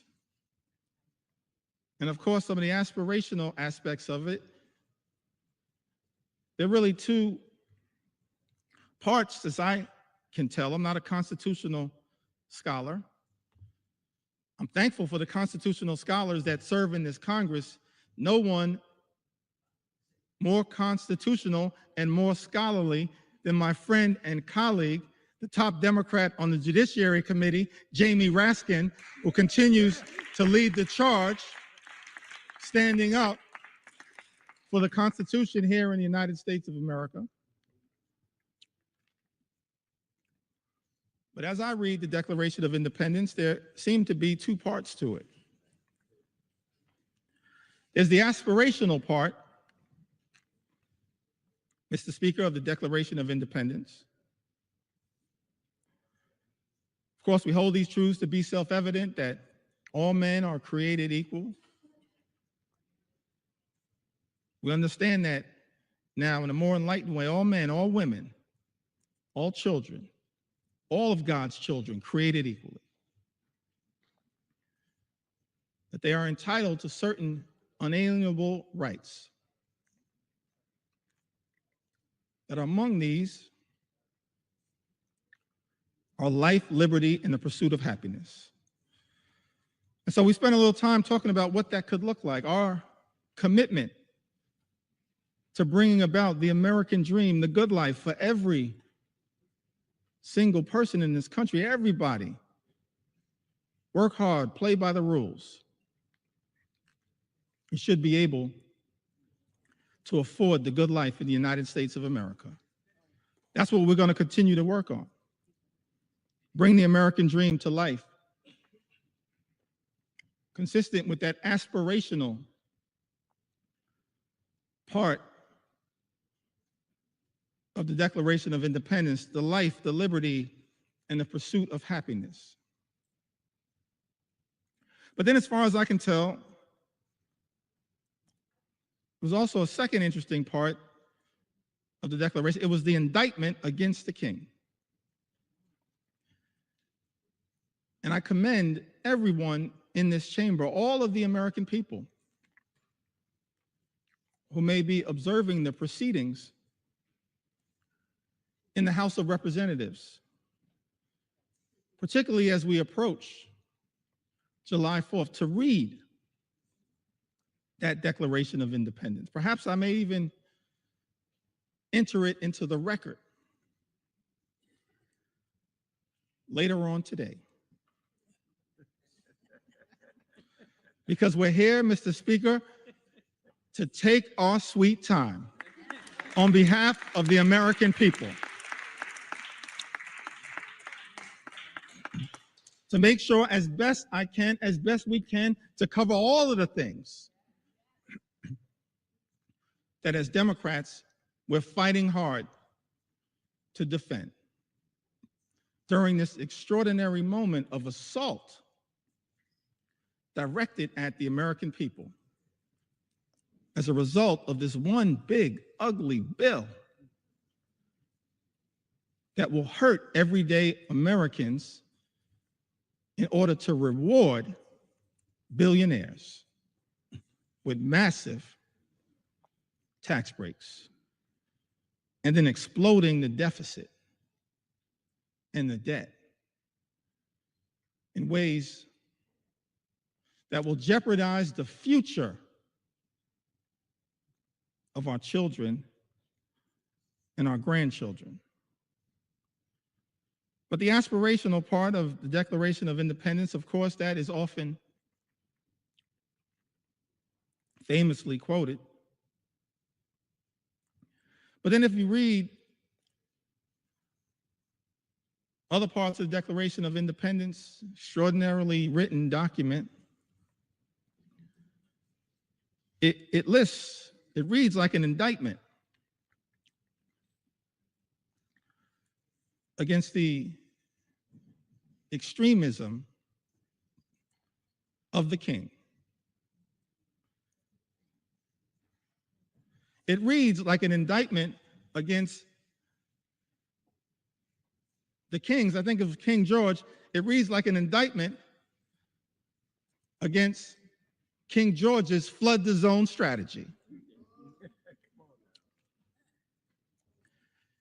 It reads like an indictment against King George's shock and awe strategy.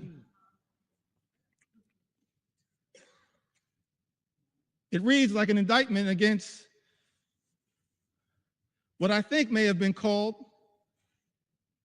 Project 1775, which is what brought us to Project 1776. And you look at this indictment, and one of the things it alludes to, it talks about, is the notion of the king's effort to stop the assimilation of people from other parts of the world into the United States of America. So we understand that from the very beginning of this great country, there was a recognition, of course, of the importance of immigration to the success and vitality of the United States of America. And let me be clear, Mr. Speaker, so there's no misrepresentation. As House Democrats, we understand the importance, the urgency of securing the border. We believe that our immigration system is broken and that it should be fixed in a comprehensive and bipartisan way. So many leaders in that effort, so many big ideas were willing to partner in a bipartisan way. Pramila Jayapal, Linda Sanchez, Adriano Espaillat, Tom Suozzi, so many others. Veronica Escobar, we want to partner to fix our broken immigration system in a bipartisan and comprehensive way, secure our border. But we're also going to make sure we stand up for our nation's heritage, a nation of immigrants, which continues to this very day. It's an important part of American exceptionalism. And as far as I can tell, in my reading of the original document, the writings of the founders of this great country, the framers of the Constitution, they recognized it from the very beginning. They weren't perfect. We didn't have a perfect start. But of course, as the preamble to the United States Constitution set forth, we the people, in order to form a more perfect union. Mr. Speaker, we've been set on this magical course, our march toward a more perfect union. And the immigration journey has always been an important part of the American journey. That's why it's heartbreaking to see some of the things that are happening in the country right now. The targeting in such an extraordinary way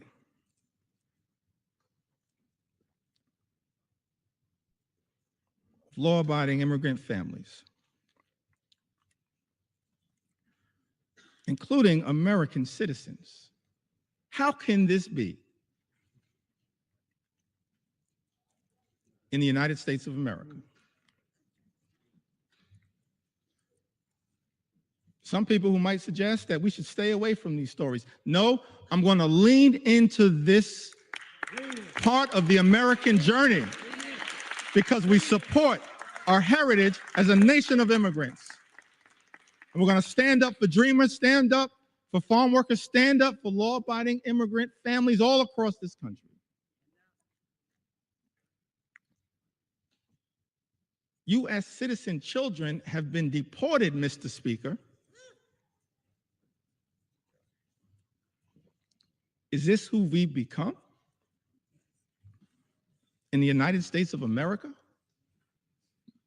How can this be? This is extraordinary.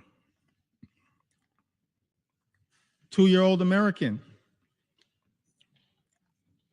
named Manu Borges Santos was born in Fort Lauderdale, Florida, in September of 2022. February, she was taken into custody in Florida alongside her mother and father, both of whom were undocumented. And as a result of this situation, 2-year-old Manu was deported to Brazil. Because of the Trump administration, Manu, a U.S. citizen, only 2 years old, is now effectively stateless. Manu is not a citizen or resident of Brazil. It's a 2-year-old girl, an American citizen.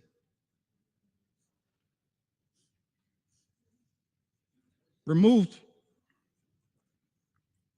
from her homeland, but can't get legal status in her parents' ancestral home.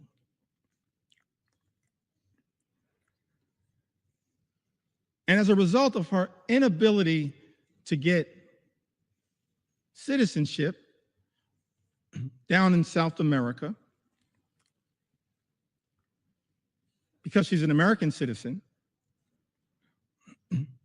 she has no right to routine pediatric checkups,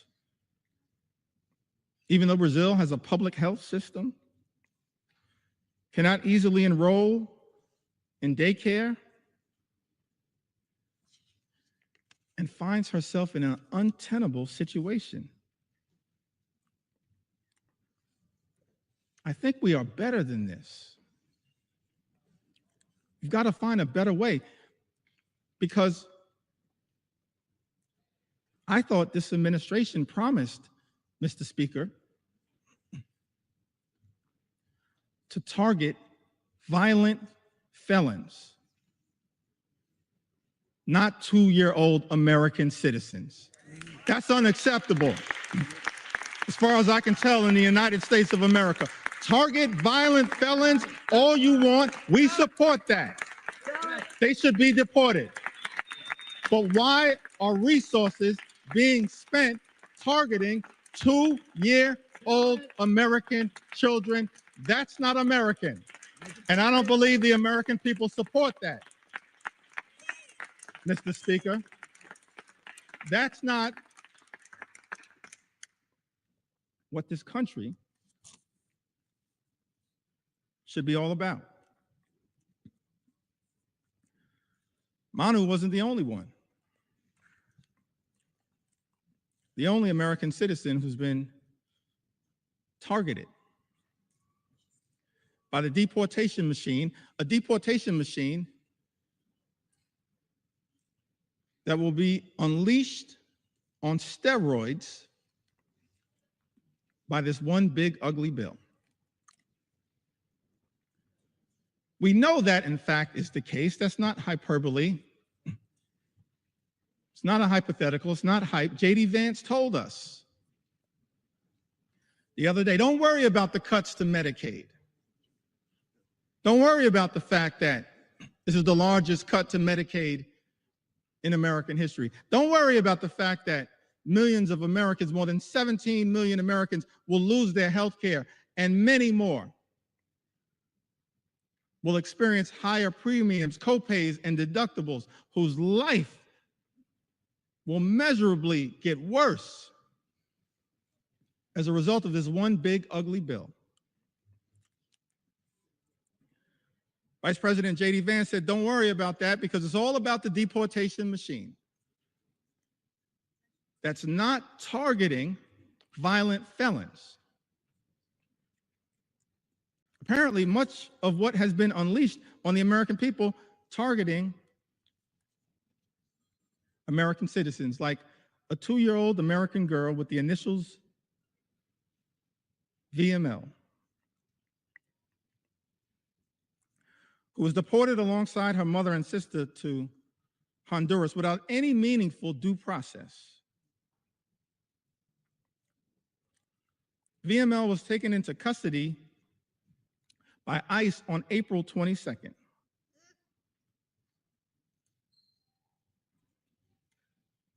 April 22nd happens to be the birthday of my mom. I love you, Miss Lanita Jeffries. If you're watching right now, I love you. My younger brother and I, we thank you for what you did, for your sacrifice in raising us, trying to be the best citizens that we can be. VML was taken into custody by ICE on April 22nd while attending a routine check-in at a New Orleans immigration office with her mother. VML's undocumented mother had no criminal history. And had she been allowed due process, they could have contested the removal.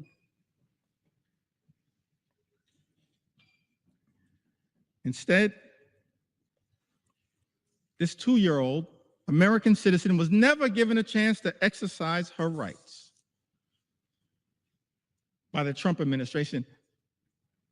That is not who we are. We are better than this in the United States of America.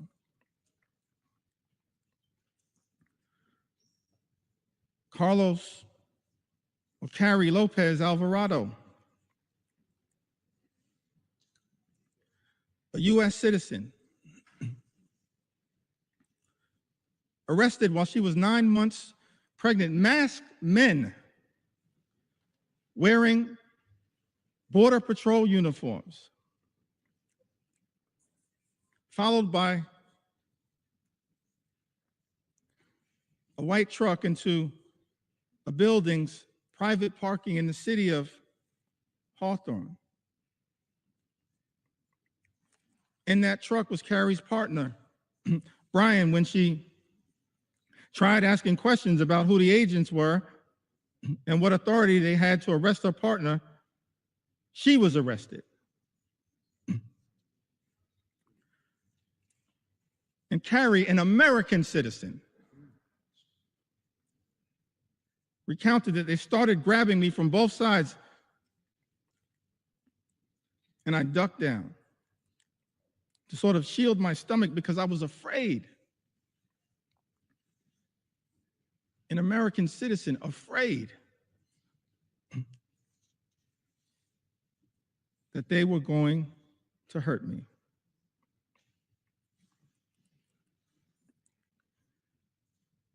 She told them her due date. She was 9 months pregnant.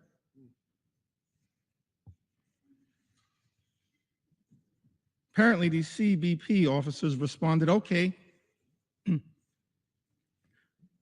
your baby is going to be born here, but you're from Mexico, right? They were wrong. They were detaining an American citizen.